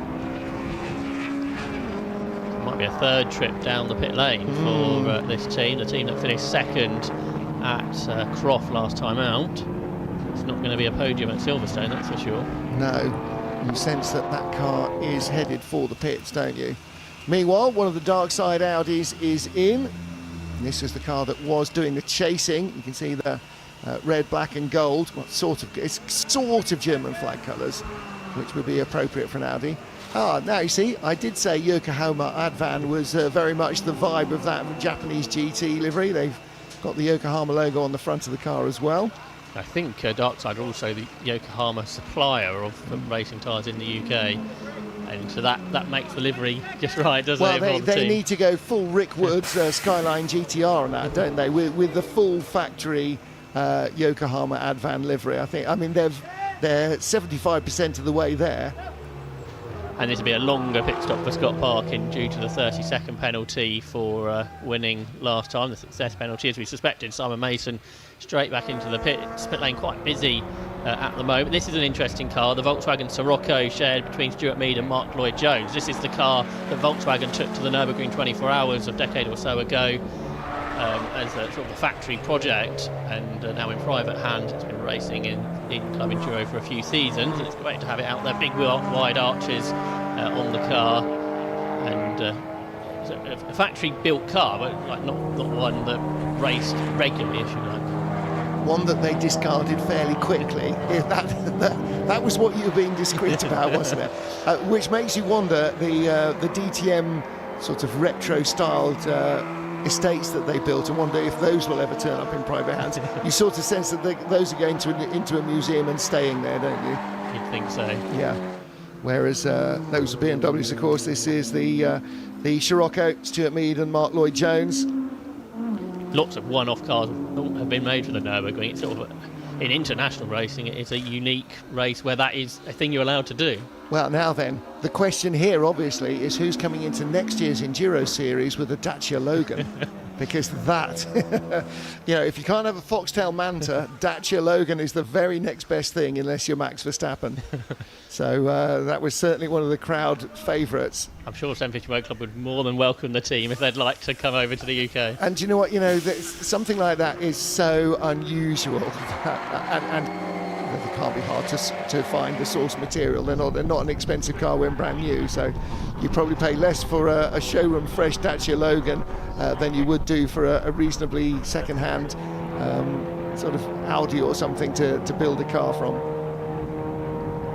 Rob Baker's one of the drivers that has not pitted, so he's continuing on up front, 28 seconds ahead of Jack Collins. Now the lap time has dropped off to 2:21s. Is that traffic or is that the tyres now going off after an hour of pushing hard? We've seen lots of front tyre changes on these cars. James Pickford now aboard the Wayne Lawson car, so they have split it pretty evenly. I wonder what James Pickford can do here. He's a regular driver in that car. Couldn't do last time out, so Paul O'Neill jumped in the car. It didn't quite go to plan when he jumped in the car, so we didn't actually get to race it. Now, is it electrical, just as you suspected, Martin? Do you know, it wasn't on fire. All the wheels were still attached. They're thinking they got the diagnostic thing in off eBay, so they make it work. So I did actually pull back again on the camera. You see, I love the little nicknames there, the Professor and the Wingman. Excellent. So disappointing race for them, unfortunately. They must have been so full of looking forward to this encounter, and unfortunately the car has not entirely helped them with that. It's unusual though, isn't it? Because the car was running fine before that pit stop. And that is the big problem. If your classic car is going well, ask me how I know, don't fiddle with it and don't turn it off either if you can avoid it, because then you find yourself stranded at petrol stations. Okay, our formerly smoky Porsche is in. Again, all sorts of different engine layouts and configurations on these cars mean fuel cells in all sorts of different places. So the Porsche, the noisy bits at the back, the fuel cell at the front. And actually, between the leaders, very little between them at all. There's only been 3 or 4 tenths between the two cars in the last handful of laps. So Rob Baker not getting away out front too far ahead of Jack Collins. A lot of that ground that he's got at the moment was made early on. So driver change as well, and we have 1 hour and 35 seconds left. So this is pretty much right bang on the halfway mark. I wonder where that gap between the top two has come down. It is the front tyres going off on the Golf, where a rear-wheel drive car will probably keep the set of tyres a bit better than the front-wheel drive car. The rear tyres will be fine on the Golf, but the front won't. You would think that's likely to be the case. And also, I mean, an hour whizzing around Silverstone at high speed is also taking its toll on the drivers as well. Of course, there are some drivers that have got another hour to do, like Scott Parkin. Yeah. I think he's going to be ready for bed by the time he's finished. He won't be staying up late tonight. How many iPhones do you need to time the pit stop? Well, one to time it, one to film it. Again, that all helps if you end up being summoned to the race control for a pit stop penalty. You go, well, here's our video of it. There you can see the fuel guy has got his mask and his goggles and his balaclava on, and there you can see the guy with a fire extinguisher. So, sometimes you need that evidence, and it's, again, these days, easily recorded. 6-cylinder Porsche still sounds good, doesn't it? Yeah, you can't beat that noise. So race leader stays out. Still going quickly, 2:19.4 on the last lap to 2:20.4 of Jack Collins behind in second place. And only one other car in the 20s, that's the fourth place car, another 1:20, and here comes, back in. You see, stopping, not a good thing for cars. It's very rare to see the Scott Parkin TT to be in dramas. I'm not sure if it's retired from a race for years. Is that Actually, a possibility? it's speeding up now. It's getting towards the pit lane. Maybe that was just rolling downhill a little quicker. But this is that actually his out lap? I think it is, isn't it? We only just saw it a couple of minutes ago. So that's the second car that's had drama on the out lap. Yeah. There's the twin car. That's not the car in problems, but it'll be about to be joined by Scott Parkin's machine. Well, the good news is Scott's coming in so slowly, they're unlikely to push it back into him, but he will be coming around in a moment or two. Where is it? He hasn't got past our window yet, has he? Because where you can see that low white wall, that's where our commentary position is, and we saw him coming into the pit lane. Unless he turned right and went straight back into the paddock behind the garages through that first gate. Strange one, that, isn't it? Because he has not got to the team. Darkside make sort of documentary-style YouTube videos about their race weekend, so there's a lot of stories to come out of this, I suspect. But one of our colleagues has just gone out through the double doors onto the viewing area to see if the car is there, and I don't think it is, judging by his facial expression. No. So he's not in the pit lane, he's not in the pit lane, so he's in the paddock. James Pickford's first lap of the race, the fastest lap of the race, and a new lap record, 2 minutes 17.975. So we thought James would be quick, and that's certainly proven to be the case. Yeah, and that car is currently in 9th place, having made its mandatory stop. There are 1, 2, 3, 4, 5 cars ahead that have yet to make one stop. 81, 6, 83 have all stopped, and I think all of them, that is their mandatory stop rather than a get stuff fixed stop. And is that Ryan Parkin, who's come out the pits just behind James Pickford? So Looks this is like a battle on the circuit, and a place gained for the RS3 team. And you'd kind of think that Ryan might struggle to stick with James Pickford, the pace that he's shown in that car today. Well, do you know what? If he can, I mean, this is the perfect place, isn't it? Is to help build your speed. Is to have somebody like James Pickford in that orange and black machine right in front of you, and then try and stick with him and figure out how it is that he's doing what he does. That's as good as having him in the cockpit alongside you almost. James Pickford, I think, was the driver that won the SEAT Cooper Championship the year after Rob Huff, when SEAT were promoting their driver from winning that championship straight into the touring cars. James's career didn't quite go the way that Rob's did, but still involved in motorsports, in club-based series, more coaching drivers and getting to race, which is what it's all about. And they haven't won a race yet in this championship, and you just wonder if James Pickford's pace can at least draw them towards the podium. It would seem quite likely, I think, with that kind of lap time. It's 4 attempts quicker than what Rob Baker was able to do at any point in his stint. And it is halfway through. There is an hour to go. Black and white flag for the race leader as well on lap 27. So this last lap for Rob Baker, that's the second time he's had a warning flag. He had one early on about lap 3 or 5 or something, I seem to recall. So yet to make the driver change. Now, do the warnings only go per driver? I think that would seem fair, but not necessarily what the rules are. Something is weeping, isn't it? More fuel. That's old car ownership for you, that is. They're like elderly dogs, they like to leave their mark. So it's time for the Hayes to take over the BMWs. That was Marcus Bruce to Charlie Hayes. And then Paul Saviani would be taken over by Charlie's dad, Johnny Hayes. And the Janetta, has that got Neil Primrose in it yet? No, it's not. Andrew Cooper doing a long opening stint. The class winner from Croft with a different co-driver. Some more hot brakes. This is our purple and yellow M3. One of the E46 M3s. There's the Storming Camel on the side and on the front. Oh dear. It has not been a great race for that Mazda MX-3. Contact earlier on, and that looks like it's potentially had contact again. Wheel arch liners and bits and bobs lying alongside it in the gravel. An MX-5 doesn't normally make it that far off at Copse by itself. Now that is not an outlap, so that's not just coming out of the pit lane, so that car has been running. It has only been into the pits once, so does whether they combine that long stop to do whatever, calm the driver down in it, who was in it, and have made their driver change or not, I'm not sure. Trying to get it just a bit further in the gravel to some terra firma. There is tarmac on the outside there. You can't really see it here because there's sort of, you know, a gravel ocean in front of it, but there is a tarmac road there. So was that Davey just from running through the gravel rather than anything else? Or is it entirely unrelated to this car and somebody else's bits and pieces? He's not going that quickly. There is a slow Golf as well. That was the one that was parked on the side of the track earlier. So have they beaten it with a stick enough to get it going? It's done 12 laps where the leaders have done 28. Crikey. How long it's been running for, I'm not sure. All right, well, let's take a look at what happened in Copse Corner. Pick the... Okay, not saying there was contact there. That just looks like a paucity of grip. And yeah, the bits did come off the Mazda.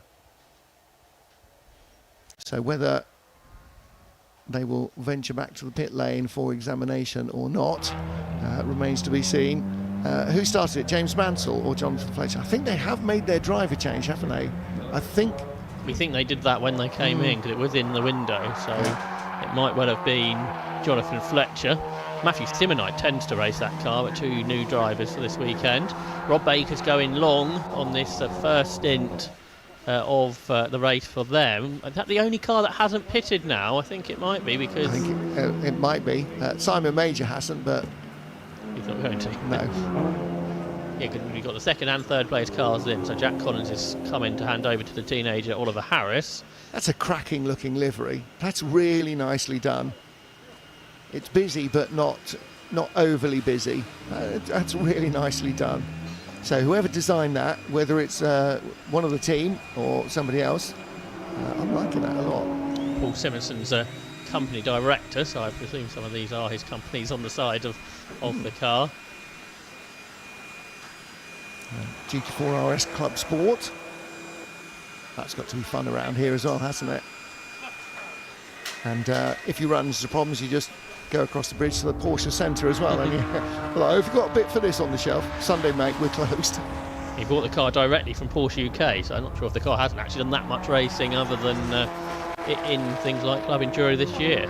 So quite a newly built machine, I think.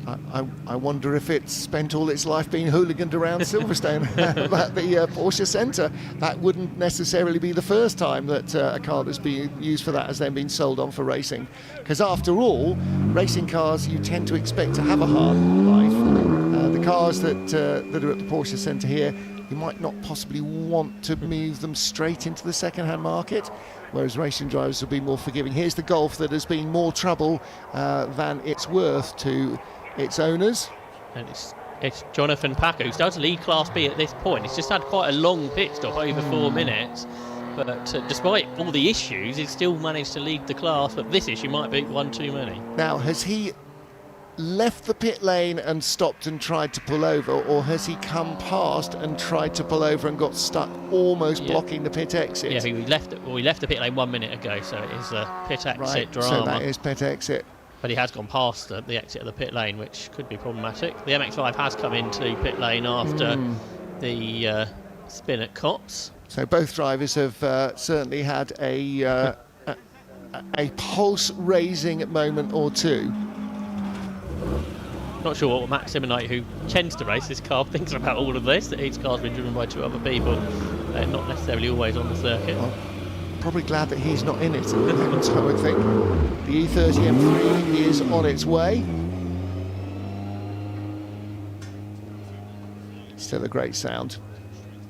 Yeah, so the Golf has been troublesome with its lack of reliability. And speaking of which, in comes another VW that's not entirely as reliable as maybe the adverts might have led you to suggest. This one, however, I can't believe I even started that sentence. Okay, I will reverse hard from that one at speed without looking in the mirrors, and we'll leave our leader out front, Robert Baker. Now the question is, how long will it go on fuel? How long does it have to go on fuel? Can it do 2 hours on fuel? Have they just decided actually that they're not going to have both guys racing it? Because we are now, heading towards the final 3 quarters. They've got 33 minutes in which they can stop, haven't they? Because they can't stop in the final 15. They might, as you pointed out, in case of a safety car, want to leave themselves a little bit of a margin for error if they're going to stop super late. I wonder if Ali Camp's thinking, well, the boss is in the car for this long, I can tell him I'm not paying as much as I thought I was going to. Well, maybe he's going, can I pit now? No, Ali's still having lunch. He's in the car. in the Silverstone cafeteria and we can't get him out. No, reading the wrong line on the timing screen, that's never a good thing to do, is it? Now that's my job. James Pickford, I thought had done a slow lap, but no, it was a car ahead of him that had come into the pit lane. A moment ago, he did another faster lap, so he's down to a 17.95 now. There he is, confirmation of that fastest lap with Wayne Lawson. 3 times a podium finisher in the British Touring Car Championship was James, and he's pulled a long way away from the dark side car that he came out on the pits ahead of. Yeah. And do you remember I was saying, if you can follow him, then you're really going to learn a lot. Well, probably a lap or so was all the learning that was involved there, because the black and red car certainly is not tucked under the back of that orange and black Audi any longer. So I think he's 7 seconds behind Oliver Harris, who's taken over from Jack Collins, who's running in second place. There he is, the M2 just ahead. Oh, they're in the same shot as well. And with 47 minutes on the clock, this could be a very fruitful race, couldn't it? Now, I'm not sure if they've actually had a podium before, this crew, Wayne Lawson and James Pickford, but that is looking more positive than it might have been. Well, unless something breaks down, right now they're in a podium position, they are third. However, the BMW is visibly getting a lot closer, and it's only completed an outlap so far, the BMW. Its last lap was a 5:49, so that's your 3-minute mandatory pit stop plus your in and out lap.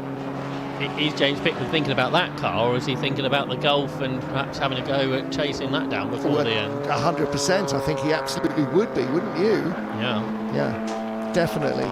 Because bear in mind, the Golf is going to spend 3 minutes stationary and has not got more than a lap advantage, so this could come down to being very tight indeed. And again, whether Baker is handing over to co-driver or not, you can't just keep going, you still have to make your pit stop. Now, I'm not really sure what their strategy is all about for the leading car here, because in the past, possibly when they last raced in the championship, we didn't have the safety car rule, so therefore you would run as long and see what happened, but now there's no need to do that. And if the safety car comes out, the safety car will pick that car up, the BMW will be able to catch up however many seconds there is between them on the road, and then 3 minutes is going to lose you the lead. So I don't think staying out there is the best policy. And Ali Camp's not a slow driver, so he's not going to go that much slower than Rob Baker, I'm sure. Yeah, I mean, the only thing I can think is that Ali Camp may not be ready to or fit to drive, and may not be driving. Do we know whether he did qualifying? Did any laps in qualifying? I believe he did, yeah. And he was at driver's briefing, we got a tick on that. So yeah, and that was yesterday though, so... I think we had another driver's briefing earlier on today, so he should be here. He was posting on social media in the week, he was excited to have a go in this car, so Rob Baker's just hogging all the driving. He's a bit, isn't he?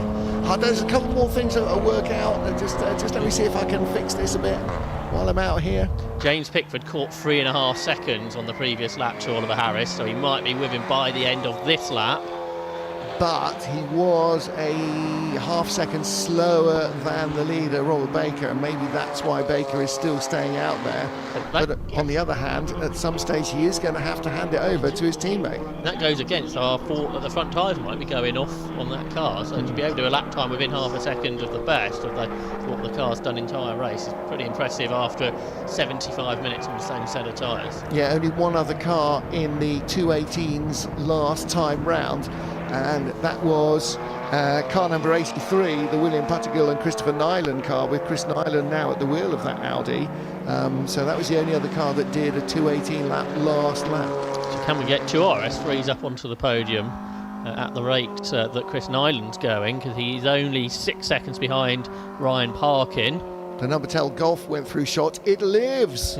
It lives. It's 18 laps down and 5 laps behind the next car in front of it, but the wretched thing is moving again, and so the drivers at least are going to get something for their efforts, even if it's only half a race. Pickford's going to be with Harris in the next couple of corners, isn't he, at the rate of closing. Joe Williams had made a pit stop. This is his mandatory stop though, isn't it, in the Cupra. He stopped very early on, didn't he, for something or other. We weren't entirely sure quite what. They had the bonnet up, didn't they? not this time, so hopefully that means they were able to rectify it. It's gone a long way since then. How much quicker is Pickford through the Beckett's S's than the M2? Quite a lot, I would suspect. And he's caught him almost too quickly. He wasn't sure what to do, whether to try and pass him or wait till the run up towards Stowe. He's reeled him in, hasn't he? Don't reel, Bob, don't reel. I'm not reeling. Here he goes. And again, he's just looking for where he can make the pass. The BMW seems to have the speed in the straight line, but the Cupra has got more grip in the corners. He goes down the inside under braking. You can see just from the look of the car that the Cupra is a more developed racer than the BMW. But nevertheless, pretty even between the two of them. I think there's quite a lot more aero on the TCR car, isn't there, which will help it through the corners. Because that's the thing that's not really regulated in the championship. You can put as much aero on the car as you wish. I guess there's a point, you put too much on, you're going to have more drag than it's worth. Yeah, you're dragging more of a parachute behind you, aren't you, effectively? So, yes, it's good in the corners, but here on the Silverstone Grand Prix Circuit, it's a real balance between the grip and the speed in the straight line. It's no Monza, it's not Thruxton, it's not T-Trays on the back, but on the other hand, there is a lift drag payoff that you have to have in your mind. James Pickford, though, up to second place, didn't take long to catch and pass the BMW, and so now setting sail after the leader, which is in the pit lane. Rob Baker's finally come in to hand over to Ali Camp for his first go in the championship, and then once that comes out and we get a lap done, we'll see what James Pickford's target is to closing in on the race leader. M3 on M3 action, E30 chasing E36, so Gen 1 versus Gen 2. The car ahead in this E36 is second in the class. Jonathan Hayes is 9 seconds behind Charlie, so is he catching? Yes, he's catching by 7/10 of a second, so the Hayes family might well be having that battle in the conclusion of this race. James Pickford working his way nicely through traffic. A lap ago he was catching the BMW, and now he is 1.4 seconds in front, and that gap will grow, particularly here actually, because you saw how much more grip the Audi had in the corners. There is the race leader. That's Rob Baker. You can see out of the car now, so he has vacated. Oh, sorry, I thought it was 3 hours, sorry. 40 minutes remaining. So the golf sounds fine from there, doesn't it? Again, you know, it doesn't matter the age of the car. Problems that arise and for no reason they just play up on you. You just think, okay, come on, could you not? But number 10 machine is going again. It's down in 30th place, so again, it's half a race behind everybody else. Leader's done 33 laps, it's done 16, so it's literally spent half the race so far sitting at the side of the track, presumably with the driver getting increasingly hot and sweaty, trying to make the thing actually restart. And sometimes with modern cars, getting an amateur team to understand what all the electronics are doing can be more challenging. There was one competitor who tried to convert a road-going R8, Audi R8, to run in this championship, and every time he went on track with it, it just set all the alarms off and they just couldn't figure it out, so they gave up on the project. You're driving like a nutter, I'm not having this. Yeah, because it's got all of its sort of road sensibilities, and then you start doing very extreme things for a road car, which is, you know, barely anything for a race car, and suddenly it's throwing its dollies out the pram. So there is the erstwhile race leader. Rob Baker has handed over to Ali Camp. And what is the effective gap? Well, the second place car now comes out of Luffield as the leader goes into Copse. So that is, or into Maggots and Beckett. So that is your sort of third of a lap difference. It was about 30 seconds that Rob Baker had over the pack, but Wayne Lawson wasn't second earlier, was he? So perhaps it was like 45 seconds, something like that. The gap on the last lap was 4 minutes and 8 seconds ahead of second place for the leader, and that was on the in lap, so he would have actually crossed the timing stripe in the pit lane. so would have been going a little slower. So take 3 minutes out of that, so that's 1 minute and 8 seconds lead, and then take slowing down and speeding up and the pit lane delta, which is about 26, 27 seconds, let's say. The pit in for the team, pit in to pit out was 3.5 minutes, so that would make sense. So 3 minutes 30 out of 4 minutes 8, so he should be the thick end of half a minute ahead. He's 38 seconds up, there you go. So a second a minute. Instead of doing live maths, if we'd waited. Second a minute is what James Pickford needs to catch, isn't it? Yeah. So whether that's possible or not, I guess we're about to find out. And a second a minute is going to be 2 seconds a lap. And that puts it a little more into context. You think, a second every minute, yeah, I can probably do that. But 2 seconds a lap, you think, okay, actually that does sound... Well, let's see. Fastest lap for the car of James Pickford, 2 minutes 17.9. Fastest lap for this car, 2 minutes 18.3. Let's see, we didn't get to see the actual pit stop. The front wheels do look lovely and white and shiny, which you suspect they might not have done had they not changed a tyre. Certainly the left front looks like a clean wheel. Did they do one tyre only? Seems unlikely that you'd do that. You would probably make sure you did both on the same axle. The middle sector is just over a minute. James Pickford was a second quicker than Ali Camp. Yes. But Ali Camp, of course, fresh out the pit lane. So it's quite... Well, and that's part of this equation now, isn't it, for James Pickford? He's up to speed, he's in the groove, he's done half a dozen laps. Ali Camp now trying to get a feel for the car, trying to get a feel for traffic, trying to build that rhythm that as a driver you start to, or you stop thinking about where's my braking point, where am I looking for, where am I going to turn. That all starts to flow, and then you're only just, meandering your way gently through the traffic as any sort of variation of your racing line. So that's going to take him 2 or 3 laps, and at that stage he might find that he's got more of a 20-something second lead than a 30-something second lead. And Ali Camp's one of these drivers we were talking about earlier who is more of a sprint racer. He's won so many races in the Honda Civic Cup, but it's a totally different kettle of fish driving for 40 minutes and not really having anyone else to gauge yourself upon. The car you're battling with is on the other side of the racetrack. Stop and go penalty for Charlie Hayes and Marcus Bruce's BMW. The class leader. And that is for pit lane speeding. And talking of which, probably just about getting down to the speed limit is a regular in the pit lane, the number 23 TCR car. And Crispy Allen and Simon Mason, Seat Cupra, has made at least 2 stops so far. In fact, that is its 4th stop. That was just one lap again. Simon Mason did just like earlier. It was in the pit for 26 minutes, did 1 lap and straight out into back the pit. in. So whatever ailed it, right, I think we've fixed it. Do you want to go and check? You haven't. Spoiler alert. Yeah. So that penalty, we're not going to get the father and son Hayes battle, are we? Because Charlie Hayes is going to have to come in for that 16-second stop-go penalty for the speeding. So that's ruined a chance really of a class win, I would have thought. Class B leaders, by the way, are separated by 2.8 seconds.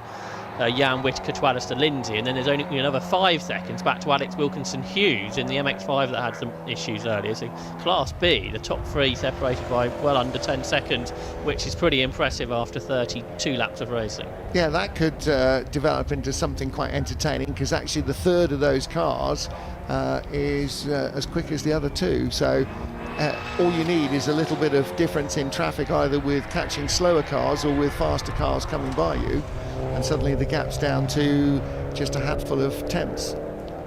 James Pickford, instead of catching 2 seconds on the lap, caught 3 tenths, so it doesn't look likely this chase. Ali Camp up to a decent pace immediately. Here's the stop-go penalty. Yep. So you can see the very DTM style door panels. Unless Decra is a championship sponsor, suddenly all of a sudden. For that car only. Yes, indeed. Don't think the rest of the livery is DTM-esque though, is it? And what's all the pointing about? Look. Ah. Well, exactly as we saw in the pit lane. Finger. That's a real puddle, isn't it? That Smell. it's left. Coolant or fuel? That's not a little bit, is it? That was when it wasn't. It was a But full puddle. that's under the front of the car as well. Now, if that is fuel and it was under the front of the car, then that's an issue. Somebody's getting a black and white flag.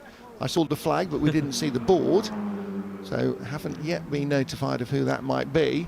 However, the Scroot, naughty list. See, next to it should have the nice list, and that's the Lady Marshall's Dish of the Day Award contenders. Here's Chris Nyland, who's only 2.8 seconds behind Ryan Parkin now, because Parkin just going through shot into Abbey. Nyland can't get through the traffic, so no one's surprised. There's a black and orange mechanical flag going out to car number 24. Yeah, I mean... we saw that discussion live. And that time it wasn't us grassing him up there. That time it was very evident to the scrutineers and marshals in the pit lane, and that car has got a very major leak of something. So getting by the much delayed Golf, number 10 Golf, only 17 laps behind the leaders. It's just it's on its way to completing its 20th lap. The leaders are on lap 37. So Ali Camp leading in that number 100 Golf, and James Pickford shown as 1 lap behind because he hasn't crossed the line at 37.6. It's resolutely a 37-second gap, isn't it? We're trading tenths here, and what he needs actually is half a minute, and he's not finding that advantage. Again, you can see here that the Golf, having sat for literally half the race at the side of the track, is now as quick as it should have been all the way through. And isn't that frustrating that you've just sat there for half an hour, or the better part of an hour actually, and now the car's working perfectly fine? Thank you very much. Doing what it should have done from the very start. I wonder if Ali Camp was a bit slow through club here, because that's a Class B car that he's not pulling away from. Something squealing. It sounds very much like a supercharger from the 1930s, but I don't think that's entirely what it was. Might have been the Mazda having a bit of rub on something as it went by that white and blue Mazda, the one from the fan Emporium. So that has come back out again, hasn't it? Yeah. So its adventures. There's something whining there, isn't there? The BMW? No. Like something as it picks up the throttle. Might be a car in front of them actually. As it picks up the throttle, something is definitely whining as it comes past the cameras. And that's the leading car. That is Ali Camp, whose middle sector wasn't as quick as it could have been. 1 minute 13. Well, 13.2. It's not slow, but it's not fast. No. The best middle sectors are 10.6 from Pickford earlier. But we've heard a few noises, and a car that's not going quite as fast as it once was. Lap times are not awful, 2 minutes 21.2, but just raises an eyebrow, I guess. Yeah, half an hour to go. That's quite a long way to limp a car, isn't it? If it's got any sort of slight niggles, I'm trying desperately to avoid noticing them. No, can't hear anything. Let's have a listen now. Comes quite a long way here from the Beckett's S's, but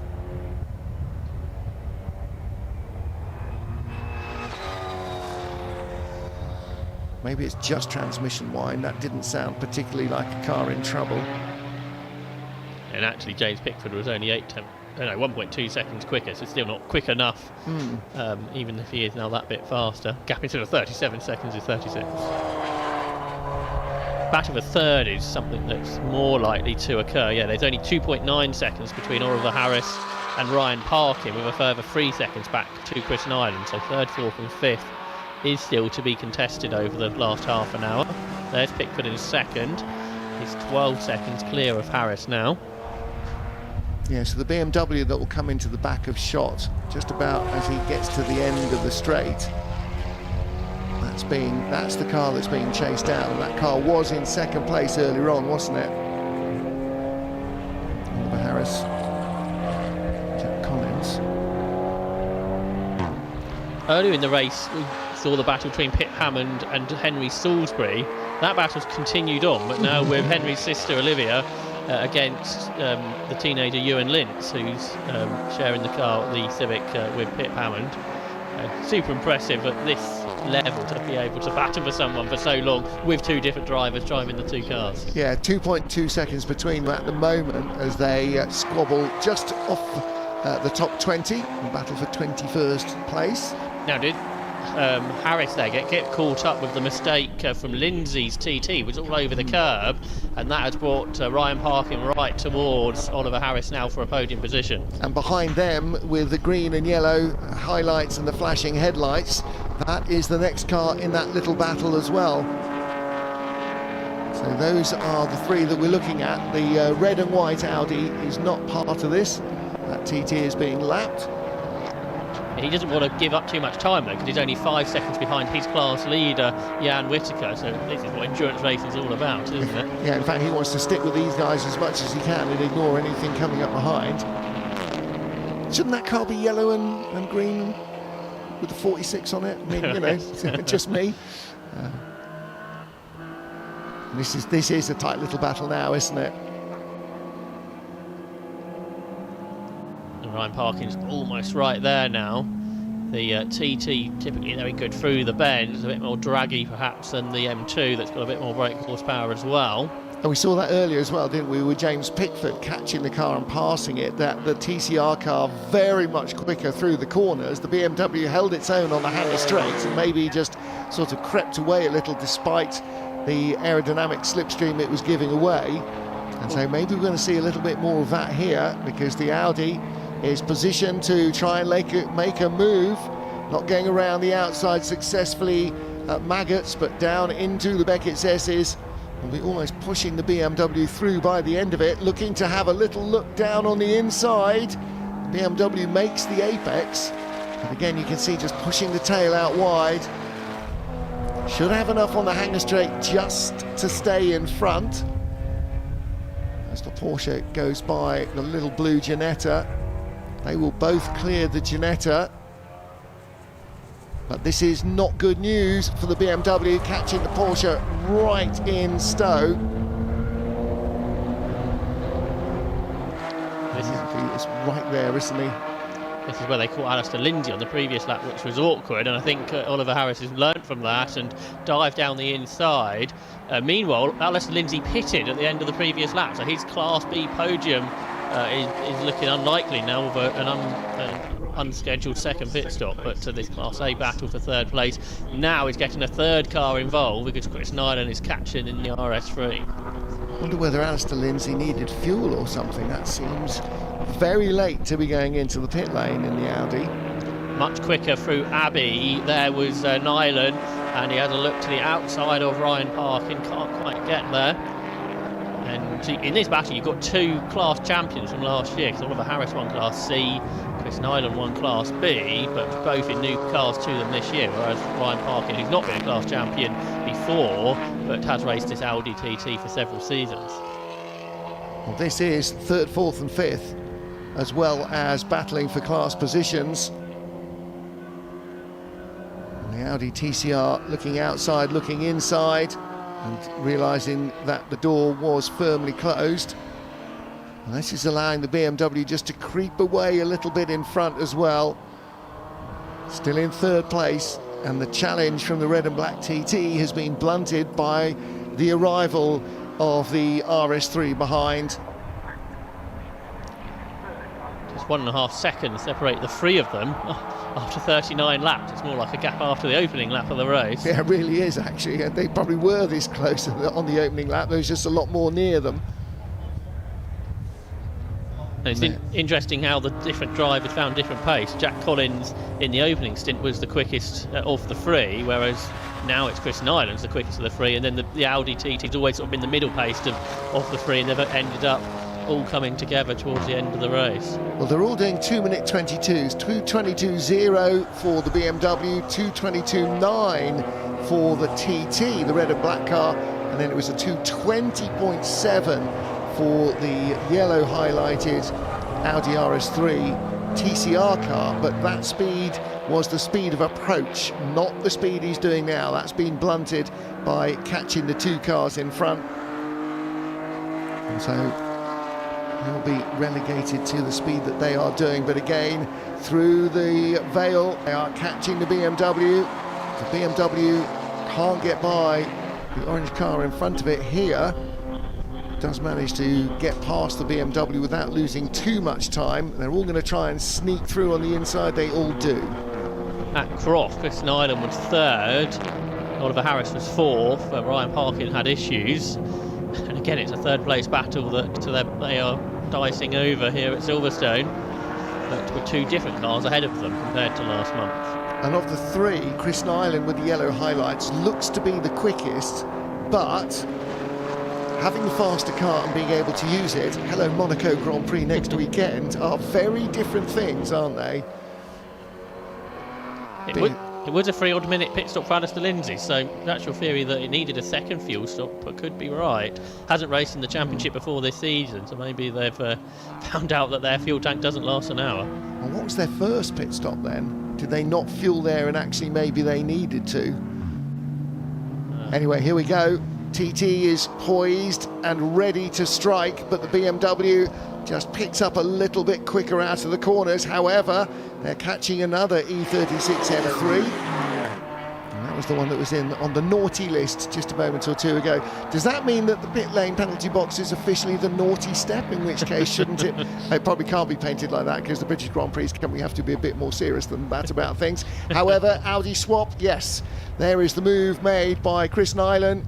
Goes by the TT and he's all over the BMW, and this is exactly what we saw from James Pickford in a similar car but with a different badge on the front. The TCR machine running into the back of the BMW has got so much mid-corner speed, the BM runs him out onto the grass on the exit of the corner, and that is not club racing, giving racing room and enough respect maybe. I think the stewards will want to take a look at that, and here comes the TT as the RS3 goes around the outside. It's got the grip to give away over the BMW, and the TT might strike here as well. So a change for third place, and there could be a change for fourth any moment. Yeah, got a bit aggressive for a moment. I think that's what Chris Nyland thought we need to do this move now before any more silliness occurs, and he was very brave on the brakes and held it on around the outside. He knew how much grip that car had, and he used all of it very effectively, and he cleared both cars very quickly. And particularly given the speed that he's coming up to Coxsmith, that's maximum aero download on the TCR car. So he clearly had the faith and the commitment to large it around the outside. Meanwhile, the battle is now on for fourth position.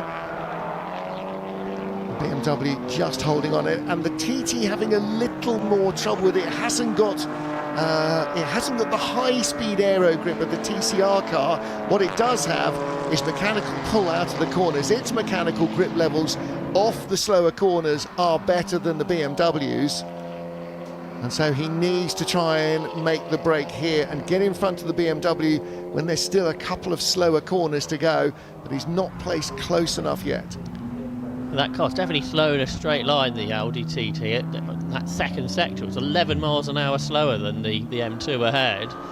So you're giving away a lot of speed at that point, and you have to make your lap time up elsewhere. It's always much easier to make your lap time up in a straight. Oh no, there's a problem, isn't there? We saw Scott Parkin's car pit unnecessarily a second time and retired, and now Ryan Parkin's car is slowing.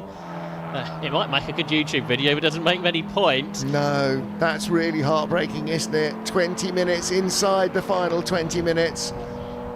And as a turbo diesel owner, I'm suggesting that has blown a hose. It's going to join the VAT car park of shame. Oh dear. Yeah, the way it's got no power, so it looks to all the world as though he's lost boost, and that usually means a boost hose has gone.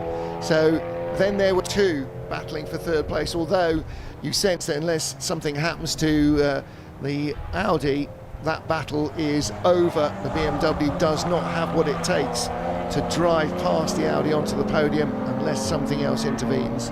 So the top two from Croft are both not going to finish.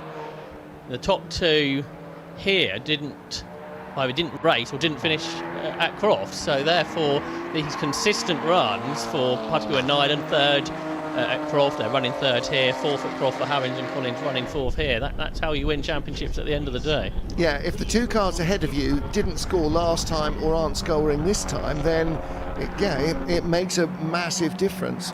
And again, there is everything to be said for a quick race car. A quick race car that finishes races is devoutly to be wished for. In actual fact, if you're McLaren, a quick race car that starts races wouldn't be a bad thing either occasionally. Yeah. From 4 potential starts at the beginning of the season, what do they get? 1 car to the grid to actually start a race, and then accidentally tripped over their shoelaces with the tyre choices at the beginning of the Grand Prix in Canada. So it's like with, you know, from the very top to the very bottom of the motorsport ladder, all things are possible, but they're not always going to go your way. That's why it's called motor racing and not motor winning. Here is the 5th place car about to be lapped, the Richard Stanton, not the Richard Stanton new British GT, but a different one, driving with Paul Simerson, the 5th place Cayman, about to be lapped by our race leader Ali Camp, who's doing a really good job because he's not really being caught by James Pickford at all. What did we say, it was 37 seconds at the start? That's not helpful, is it? Oh dear, oh dear. Code Brown moment for the race leader as the Porsche really lost it there, almost in a very big way. That's not where the leader wants you to drop the car. And as you say, that car is in 6th position, so he's lapped everybody except the top 5 cars. And that is an indication of the pace of this Golf and its flawless running so far. Yeah, absolutely. And it's Rob Baker said to me yesterday he's not sure whether this is a one-off or whether they're going to do more races. The competition might be sort of encouraging them. Yeah, Silverstone was fun, don't come back. On the other hand, they'll be thinking, whoa, Silverstone was fun. What's next on the agenda? It might be, oh yeah, I've never been to Anglesey, I quite fancy a bit of that. That sort of thing is where, you know, if you have a good time out in your car, you think, well, I'd like to do that again, whether you're just going, you know, out with friends or you have a really good race. Either way, it does encourage you to try the same thing again. The win ratio for that car is going to be getting good because it's only done 1 race in its life, which was 8 years ago at the Nürburgring 24 hours. If you take your win ratio by hours, it doesn't work so well. If you take it by race numbers, you're quickly adding your percentages up pretty quickly. So how did it finish in the Nürburgring? You have to go and have a look at that now, yeah, Rob didn't tell me the details of that. He said since then it was used as a track day car by the owner, and then he bought it about 6 months ago and has re-prepped it and turned it back into a race car. He said even though there's loads of choices in the UK where you could go and do mini endurance races, he said there was no other choice. This was the championship he was going to bring it back to. He said it's definitely the most competitive and with the lowest entry cost as well, and he said what's not to like about that? Well, then it's fun for your buck and bang for your buck, isn't it? And it ticks both boxes. So you get plenty of time on track, which equals a lot of fun. And then with a car like this, I mean, you know, these things are superbly built. And if you can keep it up to that initial level of preparation, then you've got a really good weapon on your hands. So the Scirocco just holding off the number 47 Cupra, and this is this for position? Yes, it is. Yes, it is. Is it? Yeah, no, it's not. No, it's not for position. That they're lapping the number 14 Scirocco, so that is that's actually 13th place. The Stuart Mead Mark Lloyd's VW Scirocco, the one with the bright green turquoise highlights on. And I think it's going to gain a place. It's currently, or with the start of that, was 3rd in Class B, but the car ahead has pitted for a 2nd time, not scheduled again. This is the Alex Wilkinson Hughes, Dave Connell Mazda MX-5. Remember, that had to make a really early first pit stop, and I wonder if they weren't able to draw the fuel out just quite enough. So that potentially is another 2nd fuel stop that's going to drop a car down the order. Or maybe it just doesn't have that big a fuel tank. Sports cars tend not to carry quite as much fuel around as sort of family saloons. Now, of course, if it's built for racing, like this car, the TCR car, that won't necessarily have had an endurance tank fitted either initially, but I'm sure they are available because lots of these cars, as you say, race in the long distance races at races like the Nordschleife and the 24-hour series, so those sort of kits are definitely available for them. But the Mazda, I don't know. Yeah, I don't suppose you've got much more than, you know, 6 or 8 gallons at maybe an 8-gallon fuel tank, something like that. Yeah, not without fitting a purpose-built endurance fuel tank, which they may or may not have done. Either way, that means the Scirocco we're watching is up to 2nd in Class B, 28 seconds behind Jan Whittaker, the class leader. But was 6 seconds quicker on the last lap. So with Whitaker in drama, 2 minutes 34 last lap for the Cayman. 28 seconds sounds a lot, but if you start reeling it down at 6 seconds a lap, it's not going to stay a big gap for long. Might get another Silverstone type finish out of this. Yeah, it's a slow first sector for the Cayman, 47 seconds. So that gap is continuing to come down. There must be a problem for the Class B leading car, which isn't the first time we've said that. Johnson Packer retired from the class lead. Aston Lindsay had to make that extra pit stop. We just mentioned Alex Wilkinson-Hughes has made an extra pit stop. So it is a race of attrition in Class B. And that Cayman made an early stop, didn't it? Because it was smoking like the battleship Potemkin right at the beginning of the race. And if it was throwing out all of that oil, you wonder if that's had a bit of an effect, because it wasn't spilling it, it was passing it through the cylinders, all of which is not necessarily great news for an engine. Here it is, still leading Class B and still just outside the top 10, unless the Mazda drops down a bit further. And the Mazda was behind it anyway, but what is the issue? Why have we got a thing for Ryan Parkin? He was the guy that stopped at Cops, the diesel TT. And that has stop, hasn't it? So effectively, although it was ahead on laps completed, they're suddenly going to jump up. So this car is going to end up moving probably the next time it goes past that stationary car, will move up into the top 10 overall. So that's in about 300 or 400 metres as it exits Copse Corner. Their bigger concern will be about the class victory and whether that's under threat, which it might well be, because it's another slow lap, a very similar lap to the previous one, 2 minutes 33.8. So the Sirocco behind, driven by Mike Lloyd-Jones, is continuing to catch at a decent rate with 11 minutes of the race to go, so that'll be 5 or 6 laps. The gap is 21.8 seconds. It came down by 6 seconds. Yeah, that's a substantial margin per lap, isn't it?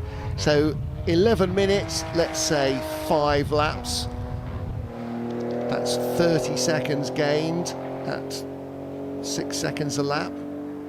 He doesn't need to catch 30 seconds, does he? And there he is, right behind the race leader. So that car's just been lapped again by the number 100 Golf. Ali Camp continues serenely on his way. Doesn't seem to be any bit of a struggle for either driver in this car. And again, I think that goes back not just to the way it was built, but clearly the way that the team have re-prepared it for racing. It looks the part, and it's absolutely running the part as well. Yeah, Area Motorsport top team. They've won over 50 races in this championship. Not always overall victories, but in class as well.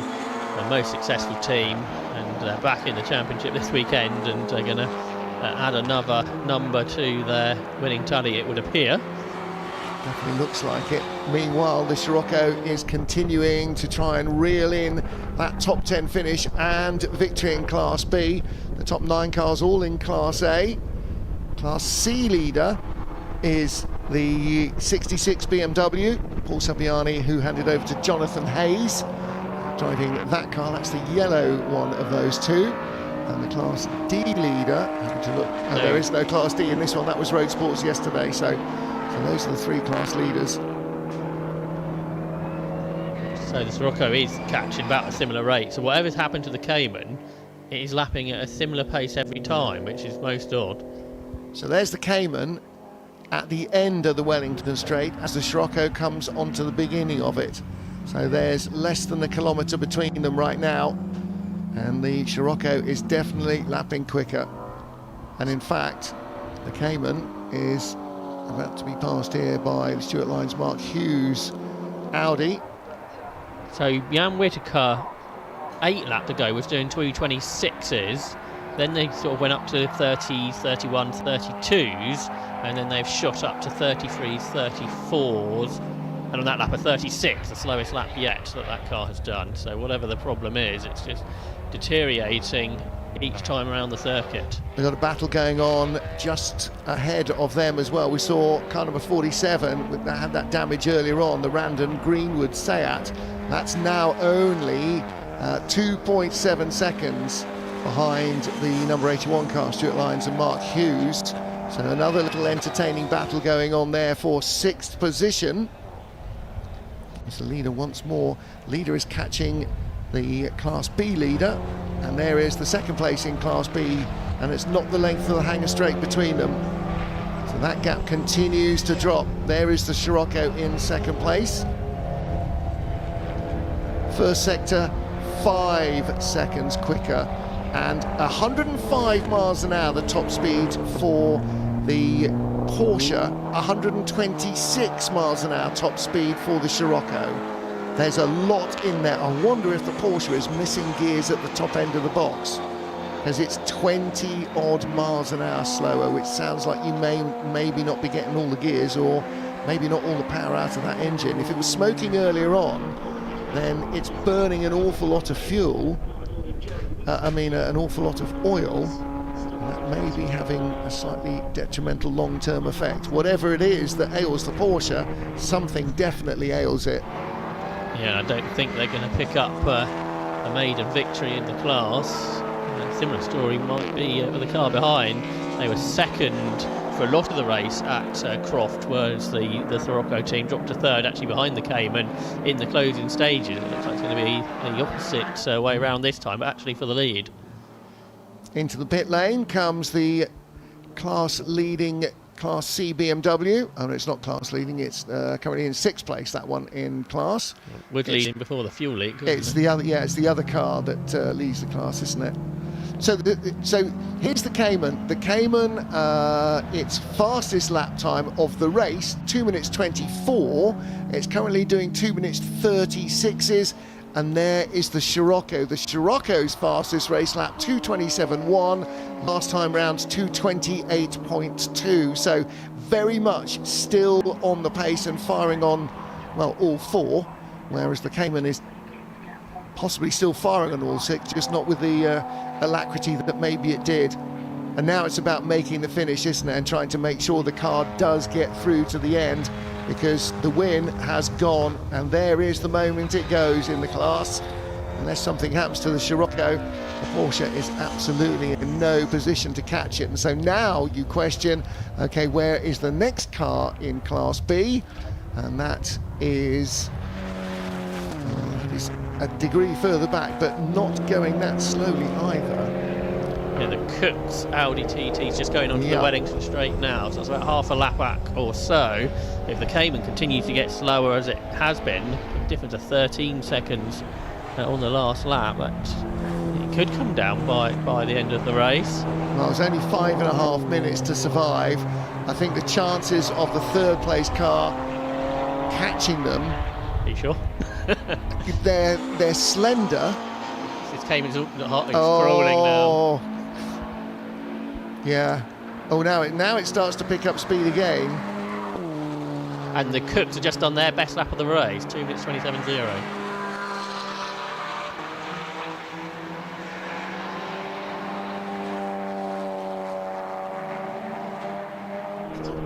It's not revving much, is it? The way it slowed down in the Vale and then picked up speed again towards the braking zone, I thought, have they got a gearbox issue? I was waiting to hear if it was just kind of bouncing off the limiter in sort of 3rd or 4th or something, but it seemed that it was still going. The gap's 1 minute 13 to the Cooks, which sounds enormous, but that car wasn't going very quickly at all, was it? No, you can imagine that losing a minute in a lap, actually, can't you? Because now it is just desperate survival. And here's the battle we were talking about a moment or two ago, the Lyons and Hughes Audi with those blue, red and yellow patterns on the black car, and the 47 Seat right behind the Greenwood Rand car, really closed in now. I mean, not closing in anymore, has closed in. Battle is joined, 4 minutes to go. More drama here, and this in Class A for position again.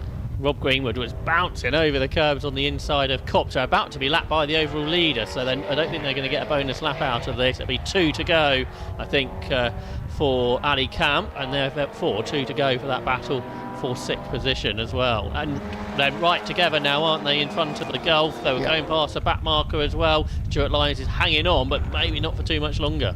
No, you're absolutely right. Looks like the Seat has got the speed it needs. The Golf GTI coming up behind is the race leader, so they will be seeing blue flags applying to both of them. That means the Greenwood Rand car is going to have to just be a little cautious, mind its P's and Q's. There's not the Formula One style penalties for being in the way, but Rob Greenwood in that green and gold machine. And of course, if they hadn't had that pit stop earlier on for damage, then they would be a lot further up the order. So this is a little bit of redemption maybe to get in front of the Audi currently being driven by Stuart Lines. Stuart Lyons, a former British Touring Car Championship driver, so that's a good thing to put on you on your second ever race if Rob Greenwood can manage to pass there. And he's really quick through Farm Curve, uses a lot of road. Yeah. And again, we've seen this before, it's the traction and the aero grip at higher speeds of the TCR cars that are making the difference over cars that were not designed and built in the same way as race cars. So the Audi didn't have that speed, didn't have that grip, or maybe that commitment of Stuart Lyons. And the race leader, I think perhaps wisely, not trying to get inserted too much into this. I'm not sure if he knows that this is a battle for position, but what he does know is that he doesn't need to get into contact with other cars. Yeah, the teams have got pit-to-car radio here, so I suspect they're telling Ali no need to rush this. You can sit behind them for the rest of the race, really. There's no need to pass. I think Rob Greenwood is trying to let him go, isn't he? And now I think Ali's got the message, has he, maybe? Well, yeah, Rob Greenwood, come on, hurry up. I want to make this place up. And it's sort of gone away from Rob Greenwood. The Audi, I think, perhaps has done just enough to survive. Now, is Greenwood hoping that by picking up and latching onto the tail of Ali Camp on what will be the final lap of this Enduro, he can somehow catch the Audi? I think that's not a realistic threat at the moment. The Audi has somehow just done enough to hold on. Meanwhile, Jan Whittaker hasn't made it back to the line even in the Porsche Cayman, so I think he must have pulled off somewhere. So the Cook TT's up to second, and the E30 M3 onto a class podium. So if the car may be, 35 years old, something like that, but it's reliable and is going to pick up some silverware. Yeah. More like 40, I would think now. It must be mid-80s, an E30 M3. So, yeah, again, it's not what you've got, it's how you build it. And that's absolutely the case, I think, for this lead car. It's been absolutely superb, raced fantastically yesterday in the hands of Rob Baker, and now Rob Baker and Ali Camp racing away from the front of the field all the way through. They took the lead on the first lap and they hold it on the last lap. The checkered flag will wait for them. And here is the car in second place with the fastest race lap for James Pickford, a 2:17.955, so a class record, a championship record here. And again, really well driven. And that car didn't start quite as far up the grid, but has had a really good run through. And here's the third place car, Chris Nyland at the wheel of Will Puttergill's Audi RS3, and the only car that's looking for 2 podiums out of 2 rounds. So where does this leave the Gulf duo? Well, right now it leaves them feeling maybe a little tired, hot and sweaty, but certainly happy after 2 hours of the Silverstone Grand Prix Circuit. The Club Enduro race winner coming to the line, and Ali Camp takes the checkered flag. A dominant victory. Just behind, the pass did happen. Rob Greenwood got past Stuart Lyons. Wow. So following the leader definitely worked for him. So how Stuart Lyons, the car was being caught all the way through. So it shows you don't give up till the end. Oh, absolutely. So Stuart Mead, Mark Lloyd looking for the Class B victory. And that is car number 14, that Scirocco with the turquoise highlights on. And that, I think, was that them just going, no it wasn't, yes it was, just going across the line, there they are. And there is your third place car in Class A. So Class B, the Scirocco, and that takes the win, and in third place, in Class C rather, in 14th place, looking for car number 66 to cross the line. That is Jonathan Hayes, the car started by Paul Saviani, the BMW 328, sister car to that one.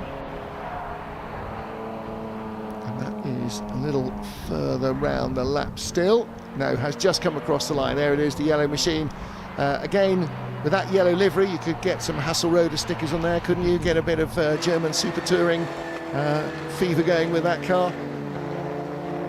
Retro liveried championship sounds like a good idea, doesn't it? Well, you know, if you're racing cars to a certain period, I mean, I think this the Nissan Almera really sort of started that ball rolling, didn't it? Quite nicely with full factory Nissan Enemy livery on it. But it's always good to see some very different looking cars. And again, one of the joys for me of multi-class racing is exactly that.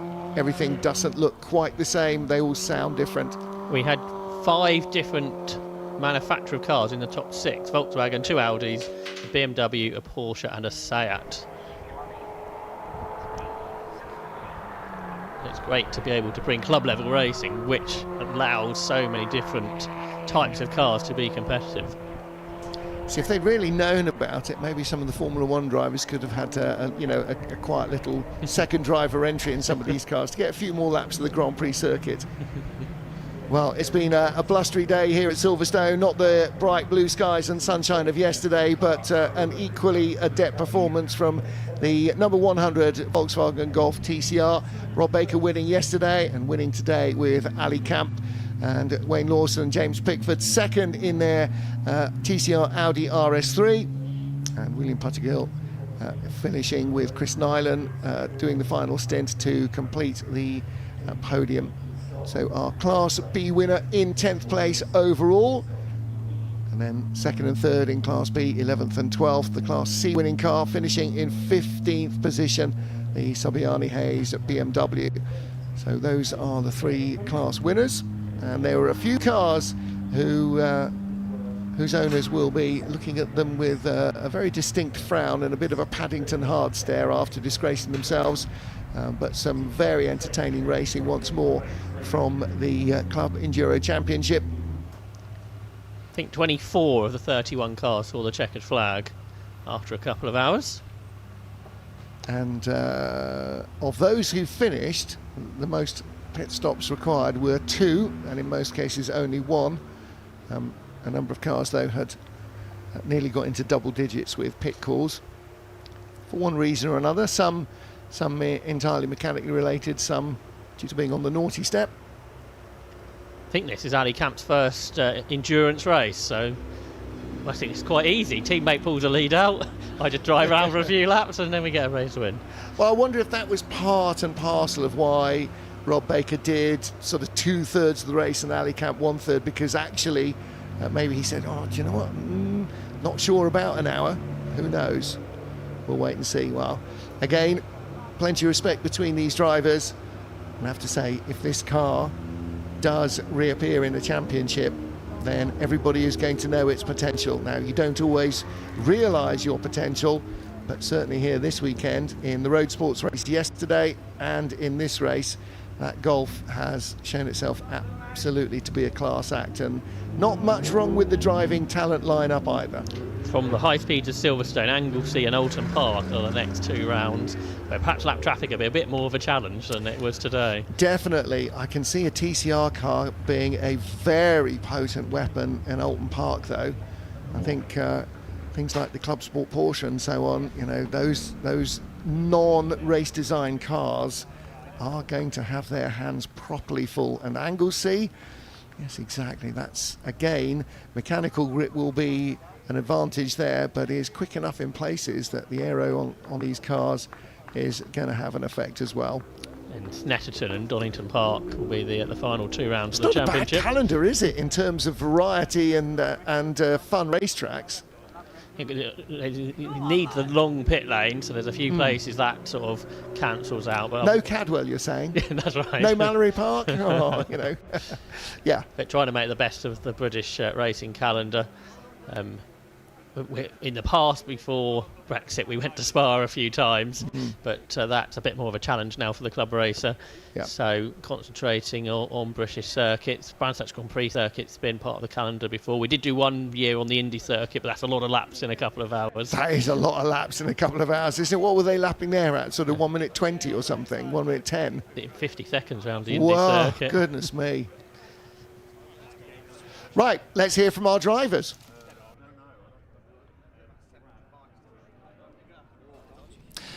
So Alistair Camp down here in pit lane. Alistair, well done. We didn't really know if we were going to see you this weekend because Rob's been hogging all the driving, but he got the car in a great position. He handed over to you, and you finished the race very nicely.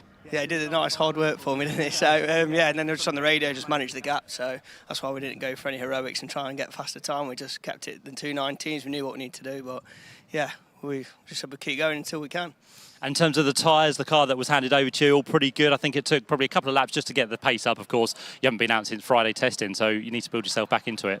Yeah, that's correct. We've done very little good, but yeah, credit to the team and the boys that worked like endlessly like they always do. And yeah, great car as always from Area Motorsport. And in terms of the gap, I think when you went out there, it pretty much stayed about 36 seconds. It didn't change between you and James, who was chasing you. It was kind of consistent. So both of you on the same sort of lap times. Yeah, that's right. We obviously seen he was quick when he first jumped in, and I said to the lads to let him kill his tyres trying to catch Rob, and then obviously we can just maintain that pace that we knew was going to be like 2:18, 2:19, and kept getting on the radio to Rich, and Rich was like, just calm down, you're 32 seconds, fine, keep it where you are. So. All good, all good. What's the next for you, Alistair? Are you going to do anything else this year? Anything lined up? Yeah, we're still racing, obviously, in the Civic Cup, so yeah, we're doing that still, and yeah, maybe have another go in this again, because really enjoyed that, it was amazing. It was great to watch. Well done to you and Rob there this weekend on the Victory and Club Enduro. Well done to Alistair Camp there. We can then swing around and grab a quick chat with our second place drivers, of course, James Pickford and Wayne Lawson. We'll let James gather his breath a minute. We'll start with Wayne because Wayne was the man who started the car. Wayne, what a great race that was for you. Second place, of course, but what was the start like? The start was pretty frantic. I'm probably not at the pace of some of the guys in the front, but I tried my best and, went on as quick as I could, really. But to be fair, you've got a great teacher in the form of James. I'm learning all the time from him. I'm getting quicker every year, but yeah, I've got someone to learn from that really knows what they're doing. So, yeah. And in terms of the circuit, Silverstone Grand Prix, one that you've raced before? Yes, indeed, yeah, and one of my favourites. It's really fast and flowing, and you've got some great corners on it, world famous corners, haven't you? So, yeah, it's brilliant. Good stuff. And James took over the car. James, we know your pedigree and what you can do, and you brought the car home after a great job that Wayne did. Yeah, it was sort of just managing the front tyre, really, going as fast as we can without damaging the front tyre because it was a long stint. I think the car in front of us came in quite a bit later than us, so it would have had a better tyre for the rest of its stint. So, and then I started hearing vibrations and noises, and I got a bit of understeer, and I just thought, right, if we push any more here, we might have a problem. We might finish or not. We might not finish. So, so we sort of settled for the second, but back the pace off. But yeah, it was good fun. Wayne did a cracking job at the beginning to keep in touch with everybody, and it's only his second start off the front row, off pole. So even more experience gained. It was great. And of course, the gap was about 35, 36 seconds throughout that race. Was there any word on the radio about what you needed to do? Were you going to push any harder at all? Unfortunately, the radio wasn't working, so the pit board came out across the line, which was cool. The team got the pit board out, so I didn't really know what was going on. So yeah, no radio, but yeah, it was we were always pushing hard. Once the pit board came out, I sort of understood where we were in relation to the guys in P1 and P3, and yeah, it was just a case of managing everything, managing the tyre, finishing. Good stuff. Well done today, guys. Great second place. Congratulations to them. And we'll catch up with our third place team as well. Starting driver was first off, where are you? You both lose out his overalls already, which is incredible. It was Will who started the car. Will, first in there, lots going on. It's always busy out there for the first few laps and you kind of get yourself into a rhythm. Yeah, absolutely. So a bit mugged at the start, and it's one of those ones on a hot day where you just have to accept it so you don't destroy the tyre. We knew in a quick car, we knew that if we ran it consistently for the hour, that it would come back to us. We also knew we had a 10-second penalty, a success penalty from the last race as well. But the car was really well set up. We knew other people would run like similar lap times to us. And yeah, just a really enjoyable day in the sun. So yeah, mint. And then all plaudits to Chris, as always, who was rapid through the second stint and took care of the tyre well. Yeah, Chris, you got in the car second there. Of course, a few moves to be made, especially right towards the end to pick up this podium. Yeah, it was actually. Well, I was slowly reeling them in, but then they started having a bit of a battle themselves, so obviously that helped. And then I thought, oh, I might as well get involved. So yeah, made it a little bit tough, but I got the move and then just got my head down and got going. And that's the thing sometimes, of course, you know what the job is in hand, what you need to do and what gap you need to bring down, but it's all about taking it sometimes in a way a little bit slower just to get there in a better condition. Well, yeah, and especially on a day like today where the temps are up a little bit, obviously you start following a car, everything, you know, the temperatures in the car start going up, you have to manage the tyres, so you've got to play like a bit of a clever game with it. So that's what I was really doing. They started going defensive, I came back online, get a good run out of the corner and then just set it up nicely. And of course, Silverstone's now done. Where are we off to next? What's your next round? Off to Anglesey next, so presumably in the rain, and that'll be really good fun. That third place takes to the top of the championship, and hopefully we can stay there. Good stuff. Well done, guys. Congratulations on third place. Nice to see them on the podium once again. The 83 machine of William Puttigill and Chris Nylon, even with that 10 seconds to serve extra within the pit stop. We spoke there as well to our second place team, Wayne Lawson and James Pickford. And to the top of the table for this round at Silverstone, the return of Rob Baker with Alistair Camp, who brought the Club Enduro Championship to a close for that weekend. And as we said, Anglesey, the next stop on the calendar. As long as Will Puttigill can get in, clearly getting banned from Wales from that sort of commentary. Well, right from the very start, this was due to be an entertainer, and Josh, I don't think it let us down, did it? It was action from start to finish. Yeah, it was great. There was talking points, I think, throughout the 2-hour duration. A second race in 2 rounds where there wasn't, the safety car did not feature, so driving quality is very high, and people that did have problems were sensible enough to park their cars in places, and we've had dramas right from lap 1. Yeah, and when a car starts smoking like that on the opening lap, as the Porsche did, you think, okay, well, that's not long for this race. In fact, it very nearly made it onto the podium. It actually expired on the last lap of the race, having been right in the top half dozen all the way through. The Mazda, a race to forget for all sorts of reasons. Contact early on, not necessarily of its own making, and then dropping the car off the road. But from start to finish, pretty much from the beginning of lap 1 all the way through, the Golf returning to the championship, car number 100, Rob Baker and Ali Camp taking victory. And as Ali was just saying, well, they hadn't planned to do any more races in the championship necessarily. However, they did have quite a lot of fun. So there you go. Make what you will of that. Winning races helps life with that kind of thing, doesn't it? Yeah, it does, doesn't it? Okay, so that is it then for the Tajiwa Club Enduro Championship. Coming up shortly will be the British Formula 4 BRDC International Trophy, the final race of this International Trophy weekend. And we're going to take a quick pause, and we will be back with cars on the grid at 3:15 British Summer Time, 14:15 GMT, so a quarter of an hour from now.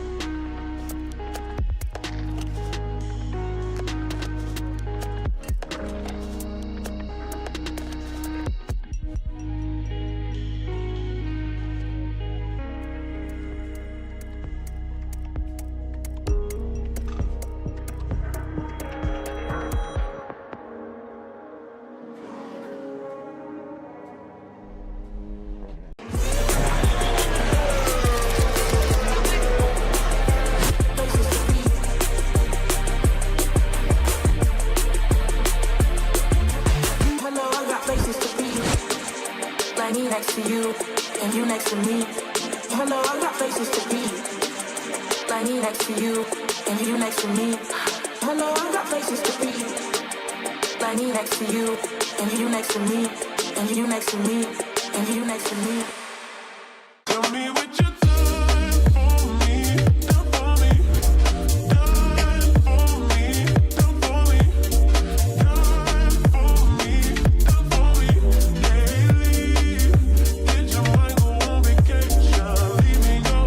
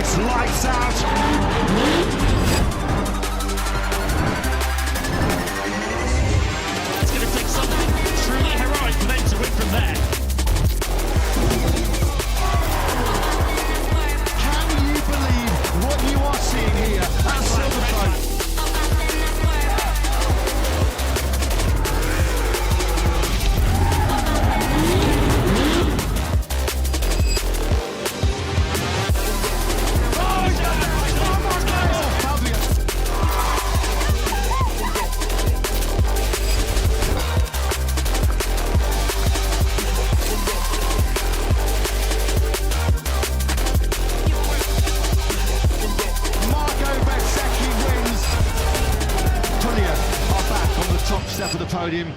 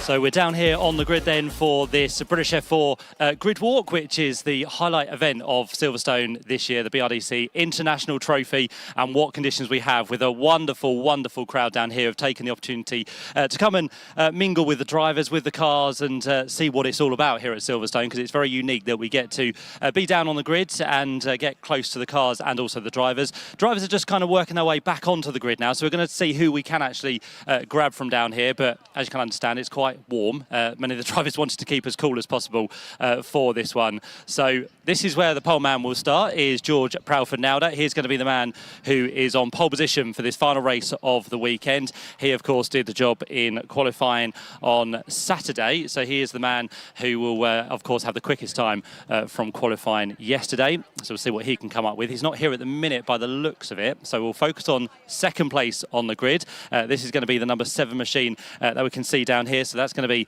Theo Palmer. And again, just seeing if Theo is around the car. I don't think he is. Don't think he's under the umbrella, unfortunately. So Theo's just disappeared from where we need him to be. I can see a few drivers actually third on the grid. That's where Ethan Jeff Hall and a couple of other team members find themselves. So let's go and have a little look at Ethan Jeff Hall, and that might be the first driver we can talk to on this British F4 grid walk. He's having a quick chat with the Argenti team and find out his thoughts over the course of the weekend so far. So Ethan is just with his team here, so we'll just turn Ethan around. Ethan, just come and join us here for a quick chat. And this is always a great thing to be able to do with a grid walk, of course, a little bit longer than what we're normally used to on the support bill of Toka, but it's nice that you've got the fans down here and some glorious weather at Silverstone for the final race of your weekend. Yeah, this is the first for me having a grid walk like this, but it's really cool. Obviously, all the fans can see all the cars and what happens before we go out. So yeah, it should be a good race, and yeah, it's just a nice atmosphere, isn't it? This is, of course, British F4, where everyone is on the run to Formula One. That's where they all want to end up one day. This is, of course, the home of British motorsport. Of course, F1 will be here later in the year. It's always a pleasure to race around the Grand Prix Circuit. How have you found it this weekend? Yeah, it's tricky. The first race was good, but an unfortunate penalty dropped us down to P6, and then had a bit of a tricky reverse grid race this morning. But the pace has been really strong, so, I mean, looking for a good race in this one to end the weekend on a high. Third on the grid for this one, then you've got a couple of cars ahead of you, all about the start, and then see what goes from there. Yeah, I mean, we've been having some good starts this weekend, so hopefully we can have another one and see what it brings. Good stuff. Thanks, Ethan. Good luck for the race, which will start in around about 20 minutes' time. So he'll be on the inside of row number 2. I can see as well Lewis Werrell, who is the man alongside Ethan on what's going to be the second row of the grid. So we'll pop over and have a quick chat with Lewis. He's been in the wars this weekend. Of course, had a good race yesterday. Just going to have a quick photo with some of the fans down here. So we'll let him do that. As we said, it's all about the fans and spectators coming along and soaking up the atmosphere. And Lewis, we'll talk to you right now. This morning, probably not the best start to the race, but things did turn around pretty quickly after that red flag. Yeah, ended up getting a penalty in the end for an incident with Dries. But yeah, forgotten about that. I'm ready to fight in this one. And it's the early stages of the championship. As we know, you and Dries seem to be going hammer and tong all the way at the minute. There's a long way to go in this season, but every single point within this championship is very crucial. I mean, yeah, we'll just keep scoring as well as we can and see what the end result is. And from fourth on the grid, I'm sure you're going to be trying to look for a gap through there to get to the front as quick as possible. Yeah, we know we've got the pace. We messed up quali from my side, to be honest. But yeah, we'll see if we can get another win. Good stuff. Thanks, Lewis. We'll let you relax and enjoy the rest of your grid walk down here. We'll then move across and see if we can grab a quick word with Adam Alazari, who is next up on the grid. He's with our high-tech team. So, again, I can see Adam just standing by the car. So we'll head across and see if we can have a quick chat with Adam. He was good on the pace at Brands Hatch a few weeks ago in qualifying. That was in slightly different conditions to what we've got here at Silverstone, in terms of we had a bit of a greasy track. Adam gets the fist bump, which is always nice. Adam, nice to see again the fans down here, up close and personal with the cars that you get the privilege of driving. How's Silverstone been for you this weekend so far? Yeah, it's been pretty good. P2 in race 1. And yeah, I mean, obviously the environment here is really nice. I didn't expect to see this many people, but yeah, it's really cool, and I'm really looking forward to this race. We know you don't get too many sets of Pirelli tyres for the weekend, so it's all about managing them. How have you kind of managed them across the course of the conditions we've had here at Silverstone? Yeah, I mean, it's always, we get like 2 sets in quali, So I used one good set in race 1, and then we used the same set for race 2, which is reverse grid. So yeah, that race went pretty well. I ended P5, started P8, and now I've got my good set on again. So yeah, looking forward to it. You're sitting pretty good in the championship as we hit kind of the third way of the season so far. You've got one of the championship contenders just behind you, Dries van Langendonk. You've got Lewis just up ahead of you as well. So you're very much in the mix for this final race of the weekend. Yeah, I agree. It's been a bit rough in the beginning of the season, but coming back strong now, and yeah, just going to try to do my best and beat them this race, yeah. Good stuff. Thanks, Adam, for your time. Good luck for the third and final race of the weekend for Viritol's British F4. And, of course, this is going to be the longest race for them this weekend. 25 minutes is always the third and final race duration for the drivers to get stuck into. We'll then move our way back and see if we can grab a quick word with Dries van Langendonk. I can see that Alfie Slater is standing by as well. So two of the Rodin teammates together, which makes it easier for us to have a quick chat to the two drivers at once. We'll start with Dries because he's a slightly higher up on the grid. But Dries, Silverstone, let's talk about how this weekend has gone for you so far. Has it been a good one or a bad one? I think most people would say a bad one, but yeah, I mean, definitely things we could have worked on. Obviously, still a decent position for this one, but got a penalty in race 1 and then pretty unlucky race 2. But yeah, definitely some things we can work on, and yeah, for sure, hopefully I can get a better result in this race. And in terms of a championship year, we've got a lot to go through this year. We've had, of course, 10 rounds so far, 11 rounds now so far this year. Every weekend is not going to be a good one, is it? You've always got to take your highs and your lows along the way. So you can kind of scrub this one off, hopefully get a good result in this third and final race and move on in a few weeks' time to Zandvoort. Yeah, for sure. I mean, we learned the most for these weekends, for sure. Obviously, it's a difficult one to take sometimes, but yeah, long break in between, a lot of things to evaluate, and hopefully we can come back stronger in the next round.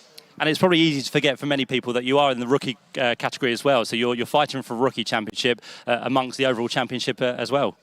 Yeah, for sure. Obviously, the main one I'm focusing on. The rookie one is also nice to win, but obviously I'm aiming for the main one, as a lot of drivers here, I think. Good stuff. Thanks for your time, Dries. Good luck for the third and final race. And as Alfie's here, we'll have a quick chat with you as well. Alfie, nice to see you in British F4 for this season. We had some good races earlier in the year. I think Brands Hatch was one of those where the tyre choice was good. Unfortunately, the lap just got you down, didn't it? But that would have been a cracker if you could have pulled that one off. Yeah, I mean, Brands probably what could have been. I mean, it didn't happen, but yeah, we had good speed, obviously with the fastest lap. Got a bit unlucky with the safety car and the fact that I wasn't allowed to unlap it when I boxed, but I mean, we live and we learn, and yeah, the speed was good, so we'll try and do that again this race. Where are you on the grid? I haven't seen the grid for this one. Oh, you don't want to know. Somewhere down that end. I don't even know myself. Why have you found yourself up here then? Completely ruined quali, to be honest. The pace wasn't great, and sort of set the standard for the weekend. I mean, like last race, got a bit unlucky with a crash that was out of my control. But yeah, definitely need to find a bit of speed, and yeah, we'll see what happens. And of course, we're used to seeing you in Ginetta Juniors the last couple of seasons. Just trying to think back, have you ever raced on the Silverstone Grand Prix Circuit? Yeah, I did. I did a few laps around there. It's not bad at all. So, of course, Dries is your teammate for Rodin. You've got a great team behind you. Hopefully, they've got the car set up perfectly for this third and final race for you. Yeah, I mean, we hope so. Dries will be fast no matter what the car is, so it'll be whatever. You just got to find him and follow him around. Yeah, I'll do well to find him from back there, but we'll try. He's got the bright orange car. Yeah, you can't not see it. Cheers, Alfie. Good luck for the race as well. Thanks very much for your time. Great to see that Dries is signing some autographs down here for the youngsters. And don't forget, this, as we said, is the road to Formula One. British F4 is a place where all the youngsters want to learn their trade and try and get up into the mix as much as possible. So you never know. These could be the stars of the future. If you think back to 2015, where Lando Norris was in this same championship, albeit a different name, he's worked his way, of course, to be a Formula One world champion. So he's done very well indeed. Next up on the grid, then we're moving a little bit further back. We're still not quite a halfway down the field, but we can now find the number 9 machine on the grid. This is Kit Bolofsky's car. Kit is not around at the minute, unfortunately, so we can't have a chat to him. So we'll carry on down and see who else we can find on this grid. We've got the number 15 machine, which is going to be Joseph Smith. Of course, he was a winner earlier on and finds himself just creeping up the championship order, which is nice to see. So He's also missing for the time being as well. I think Timo Junglin, is he about? No, possibly not by the looks of it, as Hani Sadiq works his way to the front of the grid. And the reason that most of the drivers are working their way to the front is because we're going to have a lovely group photo with the F4 drivers. So what I think we'll do, we'll turn around, we'll take our cameraman Andy and we'll go back to the front, because I think that's where most of the drivers are heading. But there's a lovely group of people all the way down the back. And as I said, it's so busy down here, which is really nice to see. So a great field of spectators that have taken the opportunity to come along to the racing today at Silverstone, and they are admiring everything down here on the grid for the time being. So let's work our way a little bit closer to the front. And of course, you saw the start of this grid walk with the BRDC International Trophy, which is going to be awarded to the race winner of this final race of the weekend. It's a prestigious event, which I'm sure Martin and Josh and Paul and Alistair will be able to talk you through across the course of the race, which we have coming up for you. But I can now see drivers down there, which is good. So I think that photo is very shortly to be taking place, and that will give us another opportunity to try and find a few more people to talk to. And as I said, we've got a great crop of youngsters here who are plying their trade in the biggest ever grid we've had for British F4. 32 entered for this weekend. We've had a few along the way that have had some dramas. Let's see who else we can possibly have a quick chat to. I might see if we can have a quick chat to our Felber twins, because it's the first time we've seen the Felbers and a twin on the grid for British F4. So we've got Cash and also Roman. So Cash and Roman are both here. Let's see if we just get a quick word with the guys. I know they're having a quick chat with some of the other members down here, so we don't want to really interrupt. If I just grab a quick word with Cash and Roman, we'll have a quick chat. We'll start with one of the brothers. This is Cash. Of course, Roman is over there, but it's great to have the brothers on the grid for British F4. How have you found your first season so far in this championship? It's not too bad. First 3 rounds weren't too bad. We qualified in the top 12 each round, and we ended up getting 2 podiums, so it's not too bad. This weekend's a bit different. We didn't qualify very well, so we've been having to fight from the back. But we made up quite a bit of positions, which is quite good. But overall, not an amazing weekend. And in terms of coming over to the UK, racing in British F4, what was the kind of a draw for you to come and race here? Because it's a long way from home for you, but it's probably a way you want to start moving up the ladder. Oh yeah, definitely. It was the next step. It's been fun, super fun. I love all the people over here. So yeah. Good stuff, Cash. I think you've got to get to the front. There's a photo taking place. So thank you very much. Good luck for the final race of the weekend as well. So Cash is going to work his way to the front of the field. A lovely photo to be taken now for this BRDC International Trophy. So all the drivers we've got lined up in one long line down here. We'll get a picture of that for you on our live stream as well. But all the likes of the drivers, as we've said, we spoke to. Dries van Langendonk is there. We've also got the likes of people who have featured on the podium this weekend. One of those who hasn't really is one of the Red Bull liveried cars out there, Scott Kinlimblom. Scott the Swede, who has had a good start to the year, but Silverstone hasn't really worked too well, unfortunately, for him. He's standing alongside Jarrett Clark. You've got Joseph Smith in there as well. He's one of the nearest to the BRDC International Trophies down here on the grid. We can see Daniela Sutton, one of, I think, 4 female drivers we have on the grid this weekend. Ella Lloyd is doing selected rounds this year in British F4. She's got other focuses, but great to see that Ella's here for Silverstone this weekend. We've got also Katia Battig here as well. She was on the podium a little bit earlier on. You can see Alfie there, you can see Lewis, we can see Timo, and all of them now looking up to the skies effectively, but they're looking up to the Silverstone banner here at the Silverstone circuit with the FIA graded lights, and they're all going to smile very shortly for this BRDC International Trophy. It makes a great sight down here. That has been your grid walk from myself, but for now I'll hand back and we can build up to our British F4 race, which is not too far away now. Nice work, Matt, discovering all the pitfalls of being Martin Brundle with drivers who just vanish. So well done indeed. Good to hear from some of the drivers on the grid. And it is a massive grid of 32 drivers who will be taking the Silverstone tarmac for this International Trophy meeting. The International Trophy revived, first raced for in 1949, presented to the winner of a non-championship race here at Silverstone. had to be because the World Championship wasn't created until 1950, when Silverstone was also the opening round of the championship. And famous names: Alberto Ascari, the very first winner of that trophy. Sterling Moss has won it. Jim Clark, a multiple winner. Jackie Stewart, Graham Hill, and many others in non-championship Formula One races in the 60s and the 70s.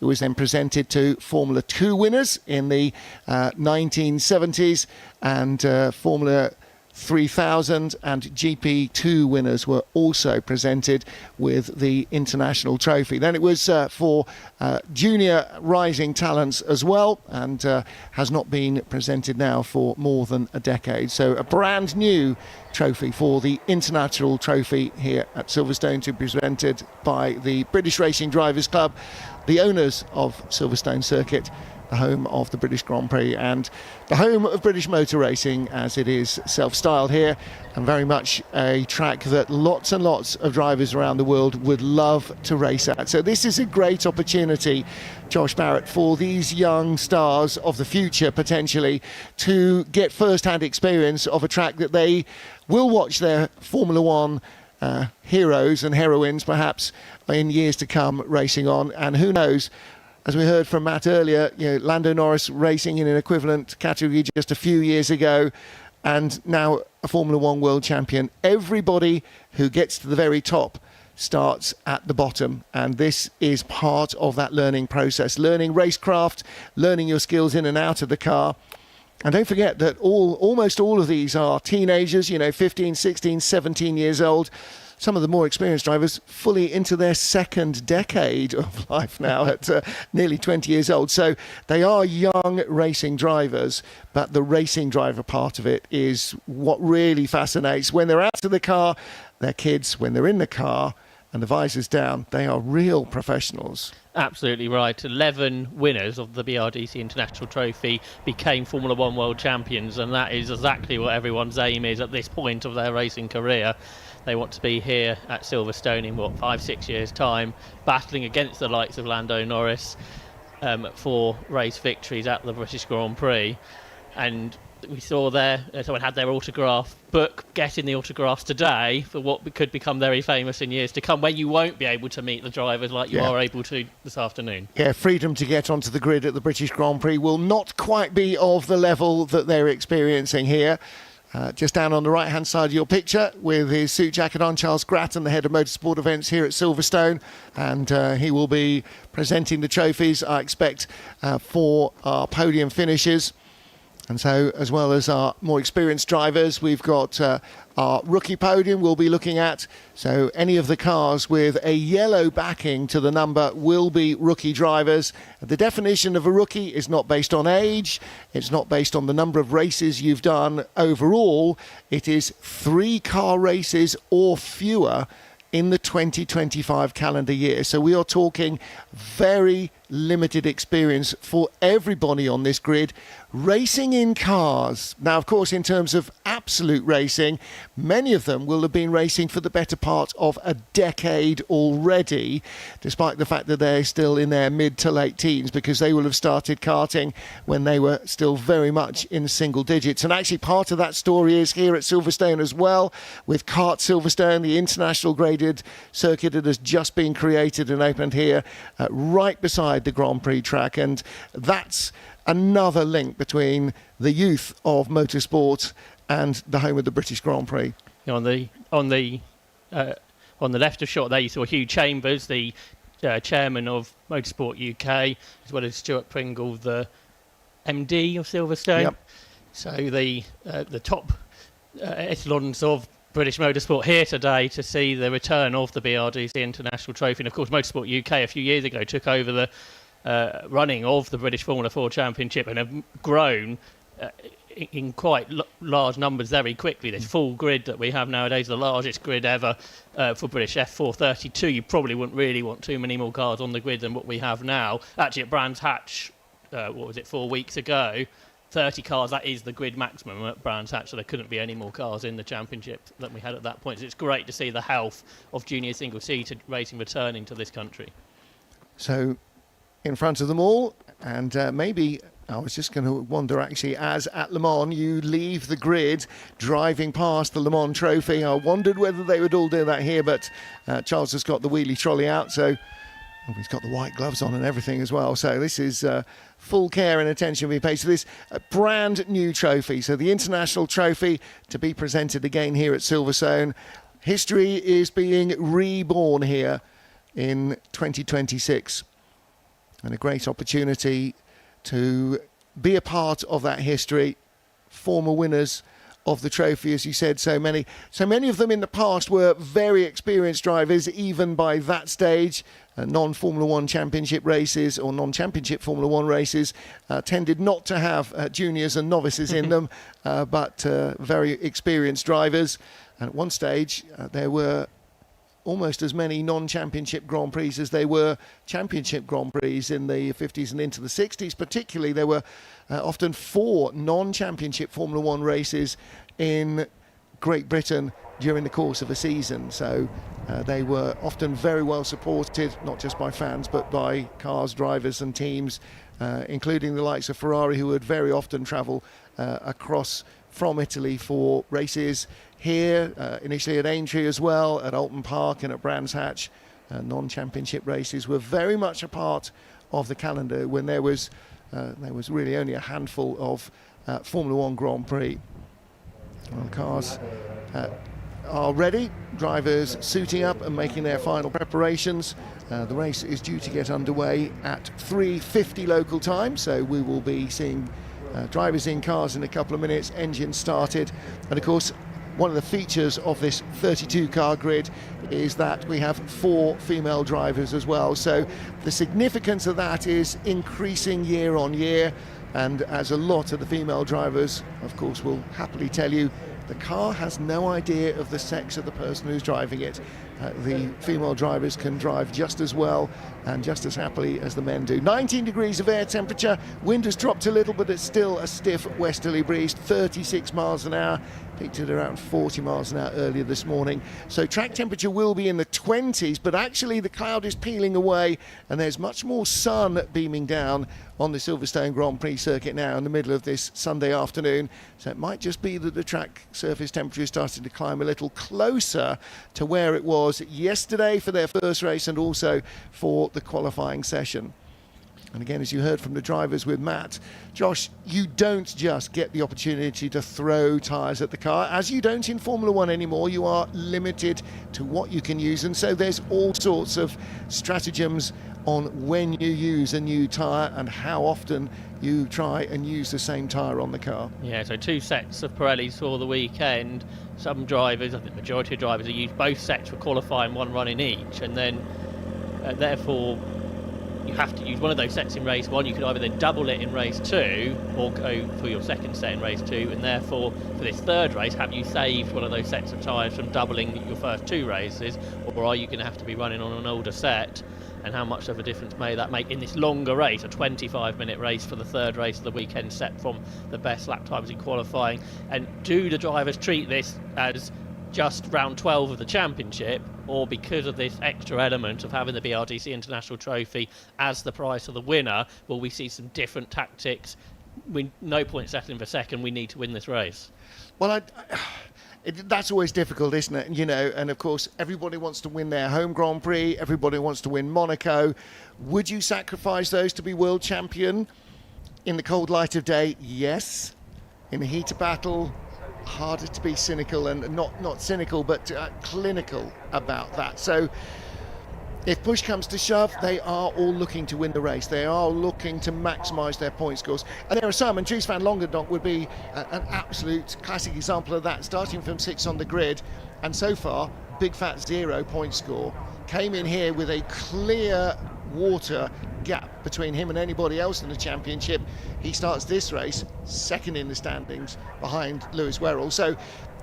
So things change, and things change quickly when you've got 3 races at a weekend and a long championship campaign. So if you want to succeed in any form of sport, trust the process, look at the long-term goals. Occasionally, short-termism is very much your enemy, and I think that might be the case here. Well, it's not actually just 0 points that he scored. He's actually ended up with -3 points from the weekend, which is worse than not turning up to the weekend. Right, more from Matt. Let's get back down to the grid.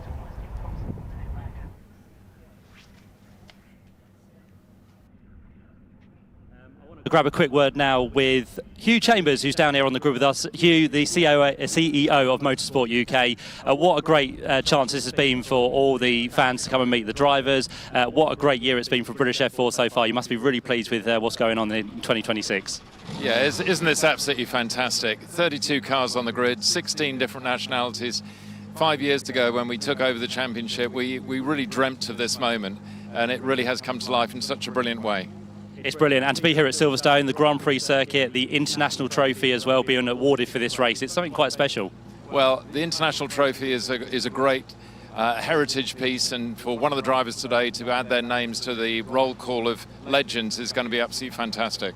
And in terms of the competitiveness of the grid, all these youngsters, of course, want to be in Formula One one day, but they've put on a great show this weekend for the fans. Isn't it amazing that the fans here walking around the grid will be able to recount in 4 or 5 years' time, I remember when that driver was on the grid with me at Silverstone, and now they're in Formula One. And isn't it great as well that all the drivers are getting asked for their autographs already, which is brilliant? They're young stars, 15, 16 years old, and really getting trained in the art of media management already. I probably won't ask you for a prediction, but how do you think this race is going to go? It's going to be a great race, whatever happens. Well, Silverstone always produces a great race. It is wide and open, and when you've got 32 cars on the grid, I think that's going to give us great racing. It certainly is. Hugh, thanks for your time. Enjoy the race. Thank you. And we'll see how it all plays out. Hugh will join us on the podium as well for our International Trophy award by the BRDC, so we'll have that after this race. But for now, everyone getting ready down here on the grid. The drivers with race helmets on, they're standing very nicely by their cars, and very shortly the cars will be fired into life for our final race of the weekend for the Viratools British F4 Championship, certified by FIA.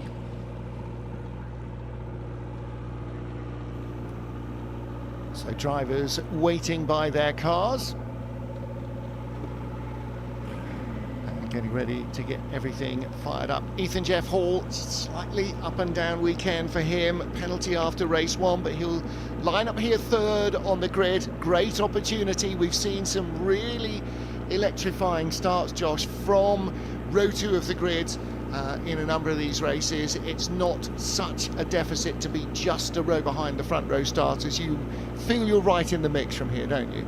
Absolutely, and remembering back to this point yesterday, George Proudfoot-Nolde had his first pole position in British F4. It did not go well, so he will be putting that behind him and trying to get a good start. But the drivers behind will remember that and think this is our opportunity to take the lead early doors. And in fact, we saw that in this morning's reverse grid race as well, because on pole position was the Swiss driver Chiara Hattig, and she didn't make a good start. Then the race was red flagged, complete restart from the same grid positions, and the pressure got to her again, and she didn't make the best of starts. So for George here, that's absolutely critical. You know, in his head, he can't be going, don't mess it up, don't mess it up, don't mess it up.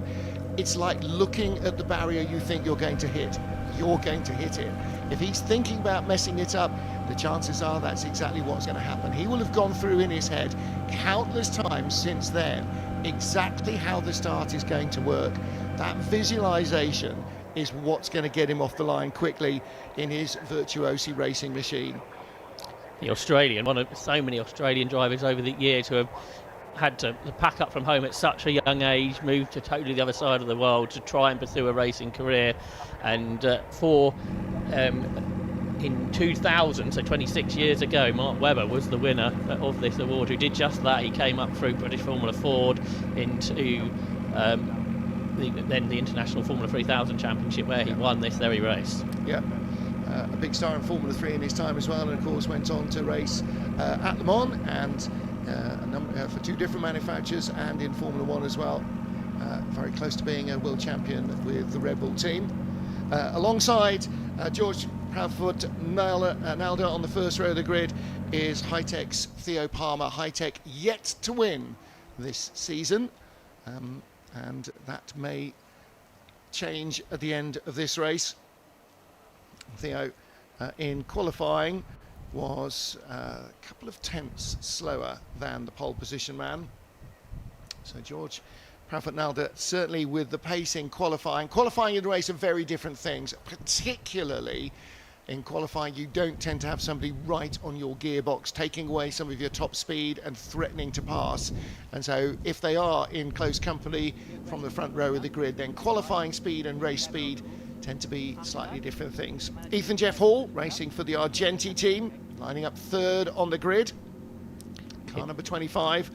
And then alongside him, you can just see through the halo, is the first of our rookies, Lewis Werrell. What a weekend it's been so far for Lewis Werrell, and I'm sure that friends, family and supporters would be thinking the perfect way to finish this weekend off on an absolute high would be not just to take the points for winning the race, but to win a prestigious trophy like the International Trophy. That would be a major feather in his cap and really set him into the sort of 5 or 6 week break that they've got now before the next race, with his tail up and a lead in the championship. That would certainly give him some very peaceful night's sleep over the next few weeks. Yeah, certainly after how well Snetterton went last weekend as well. He was 10th in the championship heading into the races 1 week ago, and he's totally turned that around. Just before we saw Lewis, where we saw the BRDC Rising Stars badge on Ethan Jeff Hall's car, and I wouldn't be surprised if Lewis Werrell joins that lineup before very much longer.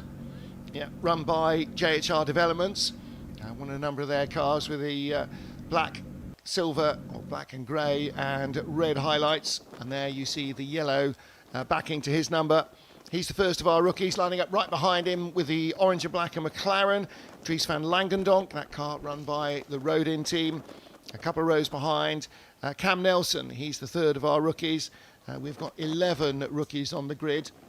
So again, in terms of outright car racing, really the whole field is relatively inexperienced. They have not done many seasons. In fact, most of them won't have done even a full season of car racing at this stage. Got some very experienced teams involved. Hitech have been around for years. Virtuosi cut their teeth in big single-seater racing over a decade ago. And the red and white cars, Richard Dutton's Fortec team, have been running cars in single-seater racing, particularly in the junior categories, for almost as long as I can remember. And Richard Dutton showing absolutely no sign of slowing down whatsoever. The passion for bringing on young drivers is still really alive. I was chatting to him earlier, and he's definitely got a portrait in the attic. He doesn't get any older looking, Richard Dutton. I think the more young drivers you hang around, the younger you feel. That's definitely the secret. Earlier on as well, when Matt was speaking to Dries van Langendonk, we saw Warren Hughes overseeing proceedings, the head of McLaren Drivers Development Programs. It's not just a livery they put on the car, is it? McLaren taking this very seriously indeed, supporting drivers in the British F4 Championship and keeping a close eye on how things are developing. As Dries said, this weekend hasn't quite gone to plan, and there he is now, DVL, and he will be looking to turn that around here in round 12 of the championship. He's a bit further back on the grid than he would like, 6th position, but in this longer race you can certainly make moves around the Silverstone Grand Prix circuit, and he'll be focused on that. Yellow, red and black, the Belgian national colours on his helmet. Of course, Belgium with proud motorsport heritage for many, many decades, and he's got every opportunity to turn this round entirely and to really end up with a big result and still be very tight in contention with Lewis Werrell, potentially at the top of the championship standings. They were tied overnight, and then again having that disappointing start to the race. And again, he said, my own mistake, I just moved too far from the grid position into the centre of the track, made contact with another car, and that was the end of his race. And these things happen, and the easiest thing to say and the hardest thing to do in motorsport is leave it behind you. It happened, you can't change it, you can only learn from it. And as Niki Lauda always used to say, I tell you, I learned much more from losing than I ever did from winning. Another winner of the BRDC International Trophy, Niki Lauda, back in 1975. Well, we're going to have to start running a sweepstake on name a famous racing driver who hasn't won it, because it was a prestigious trophy for so many years, and great to see that name back.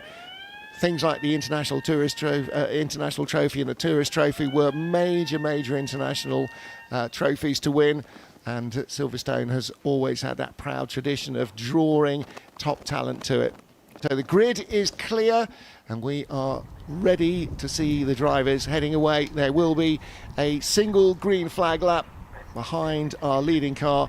They will come back to their grid positions and then we'll be ready to go for the longest and final race of the weekend for the 2026 Vera Tools F4 British Championship, certified by FIA. Cars on their way here at Silverstone Circuit. The final green flag lap before the race gets underway. Overhead, a B-17 World War II bomber. We saw the aircraft coming over yesterday during the course of the afternoon, making another pass over the Silverstone Grand Prix Circuit. Silverstone, formerly an RAF bomber base in World War II. The American Air Force, the US Air Force, US Army Air Force, predominantly based in East Anglia. So tracks like Snetterton morphed out of those bomber bases. George Proudfoot-Nalder leads the field away with Theo Palmer on the outside of the front row of the grid. Then Ethan Jeff Hall and our championship leader and top rookie Lewis Werrell on row 2. Adam Al-Azari, who had a great race earlier today, and Dries van Langendonk, who's trying to turn his weekend around, are on row 3 ahead of Jarrett Clark and Kit Berlowski, the Fortec driver. Joseph Smith, who had an excellent start in race 2, had a great result ahead of Timo Jungling. And on row 6 of the grid, Ethan Carney and Chiara Bettig, who started row 2 on pole position. Cole Hewitson and Cameron Nelson on row 7 of the grid, and on row 8, Jabba Al-Sabah and Ethan Lennon. On row 9, the first of the twins, Cash Felber and Leon Headfors. And on row 10 of the grid, Tommy Harfield and Hani Sadiq after a 3-place grid penalty. Grid penalties a little further back down the order as well for Scott-Kin Lindblom. He had a 3-spot grid penalty that drops him down to 24th place on the grid alongside Henry Mercier, ahead of Alfie Slater and Emma Felbermeyer, the second of our female drivers. Ella Lloyd, the row back behind Felbermeyer, and she had a grid penalty as well. Jackson Wolney ahead alongside Daniela Sutton on the penultimate row of the grid, and a further penalty dropping Roman Felber down to the final row of the grid with An Se Shun, the last driver, who lines up in 32nd place. The young Chinese will be the man that they all wait for as they head back to the grid. And Josh, important moments these for the drivers. You're in your zone now. You must be focusing on exactly how you are going to carry this race off to your best, how you're going to make the start. They're focusing now on bringing heat into those tyres. There are no tyre warmers for the Pirelli tyres. You've got to bring the heat in, get the brakes up to temperature, and just make sure that you are fully focused and ready to go. That's right. It's been a new start process for this race than any race they would have had before, having that grid walk, being there for 20-30 minutes, meeting fans, signing autographs, having media interviews, having photographs with the trophy. And like you say, now they've got to forget about that and have their normal grid process, making sure everything's up to temperature on this green flag lap like they would do ordinarily. But with that tension perhaps that was riding down on the grid, that's perhaps easier said than done for 15-16-year-olds. It's a bit like when you're waiting to go for your GCSE exam, as some of these drivers might well be over the coming weeks. A very different process though when you ease yourself perhaps into an hour and a half, 2-hour exam. You've got to go racing immediately, and the first lap is so important in a race like this. Yeah, the start is going to be absolutely key for a lot of these drivers. We've had 2 relatively clean starts, a little bit of contact between some cars in yesterday's first race and in the first start today, and in fact some of that was halfway round the lap exiting Club Corner in front of the Formula 1 pit lane. But we are now ready to go. George Proudfoot-Nalder on pole position from Theo Palmer, and the final cars on the grid, Roman Felber and An Se Shun, the Chinese driver, making up the 32 cars that start this international trophy race here at Silverstone. The BRDC International Trophy returns The green flag waves at the back. 5 lights will go on and the International Trophy will be underway. Away we go from the right-hand side. The poleman George Proudfoot-Nalder not making the greatest start. Theo Palmer challenging him, but Proudfoot-Nalder has the lead into the first corner. Job 1 is done, but now he's got to make sure that he converts that and tries to build a lead. As we've seen before, 2 or 3 cars running wide in Copse Corner as they sweep down through Maggots and into Beckett's. Theo Palmer hanging on to second place, just under pressure from Ethan. It was Ethan Jeff Hall who's taken the lead. It was. So Jeff Hall across the grass. The 2 similarly liveried cars. I think it is Proudfoot-Nalder still in front, isn't it? It was even Jeff Hall who went across the grass at Beckett's. with the yellow numbers, there is 4th place Lewis Werrell, 4th on the grid, but he's coming down the inside into Stowe. Inside Ethan Jeff Hall. Jeff Hall was the car that ran out wide in the Beckett's S's. He won't get a penalty for that, but it won't have helped his concentration or the cleanliness of his tyres. And so Lewis Werrell, our winner earlier yesterday, who now has the championship advantage over the man in the orange and black car, Dries van Langendonk, the McLaren driver, in 5th place. And off as there has gone car number 55. Contact in the midfield, and that is Jarrett Clark, the Virtuosi driver, and yet again there's more rally crossing and more damage. Yeah, there's wings going everywhere, isn't there, in the mid-pack. I suspect we might have an interruption to this race because we've got multiple cars off the circuit round Club Corner. Is that Ella Lloyd? Is Ella Lloyd off the circuit in the second of the McLaren liveried machine? So it's going to be a right shuffled order behind the top 5, who seem to escape all the drama. But plenty of drama there has been behind the leaders. But it was a great start for George Proudfoot-Nalder, and we're not going safety car, we're going red flag. We're being told, red flag's being waved after multiple cars off the circuit, including the race 2 winner, Joseph Smith. He's been involved in an incident with Roman Felber, so it wasn't just Ella Lloyd that got caught up there at Club Corner. There are several cars off the circuit, I'm afraid.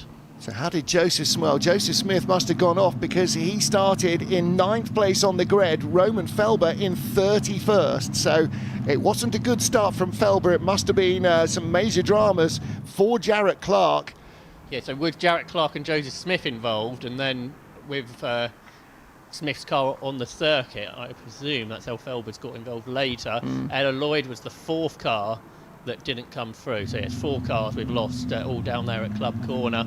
There was one that went through the gravel, but that managed to rejoin possibly Leon Headford. He lost a lot of time in that middle part of the circuit, but if the car's undamaged, he'll be able to rejoin his grid position. We'll have to see if any of the cars make their way down the pit, so with damage, because there could well be more involved. Yeah, absolutely. And on the first lap, the very good news is that drivers are out of the cars safely and wisely, all waiting, unless you're actually off the track, until the marshals come to you, because then you know there's nothing else coming your way. So that's always a wise move. And in the case of a red flag, the standard FIA ruling applies. You proceed slowly to the grid and stop and await further instructions. You can see the marshals there with grid sheets, and they were waiting to go. Is there fluid underneath the car? There looks like there is there. Could be. I'm not sure if it's the heat haze or if there was fluid leaking out the right-hand side pod of that car. Could well be. That's been a decent-sized impact, perhaps a couple of impacts involved. So George Proudfoot-Nalder thought, fantastic, brilliant start, put yesterday behind me, and we've got to do it all again now. Yes. So team members are being invited back onto the circuit to have, I think, a couple of engineers to each car.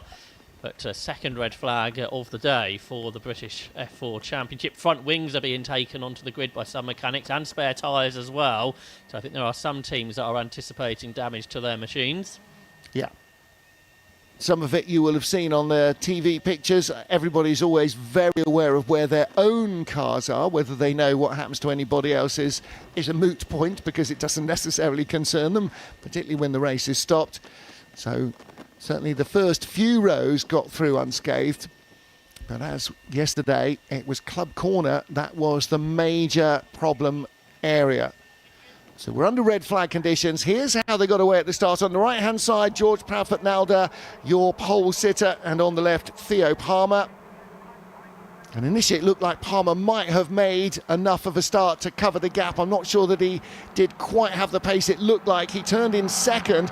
On the outside was Ethan Jeff Hall of the first corner at Copse. And Jeff Hall trying to stay in third place. As we got to the next camera shot from the Beckett's S's, he was carrying just a little bit too much speed around the outside of Theo Palmer, and Ethan drifting out wide, coming back on just ahead of Lewis Werrell. So he didn't gain a place, but he didn't lose one.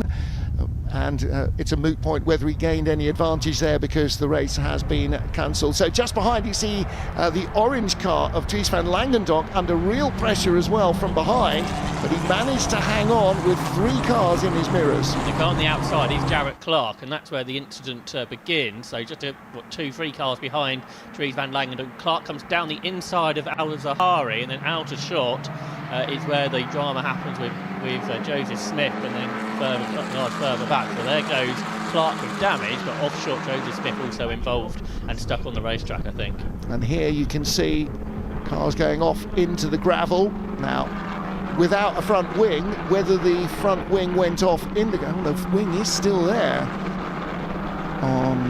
What's that went through the gravel? Was that Vegard Clementson? And Lloyd was taking avoiding action. Yeah. She's got right front damage as well, hasn't she? Out of all of that, she was very strong on lap 1s earlier after poor qualifying yesterday, trying to make progress early on, and perhaps got caught out this time around. We saw in this morning's race, Felbermeyer ended up in the gravel there, Emma Felbermeyer, and she, although the car was all in one piece, it was just so full of gravel, it was unable to continue. Another nose going onto the grid for one of our rookies. So again, that has all the hallmarks of a bit of rally crossing being going on. And Club Corner is definitely a pinch point when the field are so close together. Of course, in Formula One, it's the last corner on the lap, so they've, I was going to say, sorted themselves out, but to a degree there is more spacing between the cars. Here it's halfway round the lap, and so there is still a lot of bunching. That's right, you had the big slipstreaming effect down to Stowe Corner, so many challenges going on there. They were 3 abreast, weren't they, involving Jarrett Clark at that corner, and then as he tried to make progress back into the Vale, it all kicked off for either him, for cars around him. Either way, he was involved and eliminated from the race. As so many parts of Silverstone have over the years, Club Corner is a part of the track that has changed from what was one flowing long right-hand corner more recently into this now double apex bend, which sort of makes the first part more of a chicane than what it once was. So cars will be brought back to the paddock. They won't be able to restart, too badly damaged. So I think we're counting out Ella Lloyd. And we think Joseph Smith and Jarrett Clark too, don't we? Yeah. Further forward.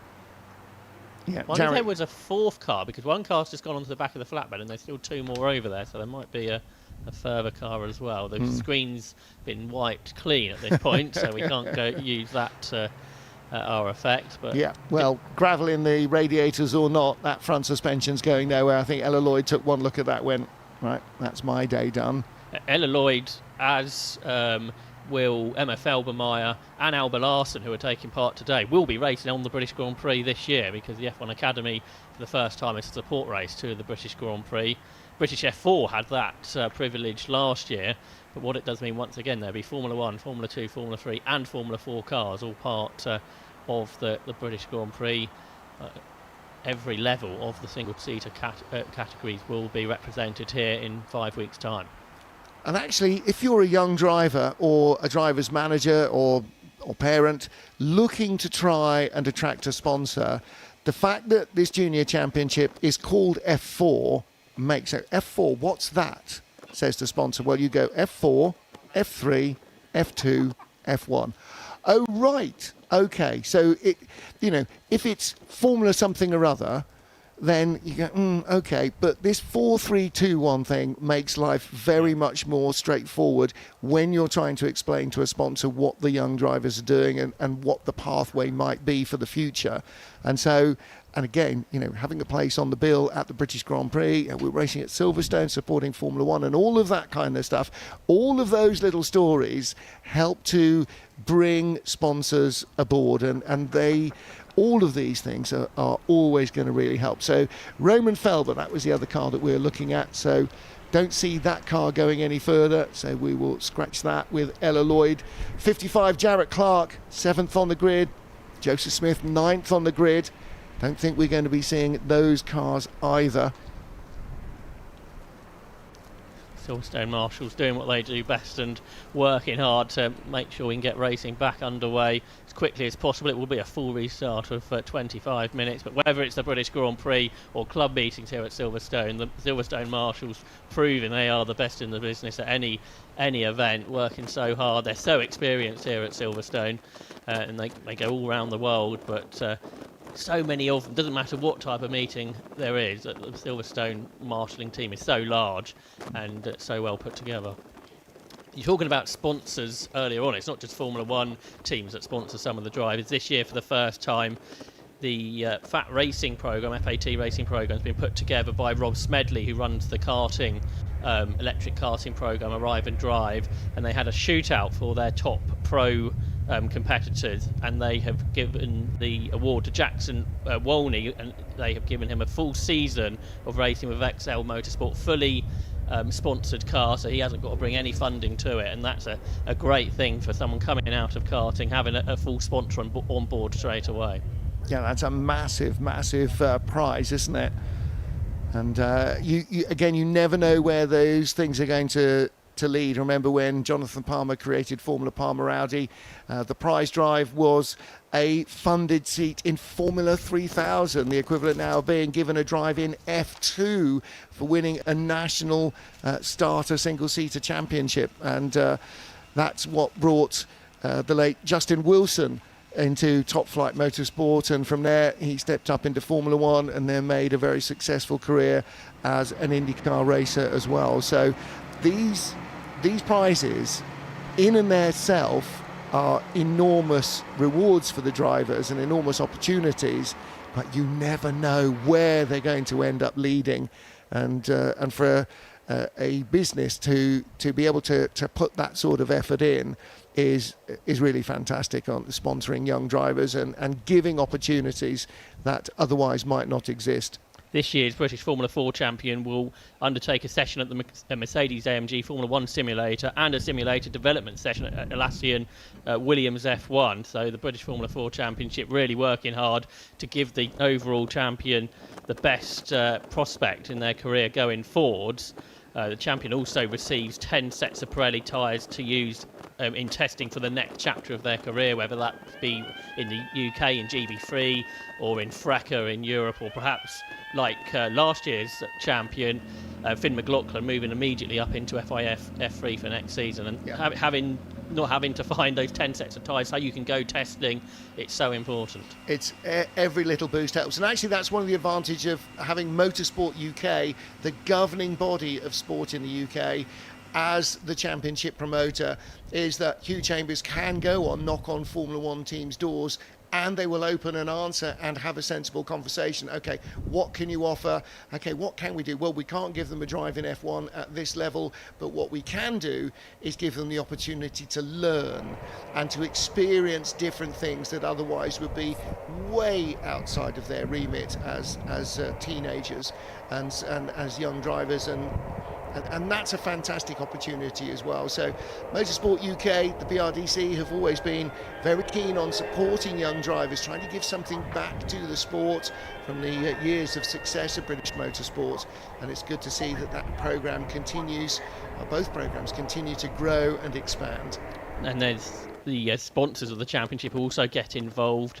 The driver who has the most overtakes over the year wins a Bell HP 77 helmet.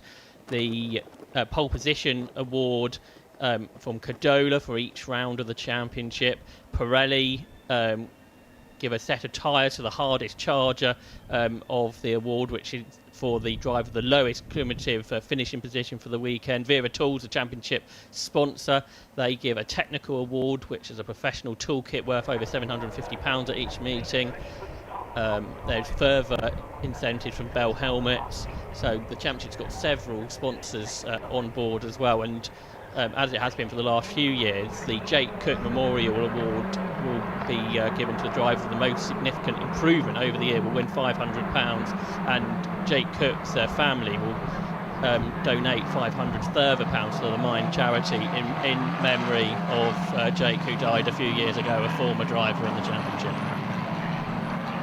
For the second time of asking, cars on the formation lap here, still 25 minutes on the clock for the third race of the weekend for the 2026 Vera Tools F4 British Championship, certified by FIA at the Silverstone Grand Prix Circuit. They are racing for championship points, they're racing for glory, they are also racing for the BRDC International Trophy. The trophy first presented in 1949 and for many years to winners of non-championship Formula One races. The likes of Alberto Ascari, Sterling Moss, Jim Clark, Jackie Stewart, Graham Hill, Nicky Lauda have all had their names on the trophy, and after lying dormant for a number of years, the BRDC International Trophy returns, and these young drivers will make their way round and set up once more on the grid. The second time of asking after a red flag on the first race start because of collisions down here in the Vale and in Club Corner, and a number of cars that needed rescuing. We are getting ready to go again. There's a little bit of debris on the circuit from one of the earlier contacts, but hopefully that will cause no further issues. And we have lost 4 of our 32 cars that came to the grid initially. This is where it all happened in race 2 and in race 3 so far. So let's hope we'll get a clean run through at the second time of asking. The drivers all their part in the Lando Norris grandstand. It was Lando Norris who was the first British Formula 4 champion 11 years ago, and that sort of propelled the championship. Having that as your first champion, it couldn't really be much better, could it? And all the drivers here looking to replicate what Lando did all those years ago, and for people like George Pralford now all coming through from that same scheme that Lando did doing Ginettas before moving into F4, this great scheme of racing now we have in Britain, where you can build up a racing career in cars from the age of 14, which if you were somebody that 20 years ago or so that you could start racing in the UK at 14, being single seaters at 15, you wouldn't think that was true, but that's absolutely the case. And now, as you mentioned earlier, most drivers on this grid are either 15 or 16. The average is so low in a championship, which 40, 50 years ago you wouldn't be allowed to start until you had a driving licence on the road, where most people won't have that now. Well, you talked about this getting your head into gear after the grid walk, a little bit like preparing for your GCSE exams. Some of them will have to do that this summer. Some of these drivers won't have to do that until next summer. So they're a year away even from that stage. They might be doing mocks, but there is no mock here. This is for real. We are ready to go once more as the drivers head towards the grid. And the longest race of the weekend, 25 minutes. And at this stage, who has got what in the locker? What in terms of good fortune on their side? What in terms of good tyres on their cars? And what in terms of mental fortitude? They all drive the same Tartus-built chassis. They all use the same Control Pirelli tyre, the same Abarth engine. The machine is not what makes the difference here. It is the relationship between the driver and the engineer, and then the driver in the cockpit themselves. 2 Red Bull Juniors in the field. You just saw Scott Kin-Lindblom has had a bit of a tough weekend, another grid penalty after race 2. But his teammate Karabatic starts 12th with 2 cars missing on the right-hand side line as we look at them. So no Jarrett Clark, no Joseph Smith, and that will give those who start a little further down in the top 10 a great opportunity with clear track in front to try and make the best of the start. Red lights on here at Silverstone. And away we go once more. George Pralford-Nauder from the front row of the grid. Theo Palmer again alongside him. Palmer not quite quick enough, but Lewis Werrell up into 3rd place. Ethan Jeff Hall, the blue and black car, down to 4th place, ahead of Adam Al-Azari, and then the orange and black of Dries van Langendonk. He's got away cleanly, the McLaren sponsored driver, but he has not made up a place from 6th on the grid. That's your top half dozen. There was a gap, so Kit Bolowski is next up. And then Ethan Carney, just 2 cars behind him, Timo Jungling in between them, and this time everybody has got away safely from the grid, although not without using the grass to get out of the Chapel Curve onto the Hanger Straight. Even Jeff Hill fighting back on Lewis Well, right round the outside at Stowe Corner. I don't think that's quite going to work out for him. They're both closed up to the back of Theo Palmer, and just like on the initial start, George Proudfoot-Nolder, the Australian, getting away in front. Lewis Werrell really battling hard in 3rd place with those yellow backings to the numbers 10 on his car. He does not seem to have the pace of the leaders on this opening lap. Maybe he didn't quite get the heat he needed in the tyres. Here they come through Club Corner, and this time it looks like it's fairly clean. Chiara behind, Chiara Bettig in the Red Bull car, battling to hold on to a position in the top 10. And it is our race leader, George Proudfoot-Nolder, from Theo Palmer, with Lewis Werrell still just in 3rd place. We're past the first of the major danger zones on the opening lap of the race. It is still wheel to wheel for a lot of positions behind, and Chiara Bettig getting eased out wide. Bounces across the grass, comes back on, has lost 2 or 3 places, and the other Red Bull car way out far.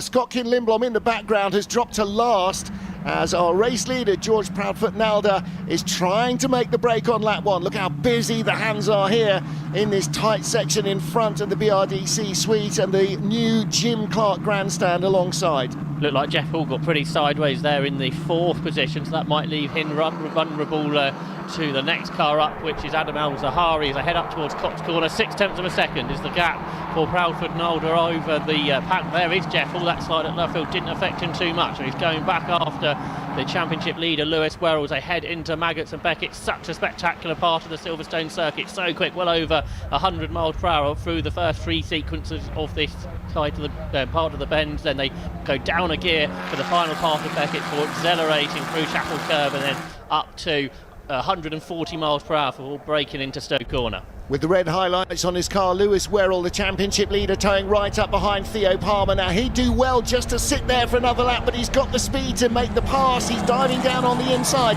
up into 2nd place. Proudfoot-Nolder has not escaped, and that is dangerous for Proudfoot-Nolder, because Werrell up to 2nd place, Palmer behind him, then the blue nose of Jeff Hall, then the silver car of Al-Azhari.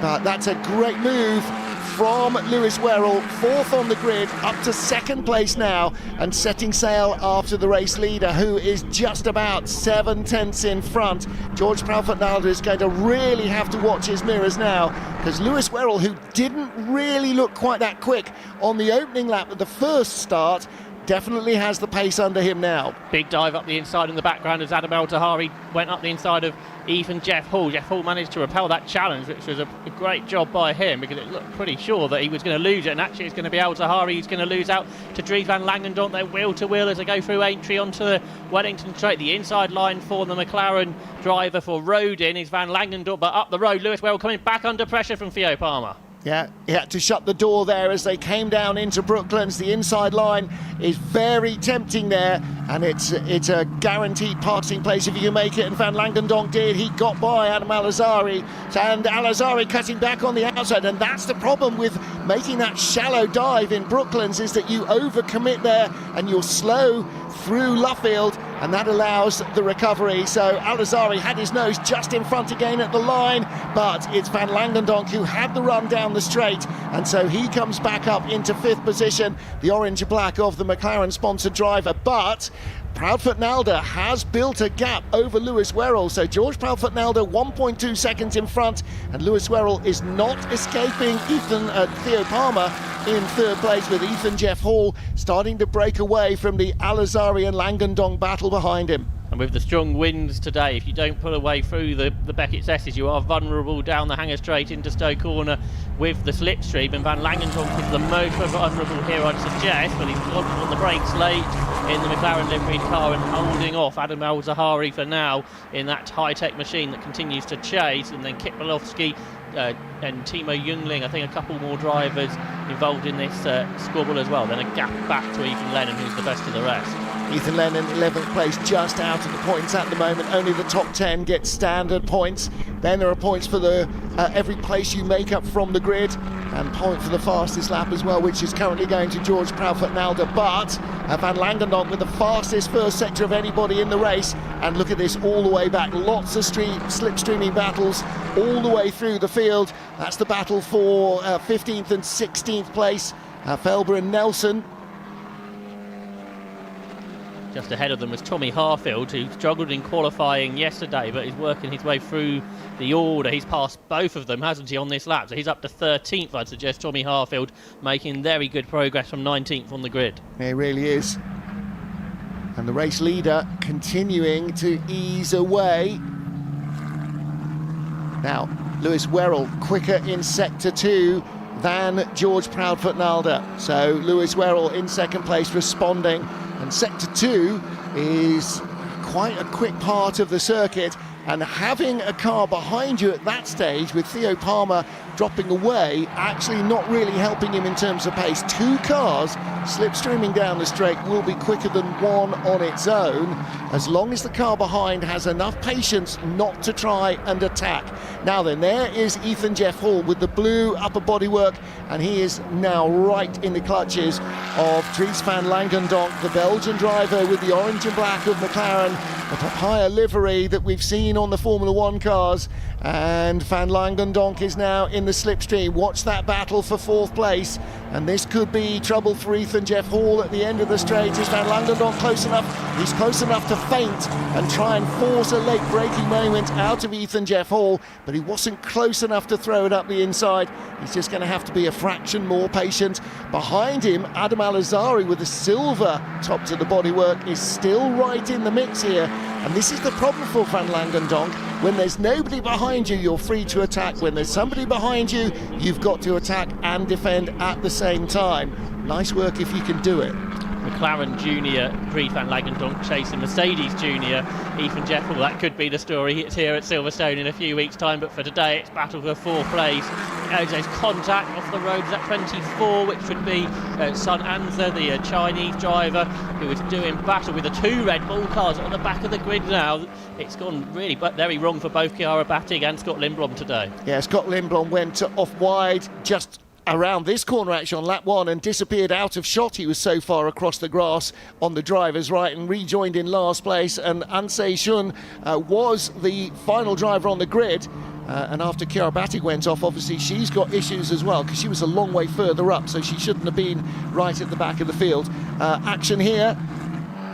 And this is going to be very close as well as they come out of the final corner. Ethan Jeff Hall just keeping his nose in front of Dries van Langendonk and Adam Al-Azhari. Behind them, Kit Belowski not quite able to stay in touch, is he? They're not going an awful lot quicker. Lewis Werrell with a new fastest race lap and a little bit of a track limits infringement that Van Langendonk is have to be careful about. They'll certainly be watching at the exit of Copse Corner. The Werrell lap, not just the fastest lap, but 3 tenths quicker than the leader. So that's a big gain around this Silverstone Grand Prix circuit on such a competitive grid. So down to 9 tenths of a second is the leading gap, which is the smallest it's been since about halfway around the first lap of the race. We're on lap 5 now, top 3 pulling away. The big battle pack for 4th between Jeff Hall, Van Langendonk and Al-Azhari. And that's actually good news, isn't it, for Theo Palmer in 3rd place in the other silver-bodied car, because they are holding each other up, and there's Theo Palmer going through shot. He's just safe enough from them that he can actually try and focus on Lewis Werrell. Werrell with a little bit of a lock-up exiting the Vale and coming into Club Corner, but there he is in 2nd place. The race leader coming towards us with the blue of Virtuosi, George Proudfoot-Nalder, the Aussie leading the race from the Brit, and Palmer in 3rd place, not yet being caught by the battle behind. This now 3-way squabble with Ethan Jeff Hall, Dries van Langendonk and Adam Al-Azhari. And Kit Belowski, how far back is he? Just a 1/3 of a second behind Al-Azhari. So any mistakes here by Al-Azhari, and they're going to snap him up as well. In the 7th position, Belowski from Hertfordshire in the UK, I think the highest he's been up over the course of this weekend at Silverstone, and he's with all the big guns in the championship there, and they battle a bit harder. I wonder if we might see Bolowski make up some positions. But there is a lead battle brewing, I think, at the front of this race. With still a quarter of an hour of racing to go. The lead gap, which was 1.5 seconds, has been coming down and down. It's now just half a second between George Proudfoot-Nalder and Lewis Werrell. Lewis Werrell is consistently 2 to 3 tenths of a second faster than the race leader. But what did Murray Walker say? It's one thing catching, passing is a different story. Well, he has, again, as you say, sliced a third of a second out of the lead. We've gone from 8 tenths down to 5 tenths, so another 2 laps. He'll be right with him at this rate of catching. And he's given himself time as well. He's not panicked. He's just set about it, and you can see the lap differences there. 2:03.8 to 2:03.5, 2:03.6 to 2:03.3, 2:03.9 to 2:03.8. So over the last 3 laps, Lewis Werrell has really just started to relentlessly pull in George Proudfoot-Nalder, and that's really trouble for the leader. They're both on their own in clean air, or they were, but now Lewis Werrell is in the sort of position where on the Silverstone Grand Prix Circuit he is going to be increasingly picking up the slipstream of the car in front. If you're within half a second, you're getting that tow. If you're within a second, you're getting something, but within half a second, he's really getting something. And Proudfoot-Nalder responds, fastest first sector of the race by 1/10, so he opens up a little bit more over Lewis Werrell. And Ethan Jeff Hall in 4th place, still hanging on.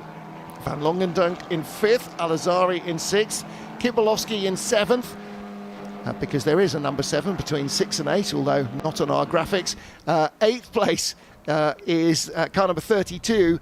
Where did he start on the grid? Ethan Lennon started in 16th, so he'll get extra points for moving that far up the order. And again, Ethan Jeff Hall having to defend here into Brooklands, and that's going to leave him running too deep into the first part of Luffield. The good news here is this right-hander is pretty slow, and it's hard to make a difference from behind in identical machinery. If you've got speed or grip advantage, you can go around the outside. In these cars, that's not happening. 17 drivers have finished on the podium this year in British F4. George Proudfoot-Nalder is not one of those 17.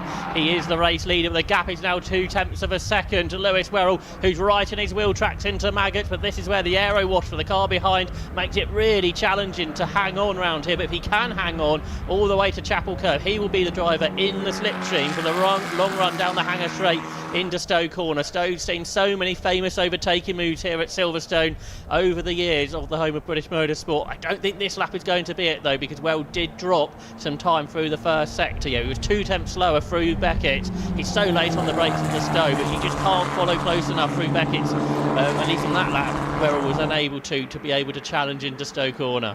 The real problem, though, for George Proudfoot-Nalder is that Lewis Werrell is right there. He's filling the mirrors, and if he doesn't get into the head of George Proudfoot-Nalder, I'd be surprised. These young drivers, they are exactly that. They look so professional, so adept in car control in these machines, but it's the mental stability that is the key that they've learned through racecraft over the years. George Proudfoot-Nalder hanging on, but Lewis Werrell will be determined. He knows he's got time. He may not know exactly how many minutes left, but he will know that they're probably not halfway through the race. They're a little beyond that now, but he's still got time to try and make the pass.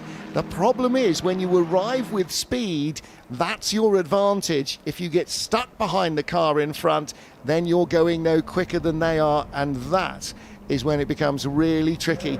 Arriving and trying to catch them in the right place to pass is the secret to the whole thing. It's not always possible. It was through Brooklands and Luffield a lap ago when Lewis Werrell caught a couple of attempts and was able to get right underneath the rear wing of George Proudfoot-Nalder. That's not been possible this time round as they complete 7 laps of the Silverstone Grand Prix Circuit, and that's actually because Proudfoot-Nalder's just done the fastest lap of the race. So Werrell was going quickly, and George Proudfoot-Nalder's gone even faster, 2:03.247. He was the fastest driver in qualifying, so we shouldn't really be surprised by that. But Werrell has been so impressive in race pace over the course of the 3 races here at Silverstone this weekend. Theo Palmer still sits there in 3rd, and the battle for 4th continues between Ethan Jekyll, Dries Van Langendonk and Adam Al-Zahari. They turn their way through the Beckett setted, and again Van Langendonk's got the same problem that Lewis Werrell had a lap ago. It's so hard to follow through that sequence of corners, and that has actually left him vulnerable to the car behind. Ethan Jeff Hall, car number 25, still hanging on to 4th place. And this battle particularly, I think, with Dries van Langendonk there in the centre and Adam Al-Zahari behind, shows the difficulty of making a pass, even on a track as wide open as the Silverstone Grand Prix Circuit. It is not easy. Kit Bolowski in 8th place, holding off car number 32, Cameron Lennon, Ethan Lennon right behind him, and still unable to make a move. The same as Van Langendonk, the same as Azari. Moves made in the, and that's why Club Corner's been such a drama at the start of the races. Moves made on the opening lap before people settle down and get into their groove are really important and very hard to replicate once the driver's in the flow and has the rhythm of the track. It shows you actually how challenging it is when you're in a battle like this. Alba Larsen, who's been in the back third of the grid all weekend, has come into the pits. She's gone back out and set the 3rd fastest lap of the race. Only the top 2 drivers quicker than her. So when you're by yourself, it's so much easier to go quickly than if you're in a battle like this. And even Jeff Hall has to defend quite hard into Brooklyn's corner. Can Dries van Langendonk make anything of this through Luffield? He goes wide in to try and cut back out with the late apex at Luffield corner, which has been a move that has worked in other categories today. But Ethan Jeff Hall, very experienced driver, was right involved in the battles here on the national circuit 1 year ago. He's still having to defend though up towards Cops corner. Around the outside, Van Langendonk having a really hard look here. He's getting frustrated at being stuck behind Ethan Jeff Hall. Runs out a little wide again, that time not 4 wheels off over the white line either, so that is good enough. They're just dropping Adam Al-Zahari right behind them for a second, Al-Zahari. So the battle now just kind of fizzles out a little bit again, and that last time down into Brooklands, Dries van Langendonk really was pushing Ethan Jeff Hall very hard indeed, just sat behind him right in the wheel tracks until the last moment, tried to make something happen. He too is feeling the frustration, I think, that Lewis Werrell may be, and is trying to make something happen by just piling the pressure on the man in front. But Ethan Jeff Hall, he's got clear road in front. He knows he's not going to be held up by anybody else. It's all about just making sure his line is as clean as possible, and that, in the last half a lap, has just helped him to creep a fraction away from Van Langendonk, and now it's the silver car behind of Al-Zahari that might actually be the one on the move next time round. I wonder if those penalty points that Dries van Langendonk got yesterday are weighing on his mind in this race not to try anything that could be risky and involve any contact, because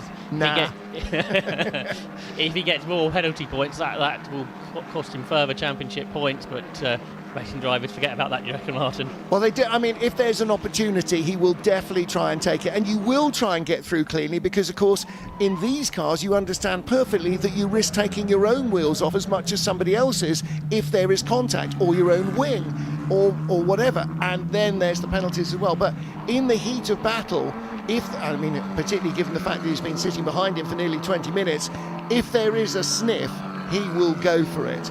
Here's our race leaders, and again another fastest lap for George Proudfoot-Nalder, and instantly beaten by Lewis Werrell. 6 minutes to go.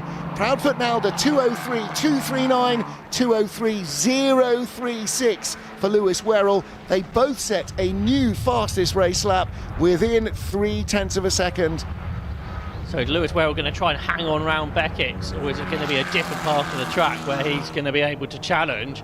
On the other hand, is it all about just putting the pressure on all the time and seeing if George Proudfoot-Nalder cracks? He's not been in this position in F4 before, where he's led a race from the front. He's never been on the podium in one of these races. Well, turns into Stowe a bit earlier, I think, there, just to get in the mirrors a bit more of the race leader than he already was. He wasn't close enough to challenge, but he was close enough to distract the leader if he was perhaps paying more attention to his mirrors than he should have been. That is all part of it. Move around, catch him by surprise, make him do things that he's not expecting to do, and right behind, there you are, a classic example of that coming down into the Beckett's S's.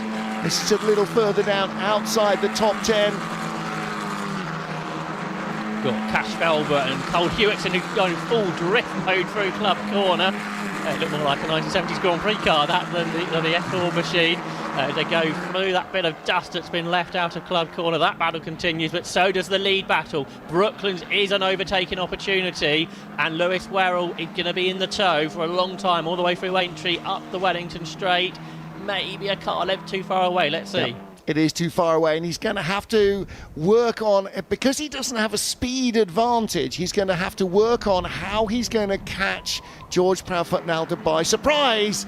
And there is a surprise. One of the Rodin cars rotates. That was Ethan Lennon out of 8th position. Oh. So he was in the points. He's now got a Silverstone cone as well as an F4 car to be disappointed about. Out of the points now. Just the top 10 score points in British F4. Leaders nose to tail, less than 3 attempts. Look up the inside into Copse Corner again, just darting around in the mirrors. But you've got to be careful, that doesn't put you offline through Copse. As Lewis Wherrell got to the point where actually overtaken on the circuit without a mistake for Proudfoot-Nalder, it started to look more unlikely lap on lap. Yeah, but he can try as hard as he wants to try and force that error from Proudfoot-Nalder. And again, he may be seeing things from his cockpit that we're not. How much George's car is moving around in front of him. Is he starting to run out of tyres? We're starting to run out of time in this International Trophy race. 1, 2 laps to go. One after this maybe will be all they get. So Lewis Wherrell is going to have to work really hard to get ahead of George Proudfoot-Nalder. And George from pole position has twice started well and driven superbly, hasn't he? He's been under pressure most of the way from Lewis Wherrell, the new championship leader. Rookie though he may be, Lewis Wherrell certainly is finding the pace in these cars. Can he make the difference? Can he crack the defence of the long-term race leader? We've got a couple of minutes to find out.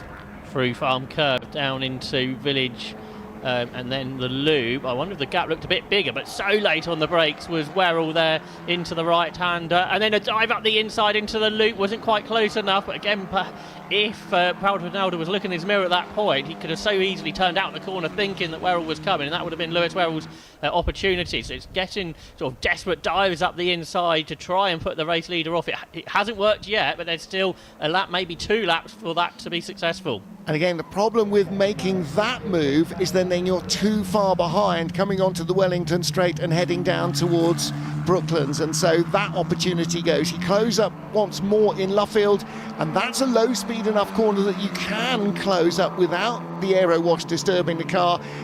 Is the straight long enough to make the pass down into Copse Corner?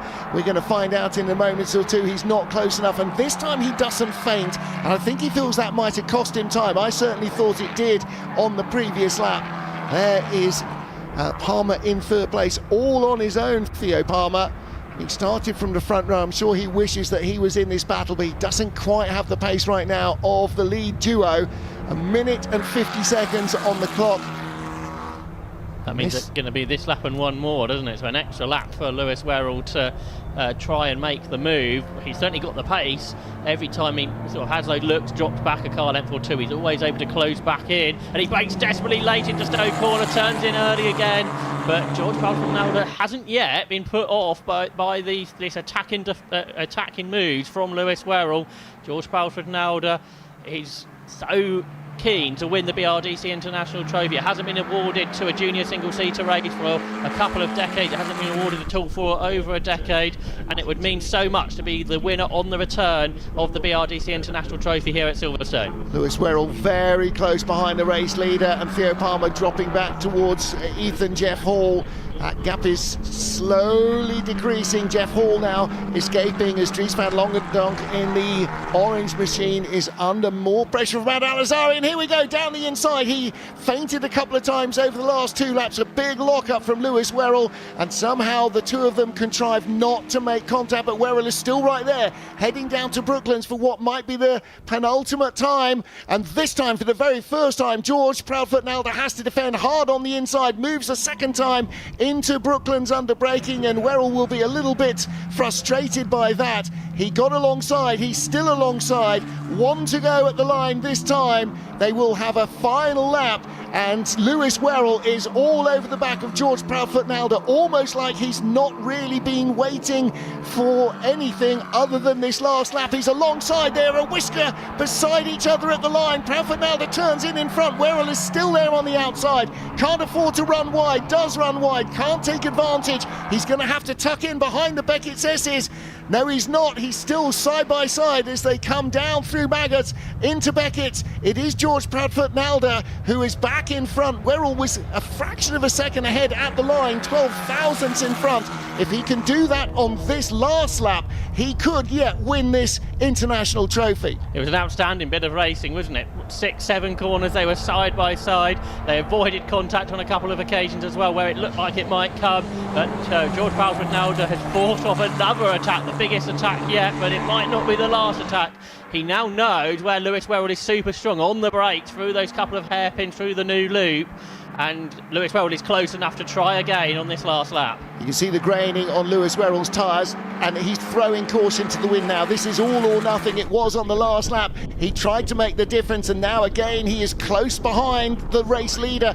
Not quite as close as the last time. We might get a sort out for 4th place at the line, but this is where it's all going to happen. The battle for the lead, and Lewis Werrell is not quite as close as he was before, so he's not going to lunge this time. Another little lock-up. This might be all down to Brooklands. It might be down to Luffield and a drag race to the checkered flag. He won it the last lap by 12 thousandths of a second. Lewis Werrell, this is his only chance now to win this race and to take the international trophy. George Proudfoot-Nalder leading down into Brooklands. Werrell is not close enough to have a lunge, or is he? He's really piling the pressure on the leader, trying to make him drift out wide, trying to compromise the speed into Luffield. Proudfoot-Nalder drifts wide. Lewis Werrell is right there. Can he beat him to the line? Who's going to win the drag race? It is going to be the international trophy winner, George Proudfoot-Nalder of Australia. Lewis Werrell gave it everything and comes up a whisker shy, and Theo Palmer will cross the line in 3rd place.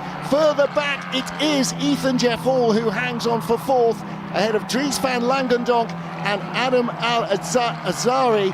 But what a final couple of laps from Proudfoot-Nalder and Werrell. That is top flight international motor racing. I don't care how young they are.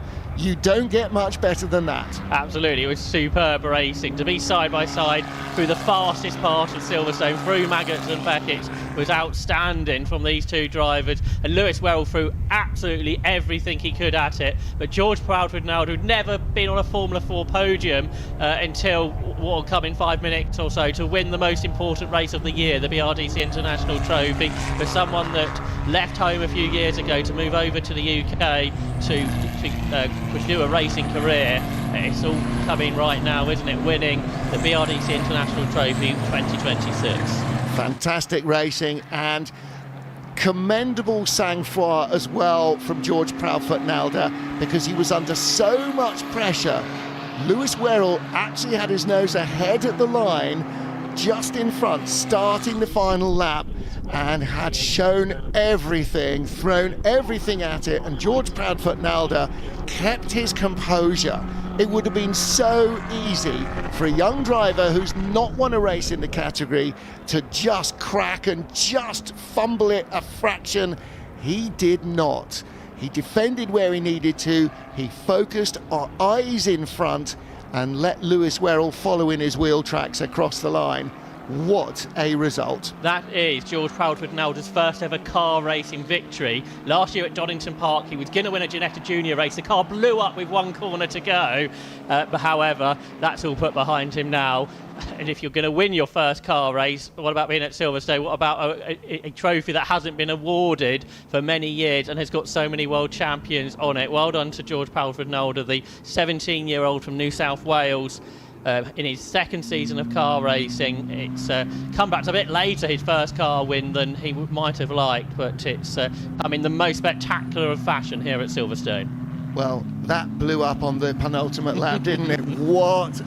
It was tense, it was nervous. It's one of those relentless chases from Lewis Werrell, and then suddenly it was fireworks coming towards the end of the penultimate lap. It just didn't have enough to take victory. But you've got to hand it to George Proudfoot-Nalder. There is Lewis Werrell.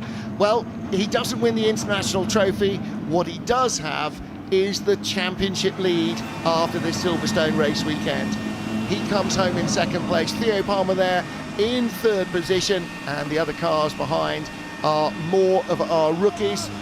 So it is a moment to celebrate, and That is one for the record books. The famous names that have been down as winners of the International Trophy, joined by George Proudfoot-Nalder, and who knows where his career will take him. He wins the International Trophy. Lewis Werrell is second, and Theo Palmer in third position. And for Virtuosi Racing, that is a huge moment for their young driver. A big, big result. Both Jack Brabham and Mark Webber, other Australian winners of this event. That's not a bad list to add your name to. And Lewis Werrell, it meant a lot to him, I think, not to win this race. He looked pretty emotional when he came into the Parc Ferme area to put everything into winning it.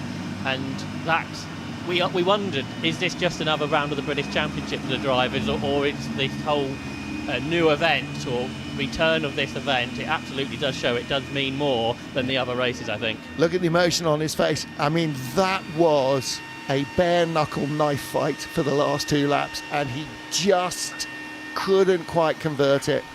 And that's, you know, that too is sport, isn't it? So close and not quite. Theo Palmer was never in the battle for the win, but once he got into third place, kept himself clear of the squabble behind.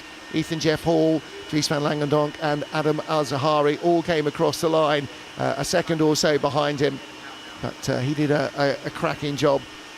You've got to absolutely salute the Aussie. George Proudfoot-Nalder, our race winner. Well, it'll be a delight to hear from them. Let's get back down in amongst our drivers. Matt is there. Let's hear from them. Come and join us. What a great race that was, first off. A great fight there with Lewis Werrell. You managed to keep your cool and hold on right till with the checker flag. Yeah, definitely. I think, really good race. Lewis, especially towards the end there, was definitely keeping me under pressure. Keeping me honest. But it was a good race. Enjoyed it a lot. Just over the moon. Over the moon to get my first win. It's one of those circuits, though, you go into one corner, you think you've got the line, then there's always someone trying to get around the outside or back on the inside for the next corner, so you have to have your kind of wits about you. Yeah, I think also because it's such a wide circuit as well, there's a lot of opportunities to, you can hang around the outside, you can cross them back, and it's a good circuit for racing, but not good when you're in the lead trying to defend, but no, we managed to hold on to it, which was good. And as you said, your first win in British F4, it's taken you only 12 races to get to the top step, but you've now done it. It feels like absolutely amazing. I think learned a lot of lessons the hard way, we've finally put it all together and over the moon. And in terms of this race, of course, this was for the BRDC International Trophy, which is a massive thing here at Silverstone.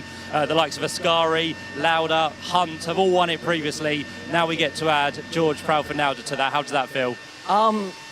Really cool. I think not really thought about it too much, to be honest, just sort of trying to keep cool and keep the pressure off. But no, it feels absolutely amazing to win it.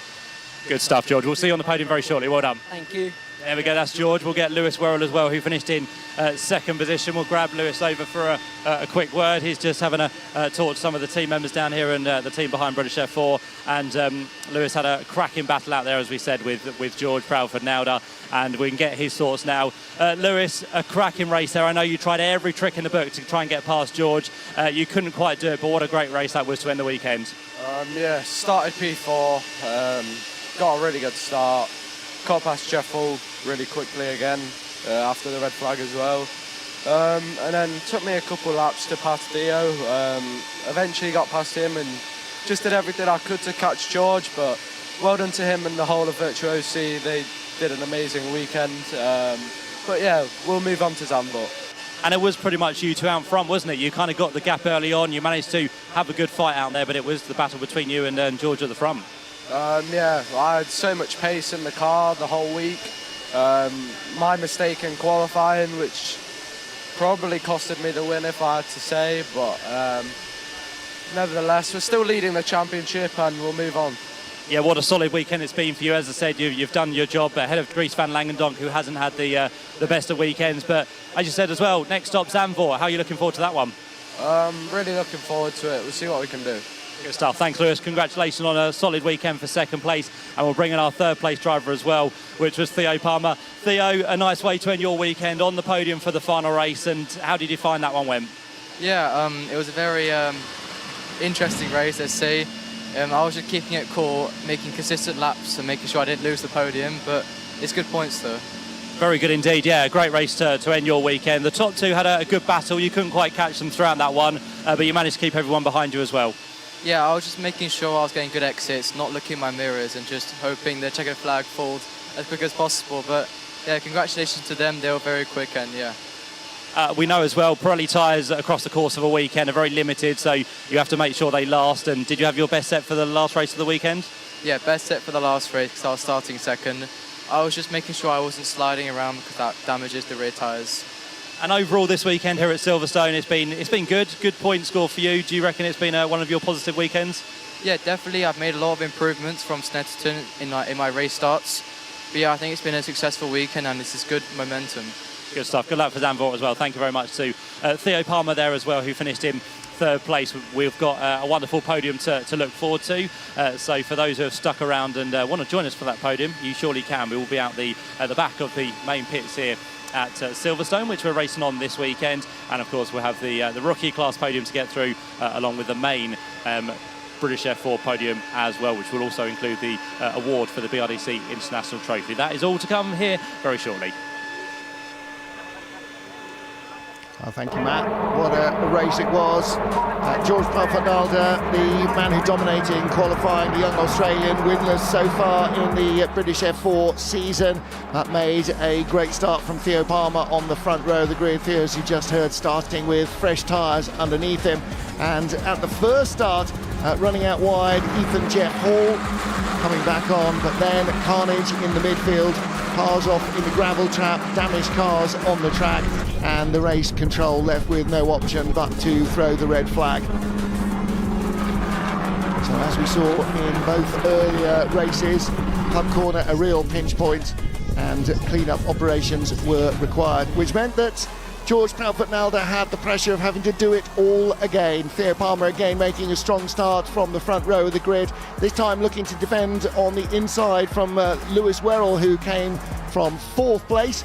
Werrell alongside with Ethan Jeff Hall coming down into the Stowe for the first time. Jeff Hall in the blue machine trying to push his way around the outside, but was unable to do so. Further back, trouble for the first of the Red Bull Junior cars.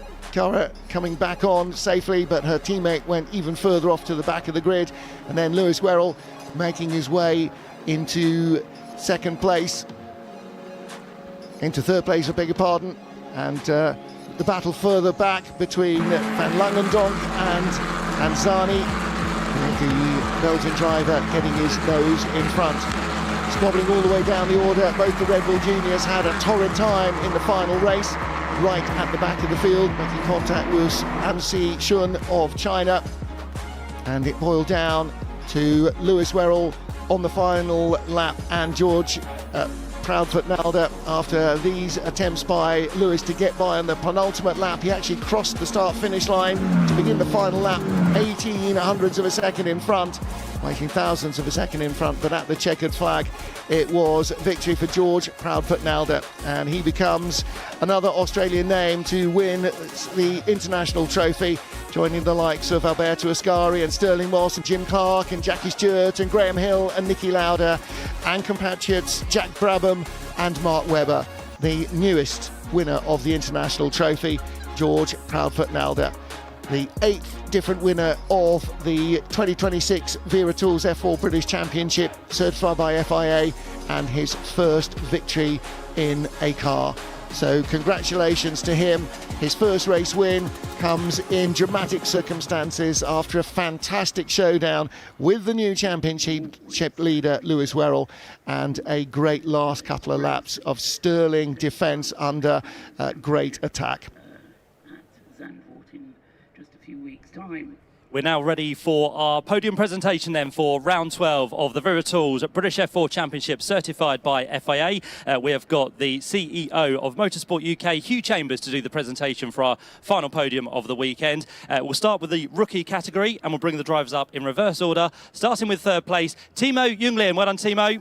Congratulations. Please do show your appreciation for the drivers as they work their way onto the podium. Timo receives his trophy for third place. Second place in the Rookie Cup goes the way of Dries van Langendonk. Well done to Dries. Good weekend within the Rookie Cup here at Silverstone. So he heads to the far end to receive the trophy from Hugh. And at the top step of the podium in the Rookie Cup, Lewis Werrell. Well done, Lewis. Congratulations to Lewis, who is the tall figure who takes the tallest step on our podium. So he receives the trophy from Hugh. We'll get some photos with the drivers individually, and then we'll gather them all together on the top step of our podium here at Silverstone. So they'll all huddle together as best as they possibly can for a wonderful group photo. And Hugh will have a picture with the three drivers from the Rookie Cup as well. So there you go. Give a cheer for our three drivers within the Rookie Cup once again. We'll have some of them back on the main podium very shortly. We'll now move on to that main podium, and again reverse order. So starting with third place, we'll welcome Theo Palmer. Well done, Theo. Congratulations to him as he works his way to the podium, receives his trophy from Hugh Chambers. We'll then move to our second place driver, which is Lewis Werrell. Congratulations to Lewis as well. Second trophy of the race for him, and gets his congratulations from Theo. And then to the top step of our podium is going to be that for the first time in British F4, George Proudfoot-Nauder. Well done, George. And a lovely cheer he gets for that as well. He gets the biggest trophy of all for finishing in first place. We'll also welcome our winning team representative, which is going to be from Virtuosi Racing. Well done to Virtuosi. They receive that trophy from Hugh Chambers down the end. We're going to get a photo with the drivers and their trophy all together with big smiles on their face, which is nice to see. They'll then get themselves onto the three steps of the podium. We've got 5 people to gather into this photo with, of course, team representative Hugh Chambers, the CEO of Motorsport UK, and, of course, the 3 drivers as well. They have one final photo together, the winning driver and the winning team. And for now, we're going to award the trophy to our winning driver here at Silverstone. It's been a wonderful weekend, and, of course, it's all been for this. So we can now welcome back onto the podium George Proudfoot-Nauder, who is the winner of our BRDC International Trophy for 2026. He is absolutely delighted with that. It's been on show down here all weekend long. It's a wonderful, wonderful trophy that George is very delighted to have. Of course, he follows in the names of the likes of Ascari, with, of course, James Hunt, with Niki Lauda as well. And as he poses with that trophy, we can now have the national anthem of the winning driver.